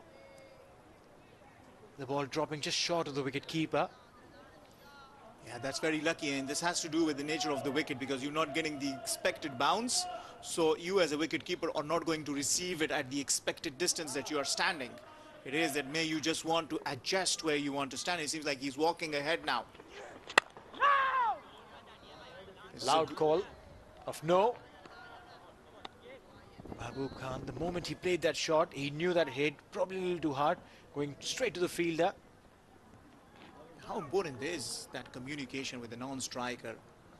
We saw in the match between UAE and Japan. UAE, I mean, there were multiple runouts because of that lack of communication between Japan batters. He's just asking the question, probing line. This is very good bowling. Segera hasn't really given any runs. That's courtesy. It's an immaculately precise line and length, getting the ball to move away from the right-hander a couple of occasions. He looks very good to me. He's bowling into the right area, which is the hard length. Then probing line, inviting the batter to open up for the drive, and in the process create an edge. Bowling according to the field. You've got a slip fielder, bring him in play. The way Mahbub has been batting, technically very sound. Brings the bat nice and straight. 213 runs in the 5 matches in the Tri-Series for him. He had 100 in that too. You come into a tournament like this with some good scores.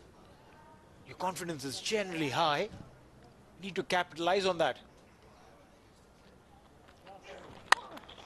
Beautifully driven this time between two fielders. The ball is racing. It's a 61-meter long boundary. A couple of runs. It'd be interesting to see if he took a little stride forward, right? But if he'd come a little forward just to adjust himself to the line that Segera was bowling, because early on he was not able to get the bat onto it and he was just getting a little bit of awkward shape. This time around, he leans nicely onto it and plays it beautifully. This really gives you the confidence when you get the timing right and start feeling that you can score runs.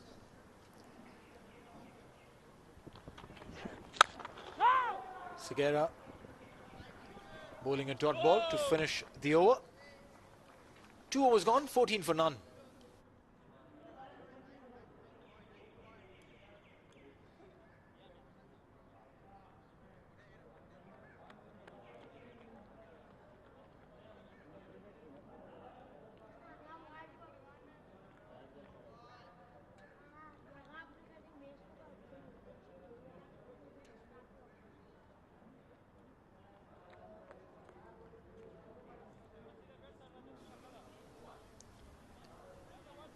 Mahbub 6 of 10, Zairullah 5 of 4. Both these young batters want to capitalize on this maybe a wee bit lack of confidence of Ranjit Kumar. A poor over that he bowled first up, 12 runs conceded. Onto the body, onto the stumps, and the bails have fallen down. That one bail that has dropped down, Uzair feels he's gutted. Yeah, well, he'd come with the intention to play quick and play aggressive cricket. Unfortunately, it fires back. This time around, he wanted to connect this towards the deep mid-wicket region, and we say that don't play across, and he just did that. And the ball, after hitting onto his body, does enough damage to send him back. After making 5, Afghanistan lose their first 14 for 1.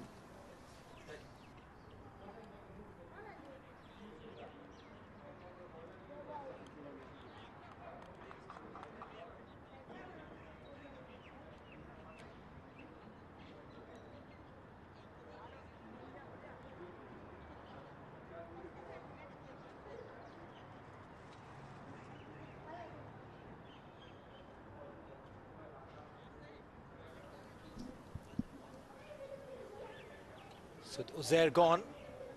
Do they change their temperament, or do they still stick to that intent that they had started off with?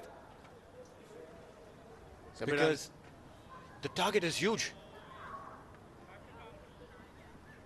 Faisal Shinozada comes out into the middle. I think Uzair was a bit unlucky. Probably just got it into his arc, thinking that he had the length right and should have played it nicely, but in the process was unlucky. Felt very gutted. You don't want to leave the crease when you are in the mood to score runs, but now these two in the middle will have to do the job for Afghanistan. A lot will depend on both, particularly on Faisal.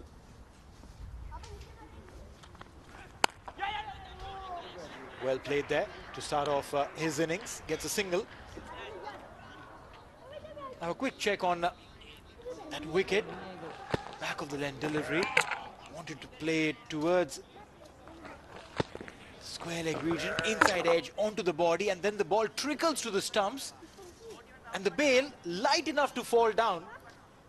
Now my question is, if this was the Zinger bail, which is slightly more heavier, would the bail have toppled? And then the question would be, why is it not, if you are a batter?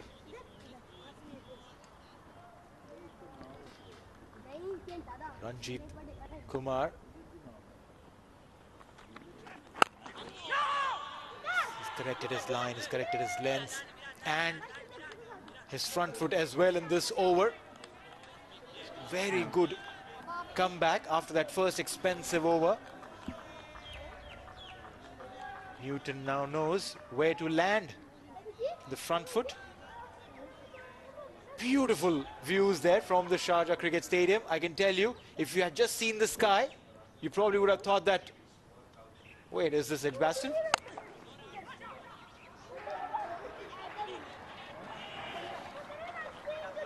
Well, good fielding down there, keeps it to only 1. You're spot on. Into his second over, Ranjit Kumar has actually come back handy. First off, getting that wicket. Only conceding 2 runs, just keeping it tight. This one again, a bit width on offer. Once again, as soon as you provide the width, you go for runs. But look at that fielding effort. How good was that? Well, indeed. Good piece of fielding.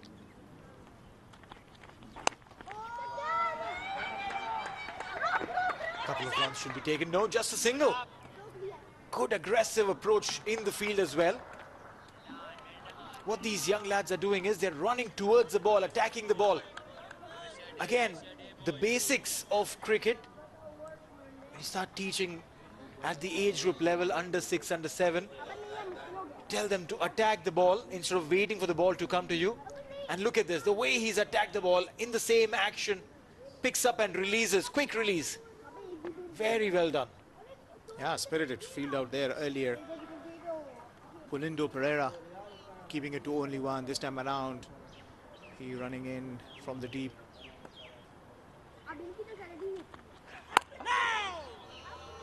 Right, so dot ball to end the over. 3 overs gone, 17 for 1.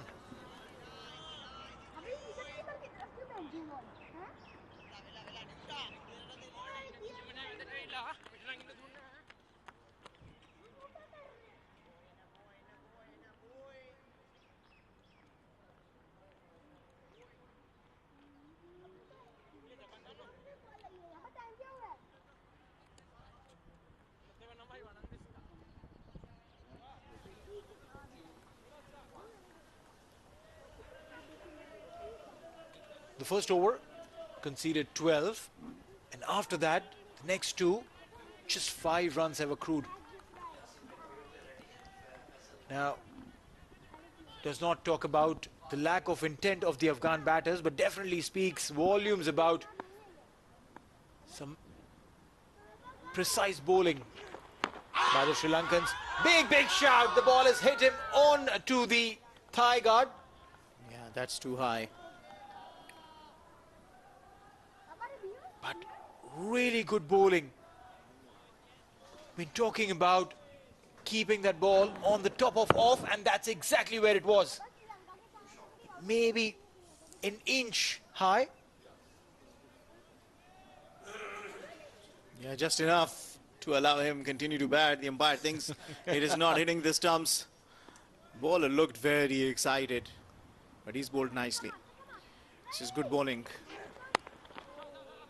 Yeah, that will make him bowl a little further up, pitched up just a tad up to get the ball move in, and the decision in his favor. Well, talking about Faisal, he holds the key for Afghanistan. We said this about his innings in Bangladesh chase, where he made very good 58 or 58, and he'd come on the back of brilliant couple of hundreds in the trilateral series, where he scored the most runs, 367. He has to score here for Afghanistan. The call is for 2. They've run the first one really hard, but they're not going to get the second. They're definitely not getting the second. Again, some fantastic ground fielding. It was a deep mid-wicket fielder who ran in multiple yards and ran in really hard. Despite a clear-cut communication between Faisal and Mehboob to go for the second, still could only manage 1. Yeah, know your player, Faisal Khan Chinozada. All-time favorite cricketer is Kane Williamson. And we'll come back to that. Well, he sticks to crease like Kane Williamson, doesn't like losing his wicket. He says that when I come to bat, I want to stay till the end, and his athlete that he admires is Cristiano Ronaldo, and his favorite sport is football. Are you playing cricket? Your favorite is football? Question to ask. He's certainly a good-looking prospect for Afghanistan. Occupies the crease. Doesn't like losing his wicket. When he comes, he hopes to play longer innings, which is very important.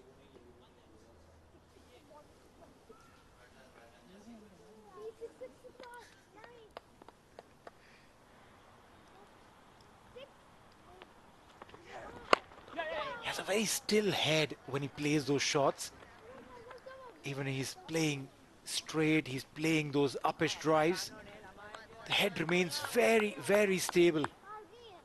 You know, he comes down to bat at number 3 for the senior team. It's Rahmat Shah who comes down and bat at number 3. He's known as the backbone of the Afghanistan batting side.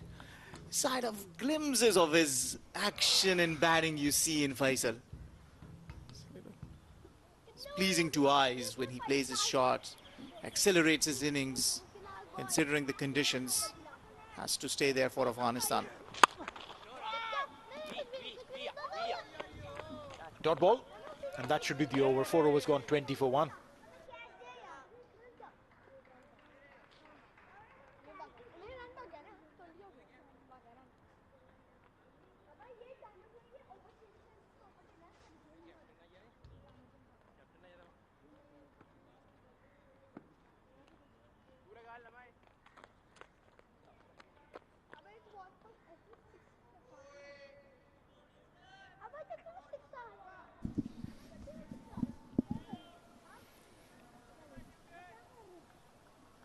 It's a good day to play some cricket. The weather's beautiful, a little bit of cloud cover. And it's not a sweaty day out. Beautifully placed there. And the result will be a boundary.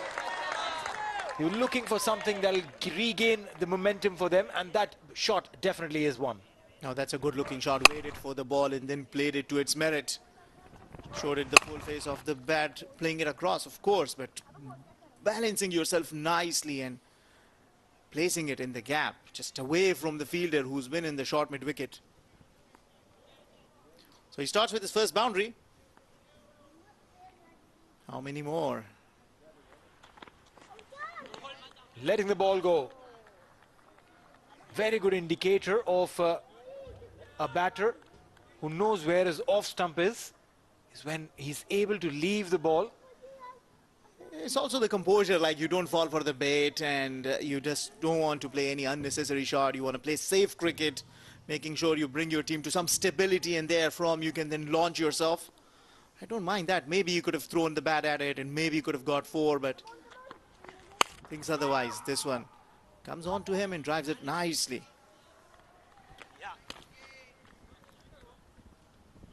Faisal and Mehboob both batting on 8. A 256 runs partnership against UAE in the Tri-Series. A lead up to this tournament. Faisal scored 141, Mehboob scored 156. They'll have to emulate that, recreate that. A little less than that would do. Oh, beautifully done again. No stopping that. Oh, that is beautiful. It tells you he has a lot of time, doesn't he? He knows when the ball is arriving, waits for it. And it is important that he knows where the fielders are placed, so he plays it away from the reach of the fielders. This is good cricket. This is very good shot from Faisal Shinozada. 2 boundaries in this over. Both the boundaries have come on shorter deliveries. So Newton also needs to understand that keeps bowling short without protection, not going to help. So deep square leg fielder going out and the deep fine leg fielder coming in. Mid-wicket fielder still inside the 30-yard circle. In fact, is at the single stopping position.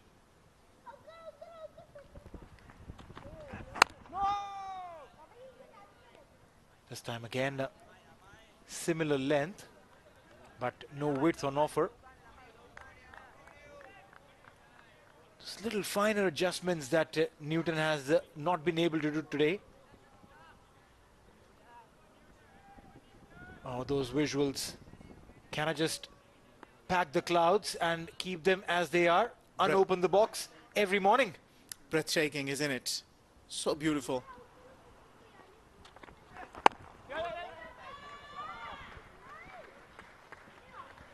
That'll be a single to end the over. 5 overs gone, 29 for 1.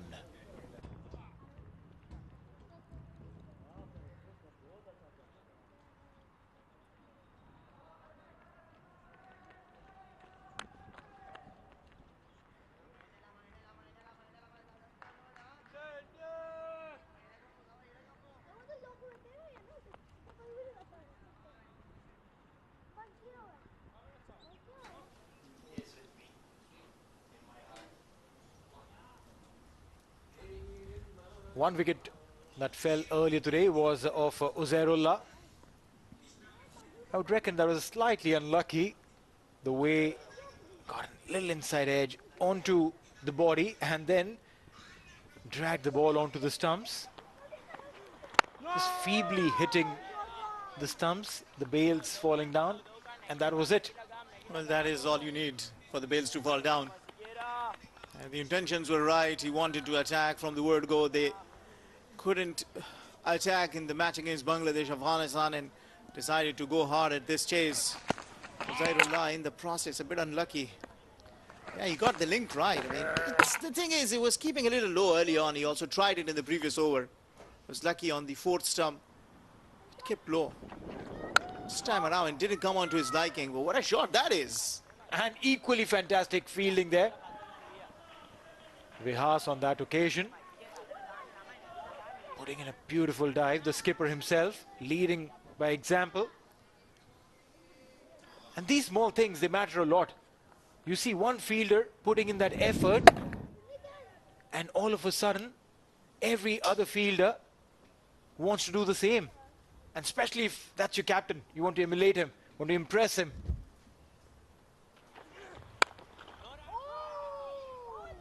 They've taken out the slip now.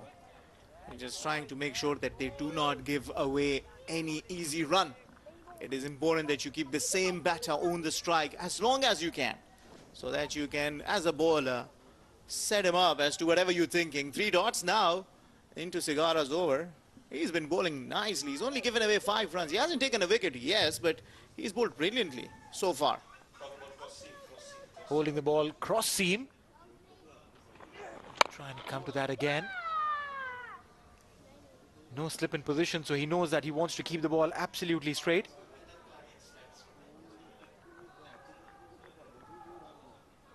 "29 for 1. Segera. Talk about match awareness, talk about awareness of your field and applying your skills accordingly. Yeah, it's also very important as a non-striker when you come to the batters that he walks up to him and talks to him and say, this is what I am seeing. Maybe if you're not noticing, let me tell you what it is like.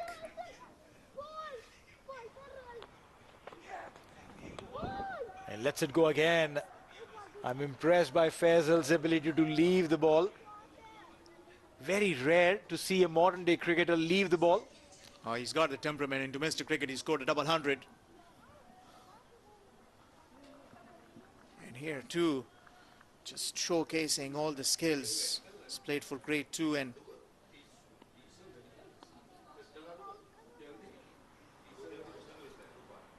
win among runs in the domestic circuits.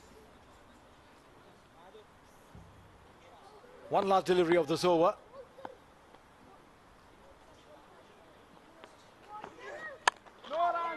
And will be a dot ball. A maiden over comes into play. What a fantastic duel between these two. 6 overs gone, 29 for 1.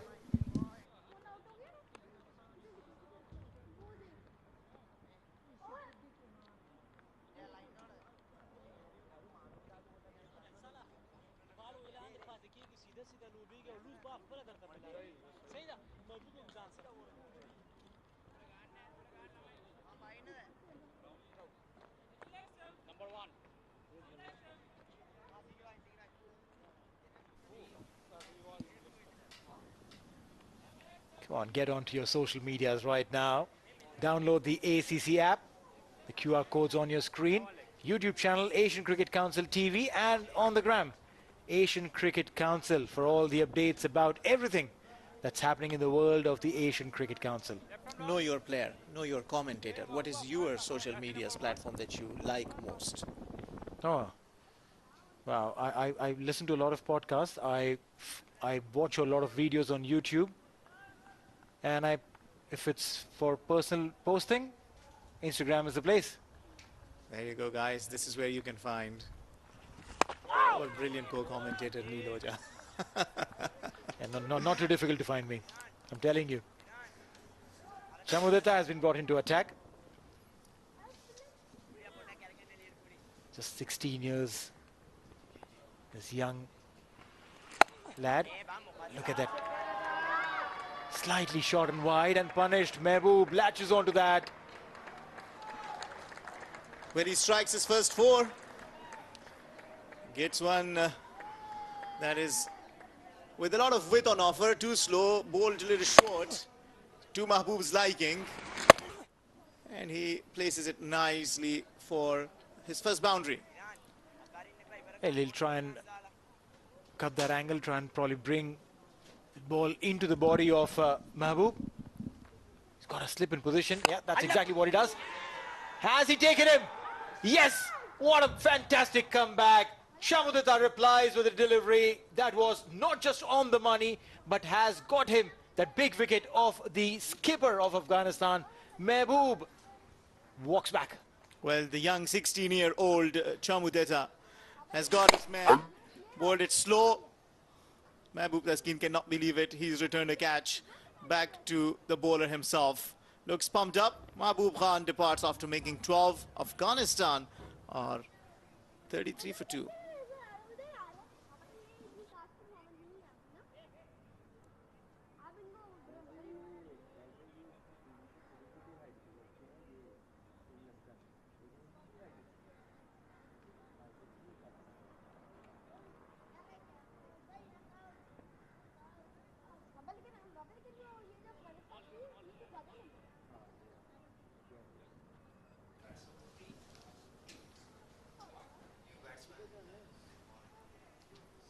Hamza Ali.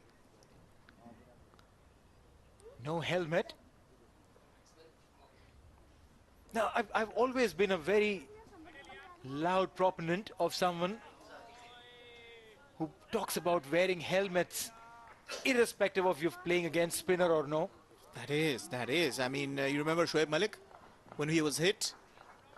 Listen, I mean, it can be dangerous. It's, look, cricket, you might see it to be such an easy thing or whatever. This ball can hurt, really. So you gotta play safety first. Onto the pads. Is the umpire interested? No. Looks like it was going down leg.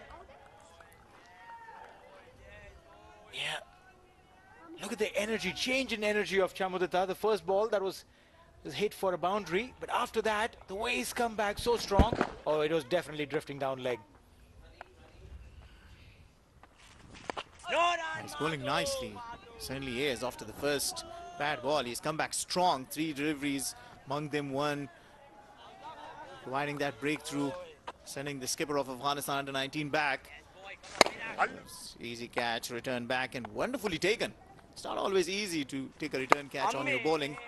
But he does it nicely. End of a very successful over, giving away 4 runs but taking the wicket of the skipper of Afghanistan U19, 33 for 2.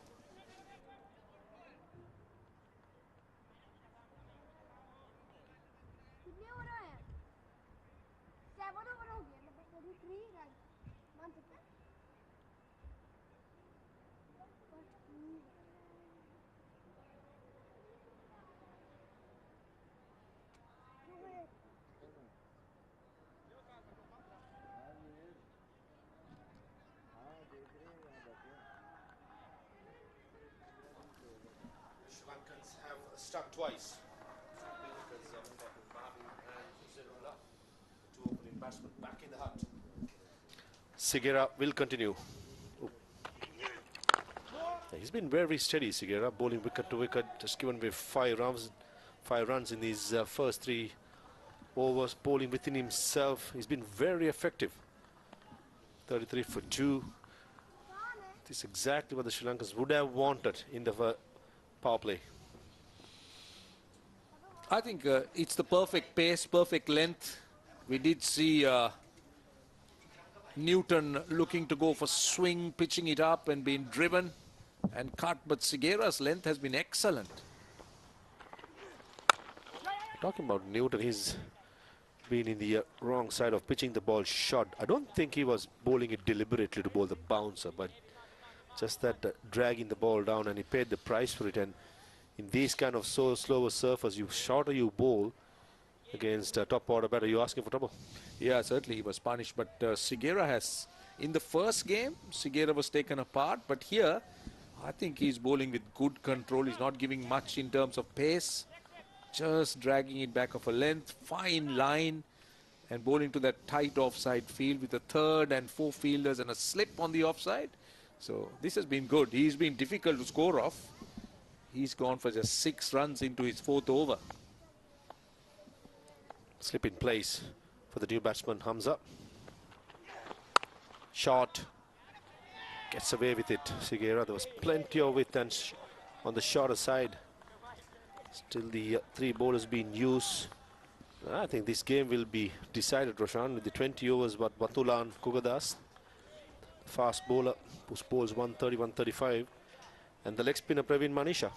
Yeah, to me, that's going to be critical. Those 2 are wicket takers for Sri Lanka, and the others will be bowling around them. So it's about how these 2, when they're brought to the crease, what they deliver.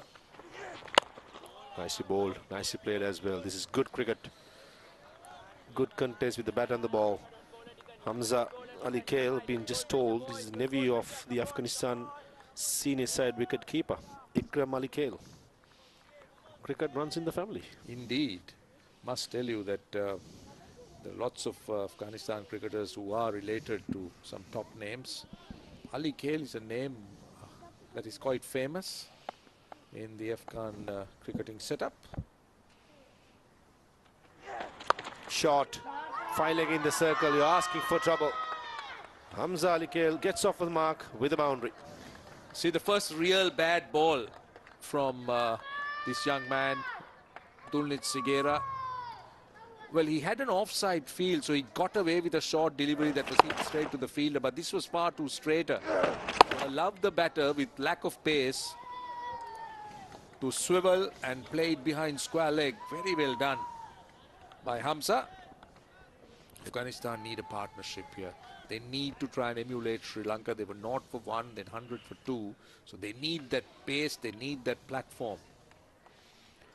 And dedication. Sigera was guilty of what Ranjit Kumar did. Bowling it short. That's much better. Asking the batter to try and pump it down the ground. The wicket is slow. It's not going to be easy. 8 done, 38 for 2.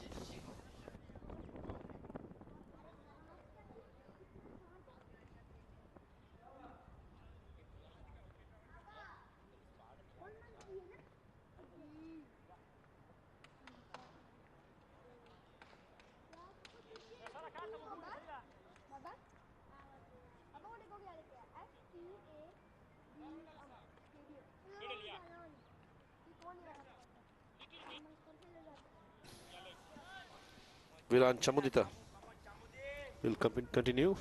The left arm spinner. Giving away 4 runs in his first over. Most importantly, picking up the opening batter. Just a 16 years old, definitely has a lot of ability and shows a lot of maturity as well. Well, I think the Sri Lankan selectors are also looking at the 2026 World Cup. Yes, the Asia Cup is important. They've brought in the experienced senior players, but they've done well to use this as a platform to blend the youth with the experience and look at the possibility as to how these young cricketers will blossom and mature going forward. So it's a good move. Huge appeal, and umpire Tanvi Raman lifts his dreaded finger. And Viran Chamudita, for the second time in this innings, strikes for Sri Lanka. Well, a vital blow, I'll tell you. Sri Lanka need wickets regularly, and that's what he's providing. This one slid on the back foot. He was dead, right in front of midland leg. Not even have to ask it. It was like, if you look at the umpire Tanvi Raman, it was so spontaneous. He went up straight away. Faisal Khan, Shinozda goes for 14. It's 38 for 3 Afghanistan, and in a spot of bother.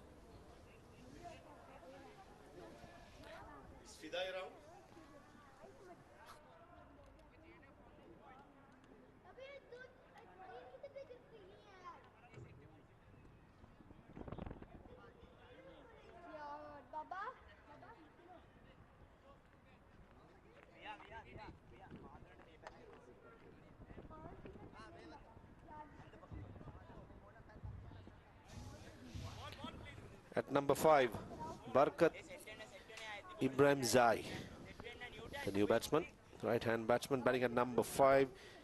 He will have his work cut out. 3 big wickets for Sri Lanka. Top 3 back in the pavilion. This career playing his 5th game, 74 runs, average of 18.5. I'm sure more cricket he plays, that average will go higher. But at the moment, he has to deal with a left-arm spinner, only 16 years old, from Mathras in Service College for Sri Lanka, bowling so well. And this young man is only 18, the batter. And a very sound and solid looking defense. Now 38 for 3, this is perfect for Sri Lanka because 2 new batters. Barkat just came in, Hamza 4, because this happened. This was Faisal, who was LBW. So Sri Lanka's got 2 new batters at the crease, and they can afford to do that. You could see that Viran Chamudita is looking to loop it. You think this is the time to bring in the slinger, the fast bowler, or maybe the leg spinner, just to try and see. Of course, there is the power play on, so they'll have to be mindful of that. But great opportunity that they have created with both ends open. I'm sure the slinger will be introduced as soon as the power play ends from the far end. Successful over comes to an end. 38 for 3.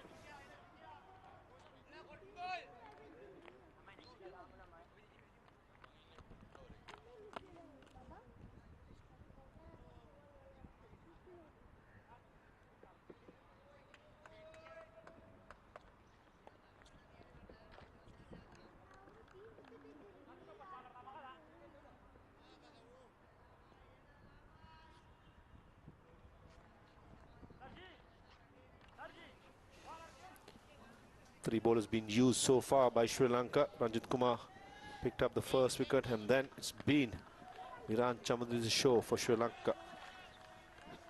2 big wickets. All 3 top order players are back in the pavilion. Sigera will continue. The last ball before the power play ends. Nice handful. He's been very impressive, Roshan. You were spot on when you said Sigera in the first game was guilty of pushing it too full and asking the batter to drive down the ground. He was guilty. But just a 1 day off, I'm sure the bowling coach of the Sri Lankan side would have worked with him. Not physically, not to have a run in at the grounds, but having the data, giving the information to the young man. And this is the maturity we want to see. Straight away today, he's been spot on.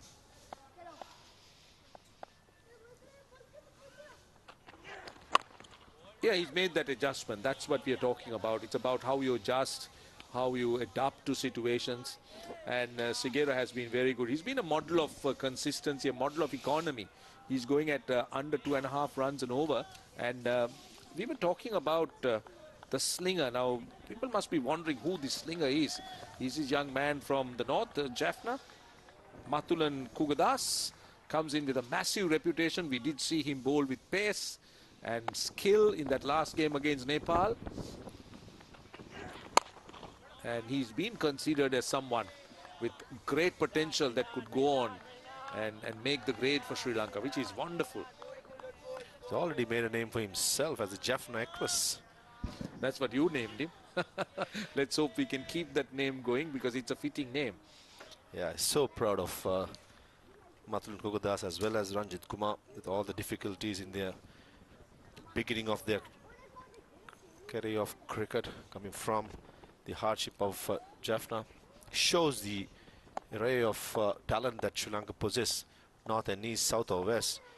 And the talent player is there. They'll find their way. And Mathulan Kugadas, I'm sure in this kind of a surface, skiddy, keeping low, if he gets the length right, he'll be a handful. Yeah, he will definitely be a handful, that's for sure.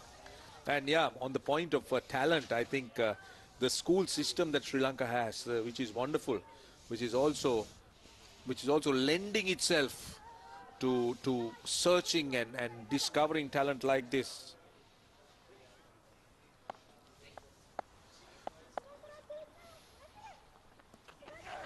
Oh, kept low, kept low. This is good stuff by Sigera. There or thereabout, even in the last over, saw him holding the ball across the seam. That's just to make sure the ball sometimes go low like that. And with the seam up delivery skidding on, very good option, showing a lot of maturity here. The young all-rounder opens the batting, opens the bowling, massive responsibility, and so far he has been very impressive.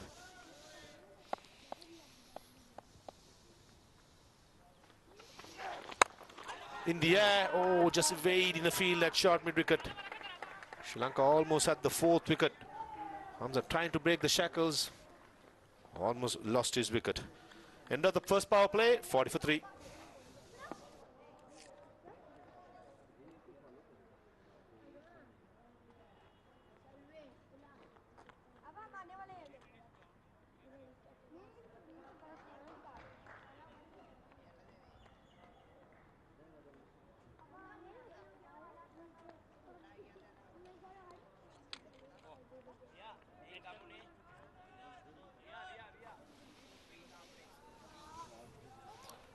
A slightly concerned looking Afghanistan dressing room. They're just hoping and praying. One big partnership between Barakat and Hamza. Signal for the second power play between 11th to the 40th over. 4 fielders can be outside the circle. At the moment it's going to be sweeper cover, long off, mid-wicket and square. Highlights so far in these first 10 overs. Yeah, it's been good for Sri Lanka. Afghanistan got off to a good start. There were some no balls, some good shots, boundaries. And then the wickets started to come. And Sri Lanka ensured that they didn't allow the Afghan batters to carry on. That was a big one. That was a huge wicket, Faisal, because he was looking good. So now 40 for 3 in the first 10 overs. Sri Lanka will take it. They'll be very pleased with what they have achieved. And just on the subject of this under-19 side, Maha, there are 6 players that could play in the 2026 World Cup. And I'm sure Mathulan is one of them. There is also young Sigera, who opened the bowling. Also, Kavi Jagamage is another name that can play in the 2026 World Cup. So they're all prospects for Sri Lanka going forward, out of the 6 players who could actually figure in that World Cup. So this is good. Sri Lanka is looking to, as we said, mix the experienced players and the potential players, or the players with potential, the younger ones, giving them the platform to perform. And the best platform is the Asia Cup, I would say. You're playing against top quality teenagers from other countries like India, Pakistan, Bangladesh, Afghanistan, who possess so many good players coming through. So test your ability, test your strength as a country, as an individual. I think the Asia Cup is just right written in the wall. Slight misfield resulting in a single. Well, I think we should congratulate the ACC for what they're doing. I mean, we're talking about the under-19. We know that there was this emerging Asia Cup. And there is the main Asia Cup. There's an Asia Cup for women, for the under-19 girls. So there is so much opportunities, as you say. So many opportunities opened up for talent to filter through and showcase their mettle to the rest of the world. And tournaments like this being shown on television, on leading cricketing channels, which is huge for these young cricketers. So massive pat on the back for the organizers, for the ACC, and for all what they're doing to develop the game in this region. The perfect example I can talk about is myself. Started playing the under-15s, under-17s, under-19s, Asia Cup, then the emerging Asia Cup, then the A-team, then the national team. I want to warn you here. When you talk about yourself, just stick to the cricket. There are other things we don't want to hear. All I've got to say, I'm playing in this. I'm so thankful for ACC. Yeah, that's true. That's very good. Keep going. That's very good. But we don't want to go. We don't want to go anywhere else. Stick to cricket. Stick to cricket. Gone are the days. But Sri Lanka has never won an Asia Cup. How come you missed it when you were captaining? Under 17, we were the runners-up, I remember. We'll talk about it in the next over. 11 done, 43 for 3.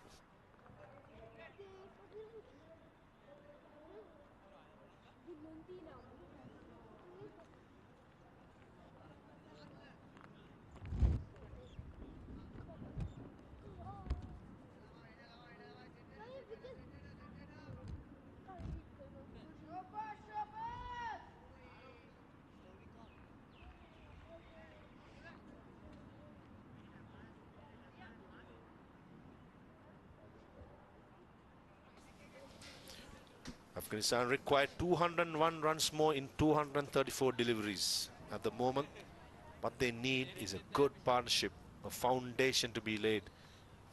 Consistently, Sri Lankans were quite good in the middle overs, building those 4 to 5 runs, and in the end they had some momentum and made sure the last 10 overs they went on the leather hunt and to get 243. I think the finish was very good for Sri Lanka because it didn't look a surface that was easy to bat on. And the way Shahrukh Shanmuganathan played took them almost to the end, getting out in the last over with 2 balls to go. I like what the captain did, who played a very good supporting role as well. So we got the left armer back, Newton, Ranjit Kumar. So still we don't have the other young man. Good start. Change of end for Ranjit Kumar was quite expensive in the first 3 overs, guilty of bowling some no balls, some wides. But ended up picking up the first big wicket of Uzairullah Niazi, bowled off these thigh pad. Maybe a couple of overs from Ranjit Kumar, and then unleashed the Jaffna Express. Well, don't forget Ranjit Kumar is also from Jaffna, so he might take offense not calling him the Jaffna Express. So you just calling Matulan Kugadas the Jaffna Express, that's a wide. So you're creating some rivalry there. Purely separated for the pace what the two bowlers possesses. That's it, nothing else. Left armer, much more steadier. His strength is to bowl line and length, consistently bowl the dot deliveries, whereas the slinger Kugadas is someone you can give a bit of leverage as a captain. You go for runs, it's okay. Get me a couple of wickets. Just but how Lasith Malinga, when he came to the scene initially, the captain used the way. Yeah, I'm excited to see Kugadas. I really want to see him come on and bowl quickly and get him onto the bowl, get him to the bowling crease. And love to watch him, or love to see Sri Lanka unleash him on this pitch, because it's skidding on, it's not very bouncy, and might surprise a few batters with pace. Inside edge, and the umpire just consulting with the leg umpire if the ball had carried. Shanmuganathan, the wicket keeper, is very confident. Well, if you're consulting with the leg umpire as to whether the ball has carried, that means the umpire thinks that there is an edge. Otherwise, he doesn't have to consult his colleague about a catch. So, if it is carried, then I think that's not good news for Afghanistan. Looking at Shanmuganathan's body language, that convinces me that that did carry. Kept low, good length by Newton Ranjit Kumar, back of the length. And Barakat expecting it to bounce, got a bottom edge. The all-important replay coming up. The hearts will be in the mouths of the Afghanistani players, I'm sure. They need a partnership here. Right, big moment, very big moment coming up. This will tell us. Well, that's fine. That front foot is fine. So it's about whether the catch was clean, whether it carried to the keeper. That's what the umpire wants to confirm. Shanmuganathan. Probably this is the best angle that we have. Ooh, probably fingers underneath. Well, I think it looks a clean catch to me, but of course we're looking more front on. Might be better if you can go into another angle. But to me, the gloves appear to be under the ball, so it looks a clean catch to me. But let's see. Umpire will want all the angles covered, just to make sure he gets the right decision out.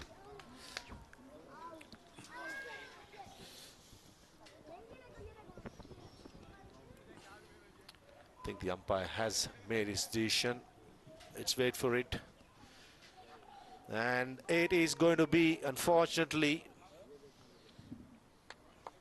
for Afghanistan, it's an OUT. Yeah, I think that's the right decision. Considering the frame that was shown and considering the picture we saw, Barkat Ibrahim Zai goes for 2. Well, unfortunate. And Afghanistan struggle further, 44 for 4 into the 12th over.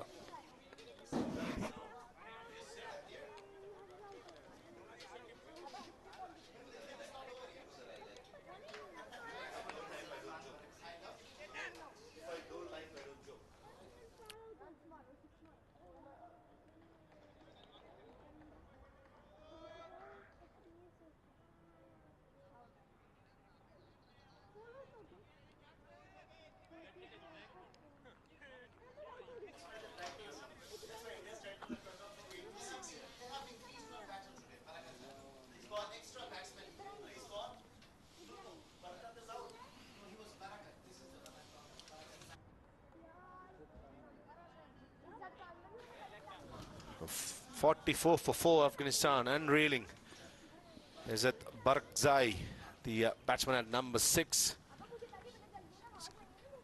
So he's just a 16-year-old teenager. Wow, got so many 16-year-olds, 17-year-olds in most of the teams. Sri Lanka, Nepal, UAE, now is Afghanistan. And I like the way Termika is being aggressive here with a slip fielder in place. Here comes Ranjit Kumar with his tail high. Oh, beautiful, beautiful, lovely length. See, we speak about the 6 young cricketers that Sri Lanka has brought in for the 2026 World Cup. And I can see the same policy of Afghanistan in their selectors. With their selection policy, there are so many young cricketers that they have blooded, which is very good. This is that last wicket. Take a look at the catch. Yeah, good catch. That angle confirms front on. And that confirms that Shahrujan Shanmuganathan was very, very quick with his gloves under the ball. Slow delivery. This is good stuff by Ranjit Kumar. Good comeback. The first 3 overs, he was very expensive. 24 runs, and in the comeback over, He's picked up 1 wicket. Concerned faces, hoping that at least a couple of the players will put a partnership and lay the foundation for the rest of the batters. They need something special. They need a lift. They need a big lift here, Afghanistan. 200 runs of 38 overs and 1 ball with 6 wickets only. He's asking for a lot. A dot delivery and a wicket taking over. 12 overs done, 44 for 4.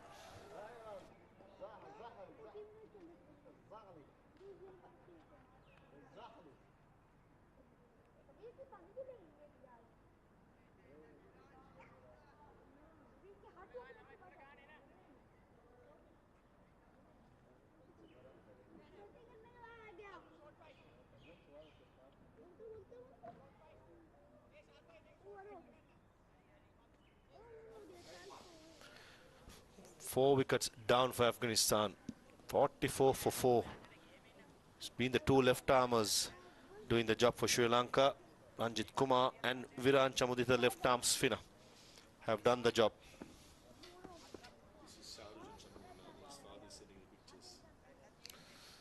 .44 for 4.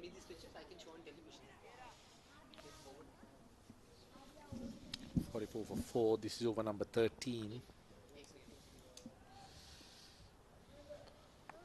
And spin continues. Nice, very nice. Slowing it down, Viran Chamudita. And Hamza, just be careful with the faster ball. That's how young Chamudita sets up the batsman, bowling it slow, and then comes the faster ball. Yeah, just to continue with those young cricketers that Sri Lanka is looking at. 3 other names are Chamudita, Dimsara, and also Ramiru, who is the captain of Royal College. So quite a bit of talent in this young side and cricketers for the future in terms of Sri Lanka under 19. This is brilliant stuff. Nice, very nice. 3 slow deliveries into his 4th over. Apart from the boundary that he gifted in the 1st over, he has been spot on. That in-between length, so much doubt on the batsman's mind. That looks straighter. That looks straighter. Oh, for me, that was a very, very close call. That's what I thought as well. Umpire Tanvir Ahmed thought otherwise. It's worth taking a look again. Let's see. It was pushed through a little bit quicker. Well, the only thing could be the angle. Just a bit in that angle. Seeing it on the replay, I get the feeling that it could be sliding down. Could be a good decision. Would be a very good decision by the umpire. I thought it just turned back unless it pitched outside the leg stump. For me, it had to straighten, which I thought it did. Possibly pitch mid-level leg, and you could see the leg stump as well. Well, your eyesight is better than mine. Oh, inside edge to the pad. A made over by Chamudita. 44 for 4.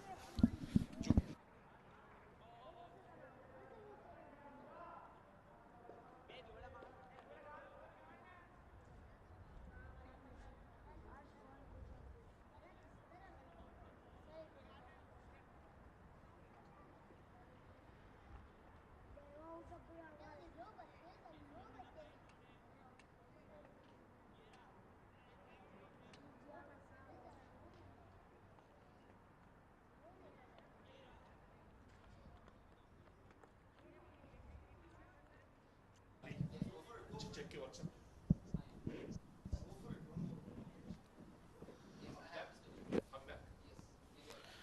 44 for 4 after 13. Sri Lanka putting in the hard yards and making sure Afghanistan don't get anything for free, in fact.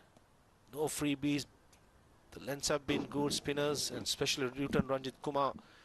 The last over after the first 3 overs been expensive.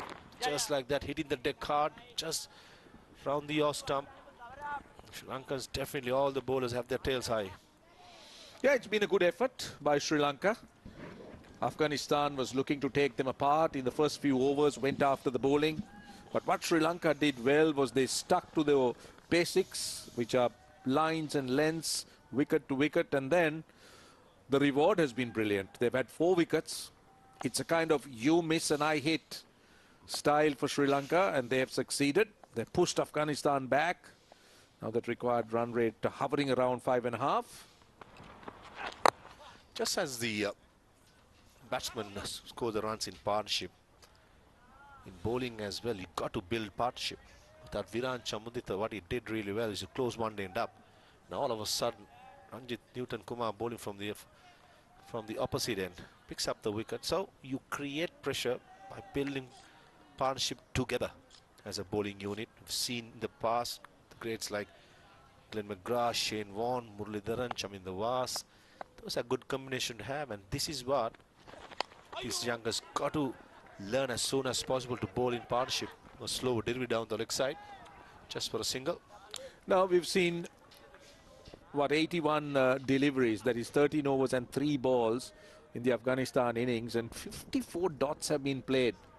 So that tells you, you talk about closing up one end, you talk about building pressure, and these are the dots that the bowlers have brought in. They have made it difficult. They have pushed the Afghan batters to do things differently, look for runs, create or manufacture shots. Doing that, you play a false stroke. Yeah, it's simple, taking them from their comfort zone. That's what has happened. What we will learn from the past in the tri-series, which Afghanistan won, mainly because of the bowling efforts. Now the batting is being tested under pressure. Remember, in case Bangladesh beat Nepal at the Dubai Stadium and Sri Lanka wins against Afghanistan here, means Afghanistan is out of the semi-finals for the favourites in the tournament. Yeah, that would be a massive blow. That would be a really massive blow for Afghanistan.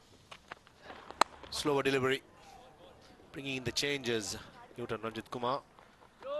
First couple of overs, he's trying to swing the ball. He swung some, but mostly been on the shorter side. And straight away understand there's not much help of this surface. Going into his plan B, which is bowling cutters.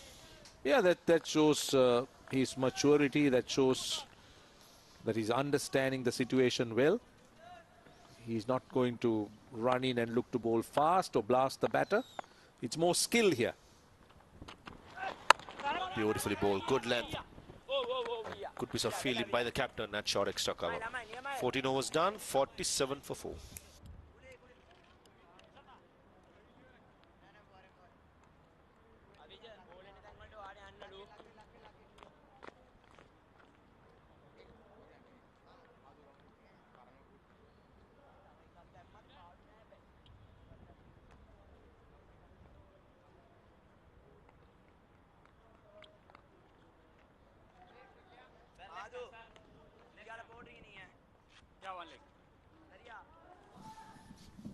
Viran Chamudita will continue for Sri Lanka. 2 wickets so far, 4 overs, couple of maidens as well.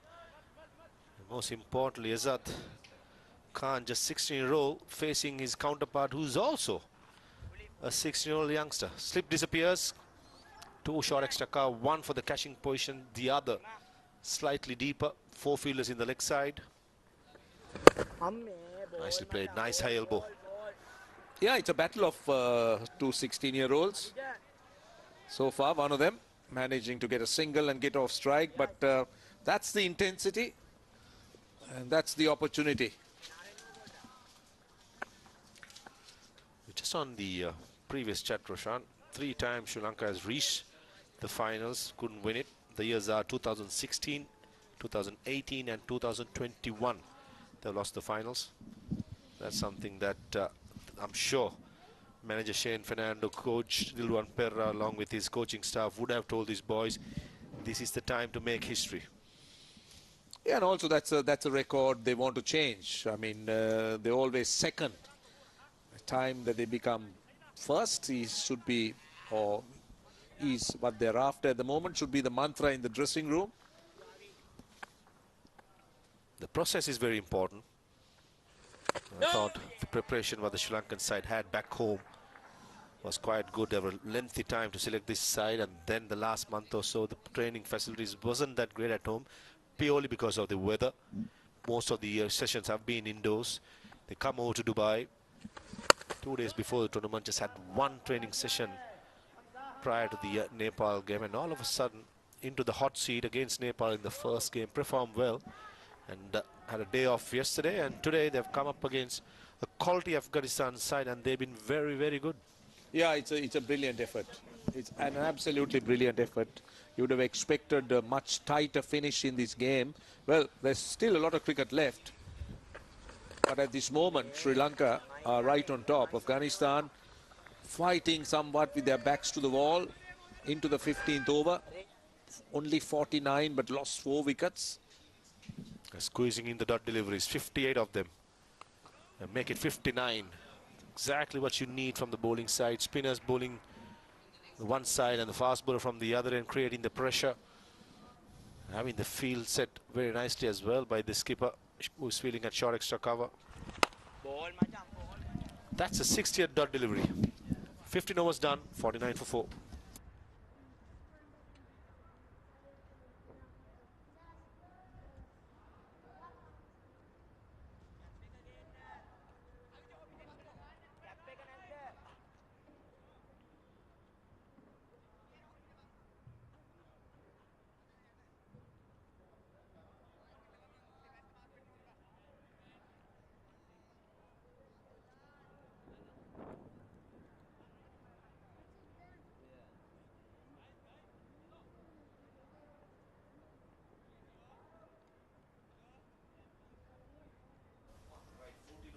Wow. Sri Lanka absolutely on the roll here. Afghanistan, on the other hand, have lost 4 wickets in the chase. The partnership is only 5 run. Important is that they have taken 21 deliveries, meaning that they want to stay out there in the middle. What do you make of this chase? Raman, good to have you. Thank you so much, Farhad. I just get a feeling here that Afghanistan tried to do a little too much too early in that run chase. Lost 4 wickets, and now you said they played the extra batter. This is the time when he's got to come to the party. Bowling change meanwhile. Kukuthas comes on into the attack. Yeah, just doing a little too much early, I believe is the right word. Try to go hard. They were cruising in the first over, 12 runs coming off it, and 2 no balls in that over. But after that, what a strong comeback from young Newton, Ranjit Kumar, taking 2 wickets. And alongside him, the other left arm, Viren Chamodita. Very clever bowler. He's varied his pace very nicely. He's bowled it quicker, slower. He's just kept it very tight. He's given away only 9 runs. What a prospect. Sri Lanka continues to produce some really wonderful spinners. No 2 ways about it. But I think this is going to be a test of character for the Afghan batting lineup. Hamza, the wicket-keeper batsman. Now's the time for him to come to the party and showcase his batting wares. It's a big task. They have to really bat their skin out and make sure they bring themselves close. Well, it's not impossible. There are occasions when teams have come strong and have chased down big totals. But Afghanistan have certainly put themselves into a position of bother from here. Ikram Ali Khail, his uncle of Hamza Ali Khail, had scored 107 unbeaten against Pakistan back in 2017, and that was in the Under-19 Asia Cup. Now, can the nephew do what the uncle had done? Go one step further. He's bowled Oh, it. But the bails are not dislodged. Can you believe that? finally some stroke of luck here for Hamza. And that boundary brings up the half century of the innings as well. Afghanistan moved to 53. Take another look at the replay. He's edged it. It's just grazed the stump. And the bails haven't been dislodged. Now, how lucky can that be for Hamza? Very lucky. Well, that's a welcome boundary. But that's a very good luck. How often does that happen? It's very lucky indeed. Seems like the luck is favoring you. A lot of people back at home in Afghanistan must be praying for you, young Hamza Ali Khail. Just got to capitalize on that. Gets this one full toss, only plays it for a single.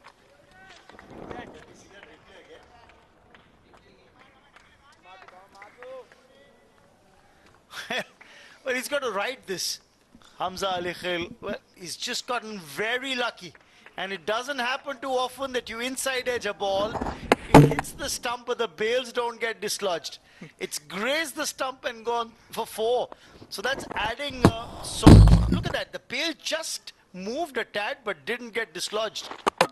He's bowled him this time around. A fuller delivery but a different batter.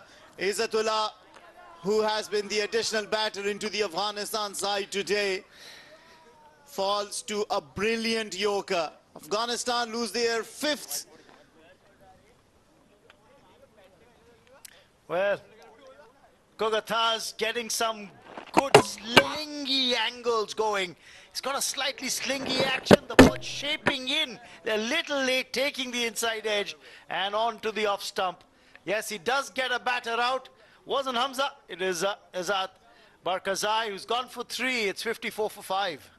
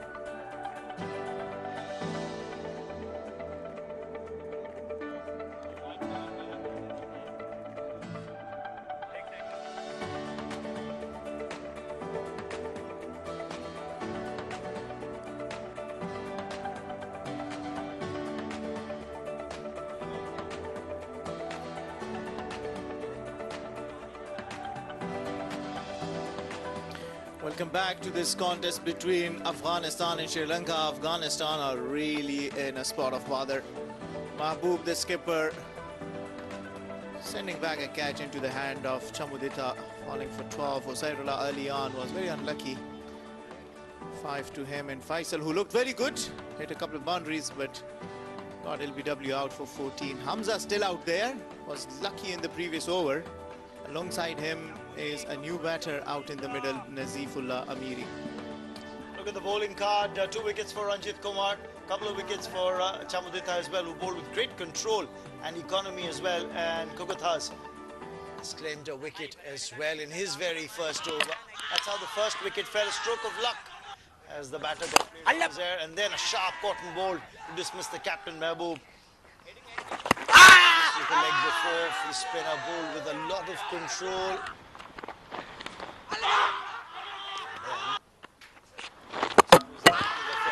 In the previous over. Kogatha's getting one to shape in off the inside edge onto the stumps. You know, it's not easy to bat on a Sharjah track. We saw this, that the ball was keeping low. I think you have to appreciate the Centurion from Sri Lanka kind of inning that he played. He understood the situation. He stayed there and he didn't give away his wicket. He made sure that he anchors the innings, and is the reason why Sri Lanka were able to score more than 240. Afghanistan batters, however, couldn't adjust to the low bounce. Oh, that's not very good, I guess. He throws it back unnecessarily, hits him back on his shoulder. I hope that he hasn't hurt him in the process. Yeah, good gesture back, going up to him and saying sorry. Probably Hamza says it's fine, but don't do it again. Yeah, the physio's run out and he's been told it's all in vain. He says, hang on, I'm all right. I'm a big boy. Yeah, Hamza Ali takes that blow on the right shoulder and then sends the physio back. Says, okay, I'm all right. Get on with it. Let's get on with the game. Yeah, I mean, probably he thought there was an opportunity because he's come down the track and thought that he could just quickly send it back into the hands of wicket-keeper for possibly another out. Yeah, see, he uses his feet against him. Or maybe is it that he wants to tell him, don't use the feet against me? Probably that, more than anything else. Wants to let the batter know, spinner never likes it. Once again, he continues to do the same, uses his feet again, and this time around, chases it for a single. All right, so that will bring a new man on the strike, Nazifullah. He was brilliant in the field against Bangladesh. He bowled today as well. He bowled some leg spin, but today he's got a big task ahead of him. Scored only 17 against Bangladesh. He's a right-hand batsman, a bit aggressive. Straight away opens his account. I think you've got to realize that there's still a lot of time left in this match. You've got another 33 overs to come after this. So what's the need to try and play the big shots just yet? If you can just break it down into smaller targets, try and say, all right, we're in the 17th over. Let's stitch a partnership together till over number 25. Play the ball on the merit, that's all right. You can play a few dot deliveries, it's okay. It's a 50-over game. You're not chasing 300 plus. You're chasing a better above average score, all right, of 244. They have a batsman, left-arm batter. Now, I wonder why he hasn't been set up the order. He batted at number 4 against Bangladesh, Nasir Maruf Khail. He was steady at the crease. We'll talk about that at the end of over number 17 that gave away only 2 runs. Afghanistan are 56 for 5.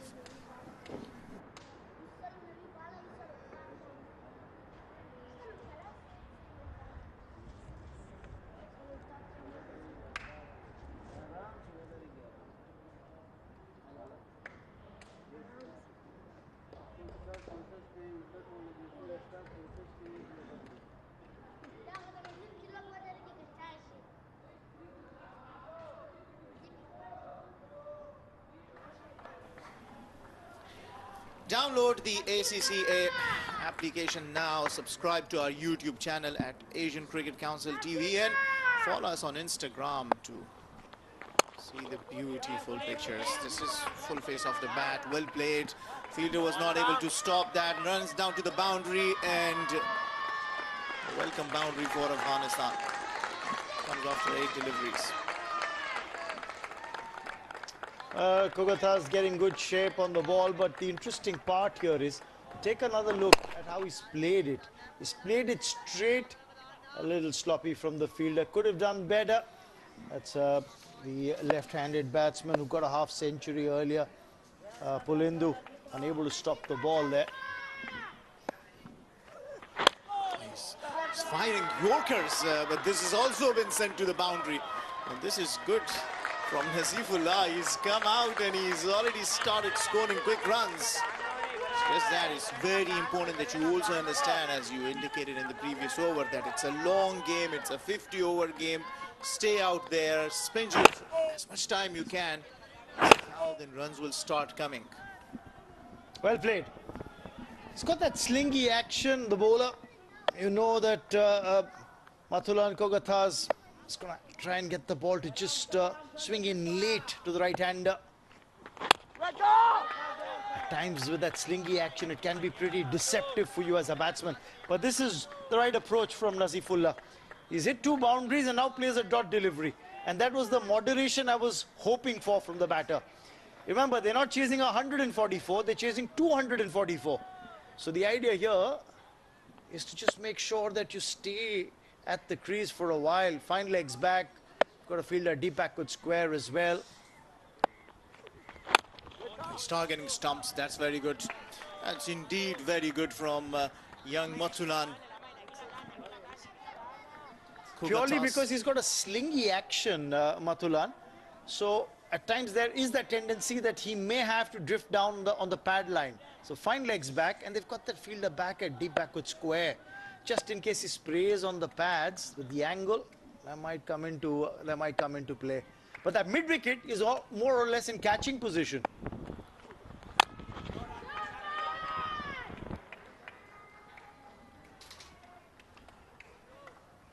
Well, Nazifullah has shown signs of a proper cricketer. I mean, proper batter to say. He was brought in as a batting all-rounder, but at this position that you're expected to stay there and try and construct innings. New day, I mean, young age, and playing cricket at this age, just certainly learn more they play. A good over this for Afghanistan, but also a good comeback from Kogatas, end of number 18, 64 for 5.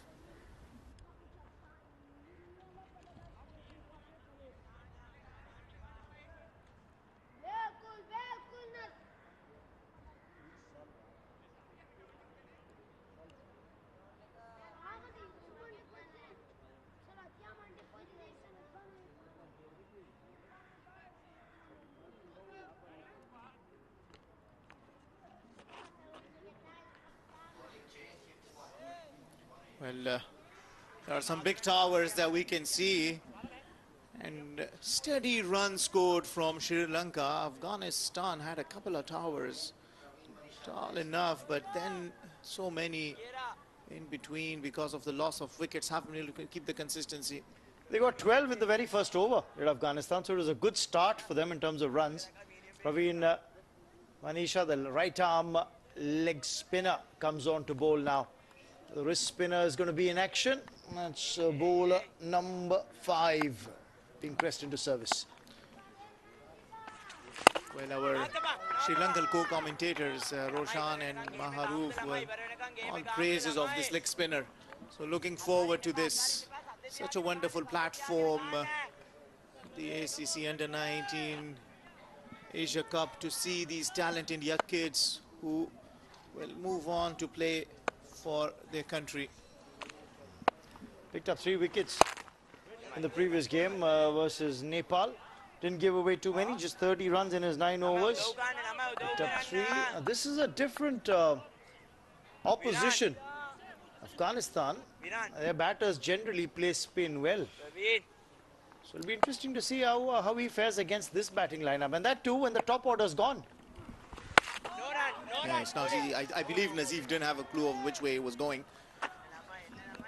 See, that's where it bothers you. The rest spinners can turn it both way. I believe he's got good googly as well. And only when you have these variations, you can bowl the googlies, the leg spin, the top spin. It's when you start bothering the batters. So far, it's a very good start. He's bowling good lines, wicket to wicket. He's keeping the batsman guessing. Tossing the ball up as well. That's something that Manisha is doing.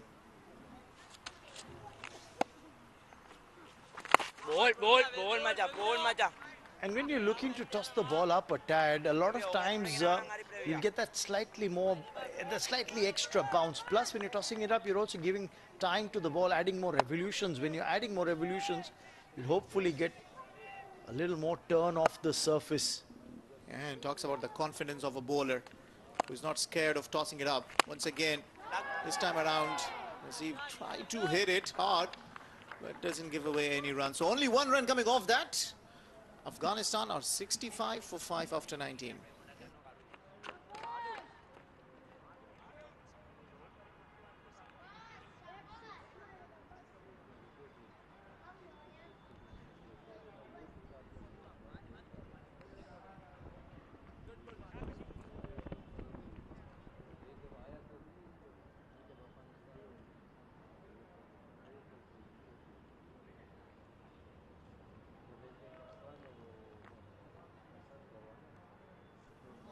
Well, Asia Cup in view in the 2017 edition of the ACC Under-19s Men's Asia Cup. Afghanistan Under-19s Darvesh Rasuli hit a record 10 sixes in a single innings versus UAE Under-19s. He was the winning skipper for Afghanistan in the emerging Asia Cup. And look at that for a shot. Pose it for the camera. Hamza Ali Khail plays it very nicely. Full face off the bat. Everything absolutely right about that shot. Well, let me add two things. One, you talked about those 10 sixes from Darvesh Rasuli. Yesterday, Shah Zeb of Pakistan hit 10 sixes in his innings of 159. And look at this shot. And look at the pose that Hamza Ali Khail has held after playing this shot. That's for the photographers. And that's definitely go down.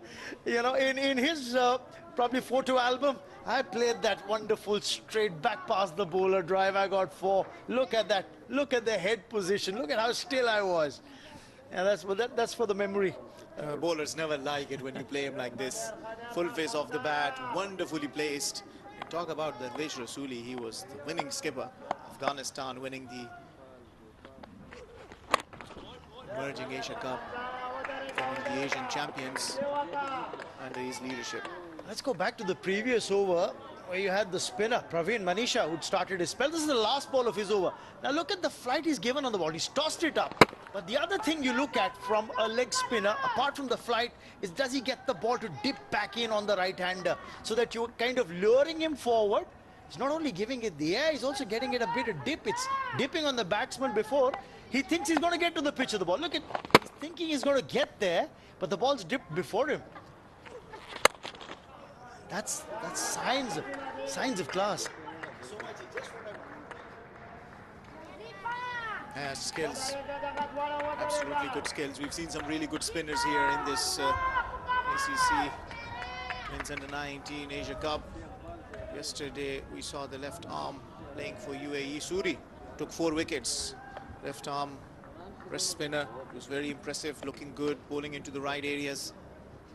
Afghanistan's Ghazanfar, he's been making the highlights. Now this leg spinner. All it tells you that the cricket is in safe hands, isn't it?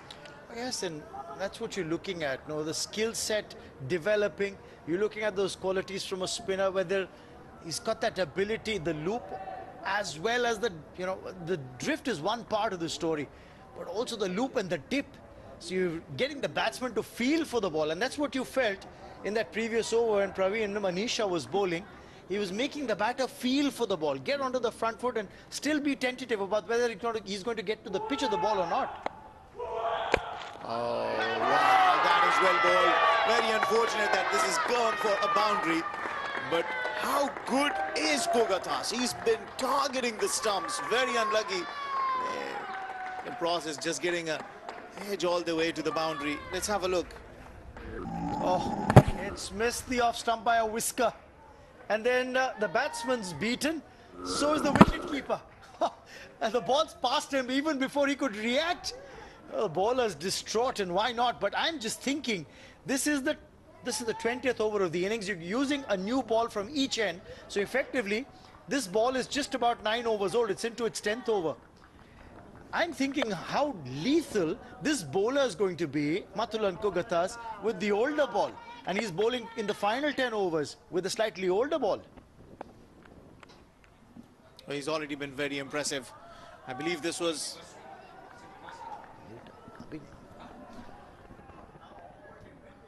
He's bowling brilliantly. Look at this. Wonderful Yorker.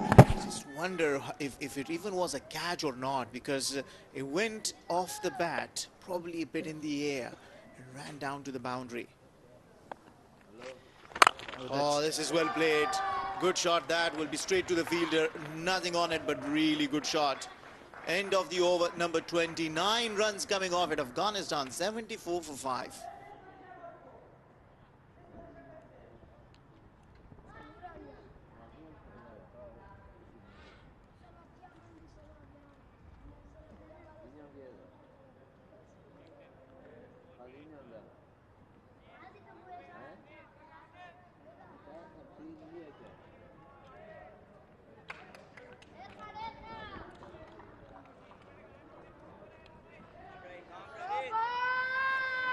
Afghan fans out there cheering for the Afghanistan under-19.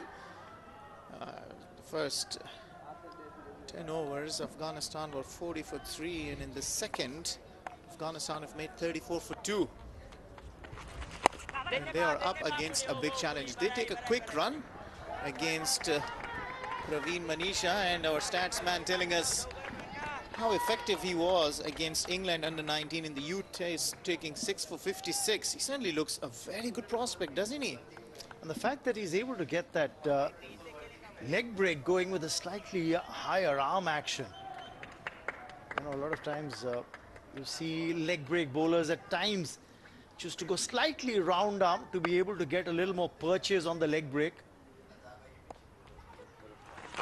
Oh, what a shot in the arc and smashed for a 6. This will entertain the Afghanistan crowd there. Nazifullah Amiri sends ahead of Nasir Maruf Khail, and he seems like he knows what he's got to do. It was in his arc. It was slightly overpaced in his hitting arc, and he said, I've seen enough. And he's hit that one out of the park.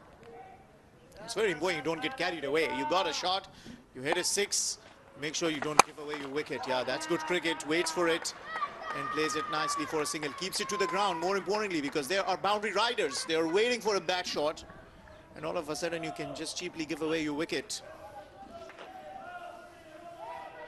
I would like to see another one slightly tossed up from Manisha after being hit for 6. See, that's also the character of a player as well. When you are attacked, if you are still persistent in what you do or not, or if you just back out. Especially when you've got runs still in the kitty. Yeah, it's a luxury. They've got the mid-on up for this ball. There's Hamza who was on strike, so they got mid-on up. They pushed the fielder back at long leg at the fence. It's probably the understanding which player is hitting you, trying to clear the circle. So that's also, I think, covering for the sweep, just in case Hamza were to look at doing that. A bit of a vacant real estate there, so they will take a quick 2. This is turning out to be a good over for Afghanistan as well. So on the back of some back-to-back good overs, now Afghanistan all of a sudden start looking good. 84 for 5. This partnership has now become 30 of 29. It's a good shot, isn't it? Yes, and I think they were tentative on the first run, but saw that the fielder was too far back and easily came back for the second. So they've got 10 runs of 5 deliveries of this over. The partnerships, yes, coming in double quick time. Yeah, you called it, the sweep coming into play. And 1 run off that, making it 11 of this over. Afghanistan ticking along, 85 for 5.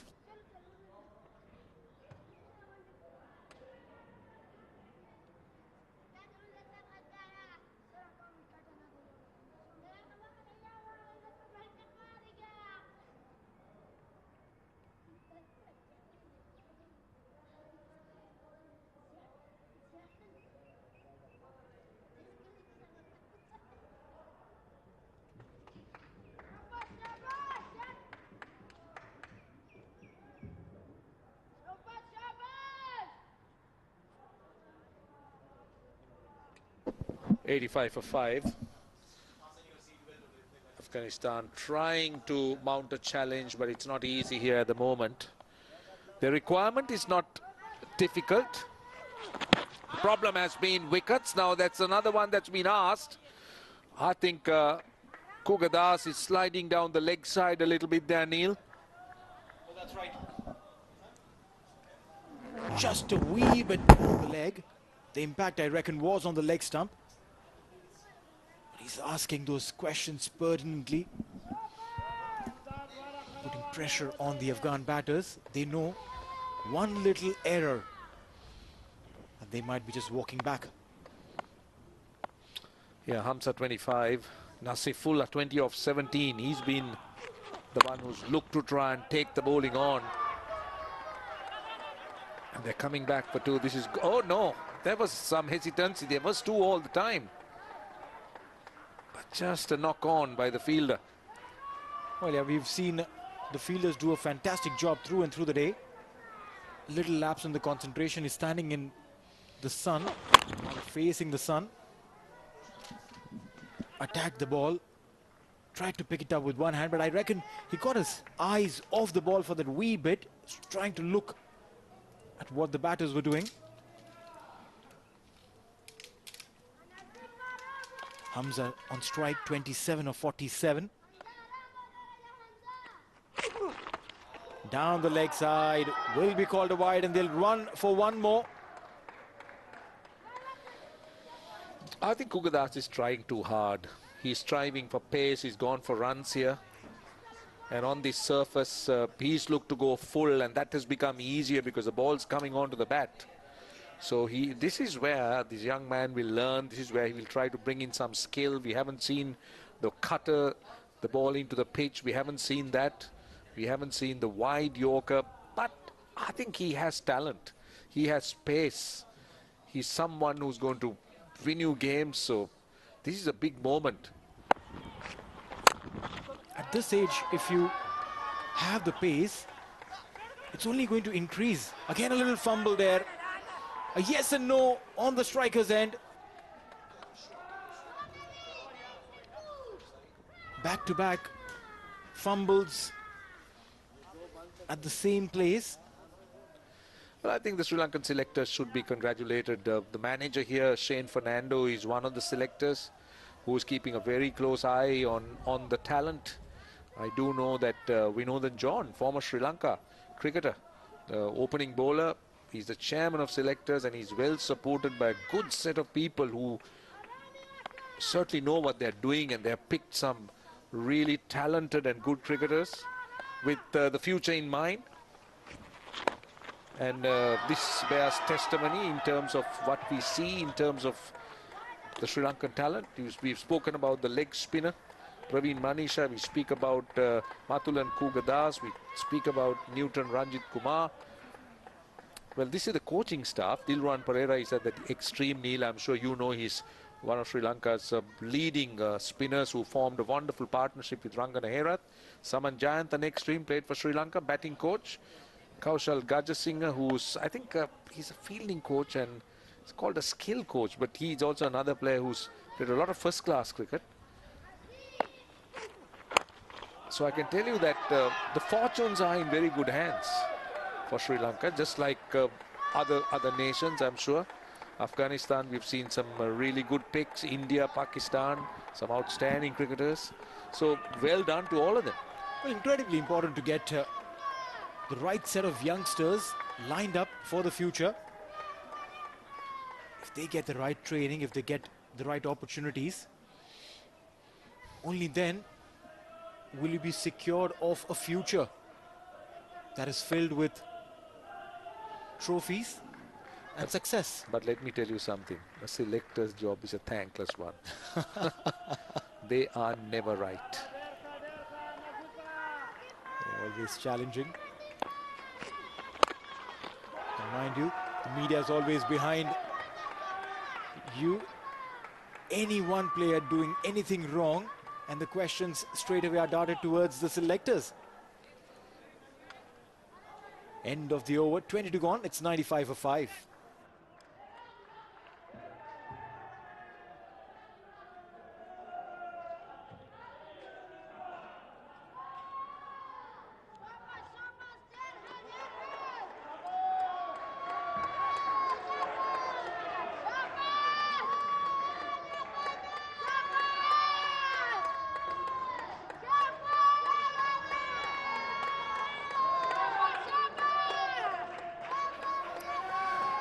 Well, I love this. I love this side. We saw it with Nepal. Now we're seeing it with Afghanistan. I can tell you the passion. Now in these parts of the world, coming from Sri Lanka, the passion of the Sri Lankan fan is magnificent. And I've been to Afghanistan and I've seen their passion as well. Amazing passion. The following, the way they are behind their heroes, the way they idolize them.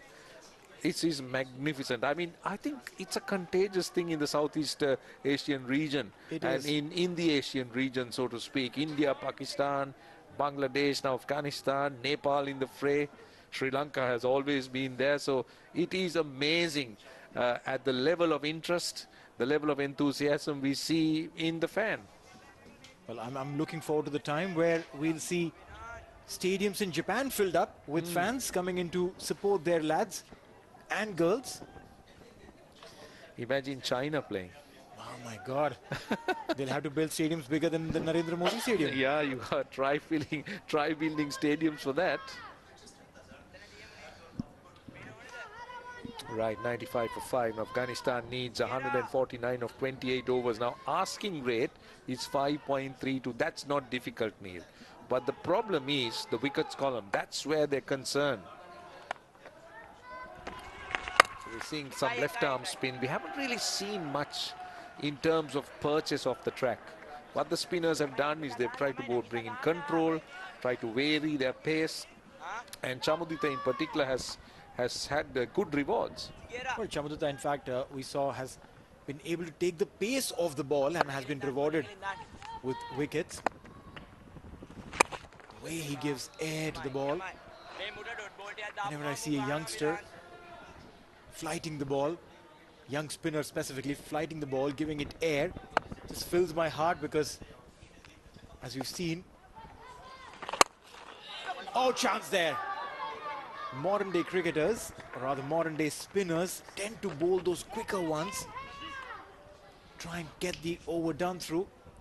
But the real skill is in flighting, isn't it? Yep, true. But on services like this, I think, oh, what an effort. That's acrobatic. That's a great effort by this young man, Viran Chamudita. And yes, you're right. I mean, I love to watch spinners who would have bowl with craft and guile, but then that's a dying art. It is. With T20 cricket, it's very different now. Now, if you look at Chamudita, that last delivery, it tells you how he uses the crease. Look how wide he goes. That's skill for you. You get close to the stumps, you go wide of the crease, you try and lower your arm, try and push it through a little bit.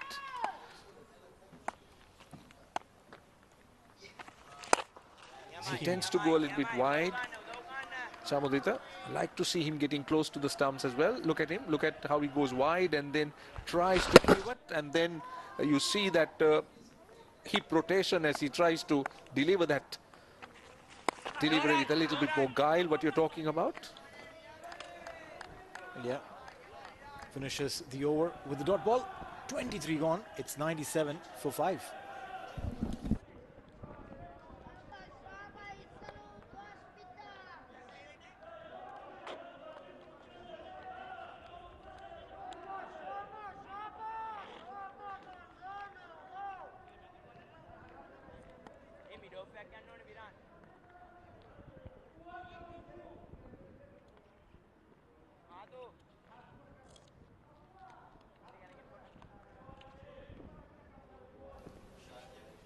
It's going to be the skipper who will take the responsibility with the ball.